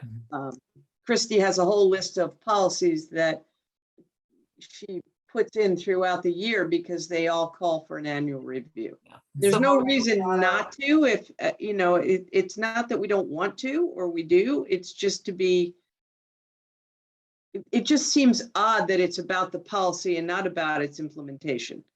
Maybe if we're going to do a report, you include both. And I think for me, the problematic language here is not annual, but it is the report piece, because we're not actually doing a report. It's an annual review of the policy. It's not a report of instances. And I think that that's creating confusion, not only amongst our board, but also with the public, right? Because this isn't, we're going to go through all of the instances because those are personnel related, protected information. So I think for me, it's the language should change to the superintendent will make, not even the superintendent, the board will annually review the policy, Mhm. continue the rest of the paragraph. Yeah, yeah. And the board workshop where that's reviewed would be a chance for community members to weigh in on the policy itself also. Yeah. And I'm fine with that going into the other two policies as well. That doesn't, you know, Yeah, I agree that these three policies should line up. And we should probably be reviewing all three of them at the same time, each time we review them. Are you saying, Andrea, then it should be the board will make an annual or will conduct an annual review of this policy? Yep. As opposed to the superintendent will make an annual report? Yeah. Okay. Once a year, we take a look at it. Because you'll be, the board will be informed of any issues that come up in executive session. So this isn't about instances, it's about the policy, and the policy is not the superintendent's job. Yeah. So we'll take this Review one it all you want. Well, and then also I think in the superintendent is encouraged to involve staff. I think if we have it annually at the same time, at the same month in the board meetings, and maybe a good time to do that would be like at your retreat in January to do it. So that's some of the time period of the school has already passed, you know, for any, you know, issues and also for involvement, as well as there's still time to make changes. I don't know, just a thought. Yeah. Just June or July, so we've got the whole year, but it makes some sense to have some time to implement changes after we make any of them. What does the rest of the board think? I agree. I think Andrea makes a good case and it just makes sense. And I like the idea of doing it at the same time each year and doing it during retreat so that it all feels like part and parcel of the work. Feels good to me. Yeah. One thing I will note is if it is during a retreat, it is not open to public comment, which I think is important. I mean, I think it could be at a workshop. I think I like Christie's suggestion of January for timing, because in September, October, we're focused in on school improvement learning, right? We go into November, which is WASDA, December, which is the holidays. January, you have this little break before you start hitting March, which is bargaining, budget, and then SBA. Then you have graduation, and then everybody's gone for summer. Yeah, I like that. Yep. January So is.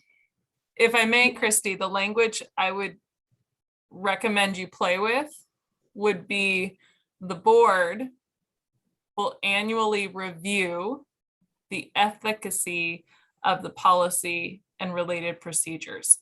Because I think the reviewing the use is what's throwing people off.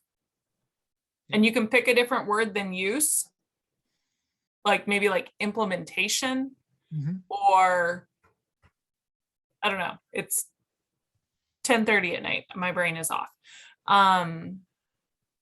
But something along there, because I think what people are confusing this with is that we're going to give them a report of how many instances of harassment occurred. And I think report and use are part of those problems. And I might suggest that you and Mrs. McCarroll work together before the business meeting to get the right language.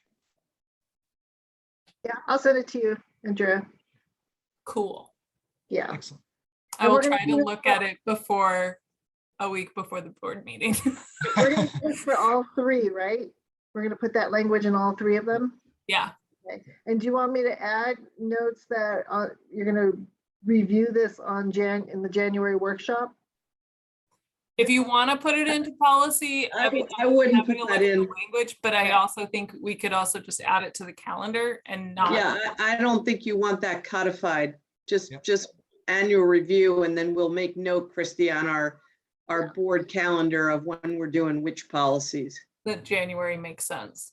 Yeah. Another question: do you want to do it this January? Since we're already here, no, right? We'll wait till we'll start the new cycle. Yeah. I can look at them again. That's fine. Yeah, let's do it in January just to get us on the proper cycle. Okay, got it. And I'm Okay. writing a note to myself here also to get that on our calendar.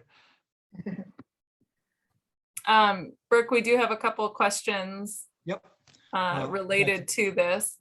That's just what I was going to go to. And Annalisa Pesek in Clinton, how does the board evaluate its policies? What are your criteria? I would say our criteria is WASDA recommendations, which is the Washington State School Board Directors Association that we belong to, that also provides policies that have been legally vetted. And then beyond that, it is also the expertise of the board and the superintendent and the leadership team that informs to the policies. So for example, I have a master's degree in policy studies, and I have specific specialized training in how to develop inclusive policies specific to educational policy, actually very specific to special education policy. And so that's part of what I bring to the table. Marnie, Brooke, and also bring their own expertise and their own backgrounds to the table in terms of how we approach that. Typically with a school board policy, we also reach out to the leadership team that would be most involved with implementing this and ask them for their feedback in terms of how it works. And if at any point we have any questions, it goes through our legal counsel as well as back to WASDA. And also when we are reviewing policy, it comes up during a workshop so that the public has opportunity to comment on it as well. Yep, absolutely. Yeah. Okay. Should we go on to school safety? Yep. Okay. So Marnie and Anne, this is your first round with this policy, but this is one that we look at, I believe, every year. It's an annual review. But essentially what this is it is a placeholder policy that speaks to the school safety and security systems that we already have in place. And we have intentionally, as a board, made the decision to leave it open to whether or not we add specific school security officers or SROs to the school at any point in time. We do not have an SRO. We do not have a security guard. We have no intention of adding those two entities into our school system, but this is a policy that we have as a board in the past left open so that it is in place should that ever change. Yeah, and this actually came up at the last workshop and we pushed it back to give ourselves some more time to look at it. You had an excused absence on that workshop, I believe. And so the idea was whether or not we need to get this in place in case we do get an SRO, or whether we can leave it out and then if we get an SRO, put this in. And I think I've come to the opinion that we should have it just in case we get a security officer or SRO or something like that, so we have it ready. So even if we have no intention of having you one of those can't people. get an SRO or security officer unless the board approves such a position. So why wouldn't you, just my opinion, why wouldn't you wait until that time if you ever were going to be in that position? It just, okay. You have a policy that says, if you have a policy that you're not using, to just, you put it aside. You just, you deactivate it. So, that's one of those, like, why, I suppose you could put it in your inactive pile and have Christy have it somewhere. So in the event you ever got an SRO, you'd have a document that you could pull up, but you can just go to WASDA for that. It just seems to me that if we don't even have this, why do we need another policy on the books? Just my opinion. I mean, it seems moot. I would add that the addition of an SRO would be a significant change for our district. Yeah. And it would be one that would be only undertaken with considerable discussion, considerable thought and research and care. And I just can't imagine any assembly of board members and community offering input, making such a decision lightly without exhaustive research, because it is such an impactful shift in districts who have SROs. There are outcomes that are profoundly different than what we experience here. And so I would just say that I think it would be highly unlikely that any future constellation of board members would choose to add SROs to our school without also choosing to add a sound policy like this one.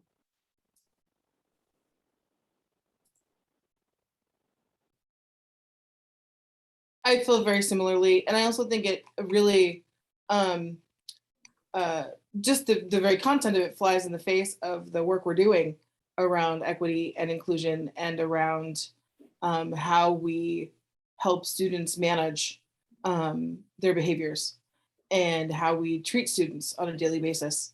And so I really feel like it is something we could, you know, to use Joe's word, deactivate at this time, because I agree with Marty too, it would take considerable work and a considerable, you know, change in the winds of how our schools work now to enact a policy where we would have an SRO. So I don't see a real need to have this anywhere other than a, you know, maybe a it's here for later pile. Saul, do you have any input on this? Yeah. So from my perspective as a student, we don't really think of the school as a place where we would need extra security or law enforcement officers. We all feel very safe and secure, but that being said, that situation can change, and there could be situations where all of a sudden the safety isn't there anymore and we don't feel that anymore. So having a policy in your back pocket to pull out in that situation and review and to put into place is something that I think students would feel safer if that was the case. That being said, the extent of how much we actually need this and a situation where we would need this is a pretty drastic situation. And it's not something that I can really picture and envision in my experience here at the high school, but we might get to that place, and it might be nice to have that in the back pocket. So I think it also might be helpful to talk about this in terms of just, it's not an either or, right? So we are currently on the side where we don't have this. That doesn't mean that our only option is to put in security guards and to put in SROs. If there is a situation where Dr. Moshe feels like it is warranted, she can request law enforcement have an increased presence at the school. You know, that can happen without a policy. The other piece that I think is important to know is anytime that you're hiring for a security guard or you're working with law enforcement to place an SRO in your building, that's a hiring process that takes time. And that's where I think Dr. Moshe and Director Jackson and Director Johnson were talking about, we would have time to put a policy in place. You know, you have a screening period, you have an application period. It's not like something catastrophic happens and the next day an SRO is assigned to your building. It doesn't work that way. So I think that that's also helpful to think about it. It's not just black or white, that there is a lot of gray and a lot of options in between. So the other thing, just from historical place, back when there was actually a school building operating in the city of Langley, there was conversation way back in 2012 or 13, because the city of Langley wanted to hire an officer and share it with the school district and so on and so forth. And at that time, I had come from the East Coast, and we had school resource officer. This is the only program I knew. He was a great guy, and he was well known by the students, and it was a whole different environment. So at that time, I thought, well, okay, if the city of Langley wants to put an SRO in the middle school, why not? Things have changed dramatically since that time, and we've gone sort of in a very different direction in our district. And, you know, we're talking about restorative circles and restorative practice and changing culture and all that work. So that's one piece of it. The other piece is we're no longer in the city of Langley. The sheriff's office doesn't do SROs. It's not even in our thinking to have an SRO. So again, the policy, to me, you put it in, you don't put it in, it's kind of, it's moot. It doesn't add any benefit. So you've already spent more time on it than it's even necessary, because I don't know. I just feel like you have so many things on your plate as a board that a policy like this, where you're not even going to be implementing such a program. So it sounds to me like we're saying that if something changed vastly in the future and we wanted a security officer of some sort, it would, we would A, have time, B, it would be radically unprofessional to put that in place without looking for policy in regards to it and finding this policy or whatever the updated version of it is. Mm-hmm. So that suggests that we don't need it at this point. Well, and I think also just financially, you know, an SRO, it's 50% funded by the district, 50% funded by the police department. So there's also a conversation of, does the police department even have capacity to do something like this? And it's about $200,000. Well, I don't think anyone's suggesting we should even be No, talking. but I think like that's important parts to think about. Like with this policy, our option would pretty much just be a security guard, because I don't know that the city of Langley, and perhaps I'm wrong, but I don't know that the city of Langley in partnership with South Whidbey School District would have $200,000 to free up for hire. I'm just thinking, I don't know that that's even something we need to consider right now, because no. The question is just whether or not we have it as approved policy just in case, or we don't even worry about it until we bring them on. And it sounds like, correct me if I'm wrong, it sounds like that at this point, we're all of the opinion of, if we bring it on, we'll be doing a big process anyway, and we'll put this policy in place then. I would agree with that. And I would say that given the direction of the district's cultural evolution and the way we process conflict and mitigate risk with our students and staff, it's just so highly unlikely that we'll move in the direction of needing to implement a policy like this one. But if we were to need to do so, it would be done at the right time down the road, probably with an updated version from WASDA. So considering it in our back pocket in the sense that it's always going to be in WASDA's resource list. Okay, then sounds like we do not need to bring this one to the business meeting in 2 weeks. And it's been 4 hours. 5 for some of us who were here to talk to students earlier. Thank you all. Thank you for the presentation. Thank you for the attendees who joined us. Okay, this meeting is now adjourned. Thank you and good night. Good night.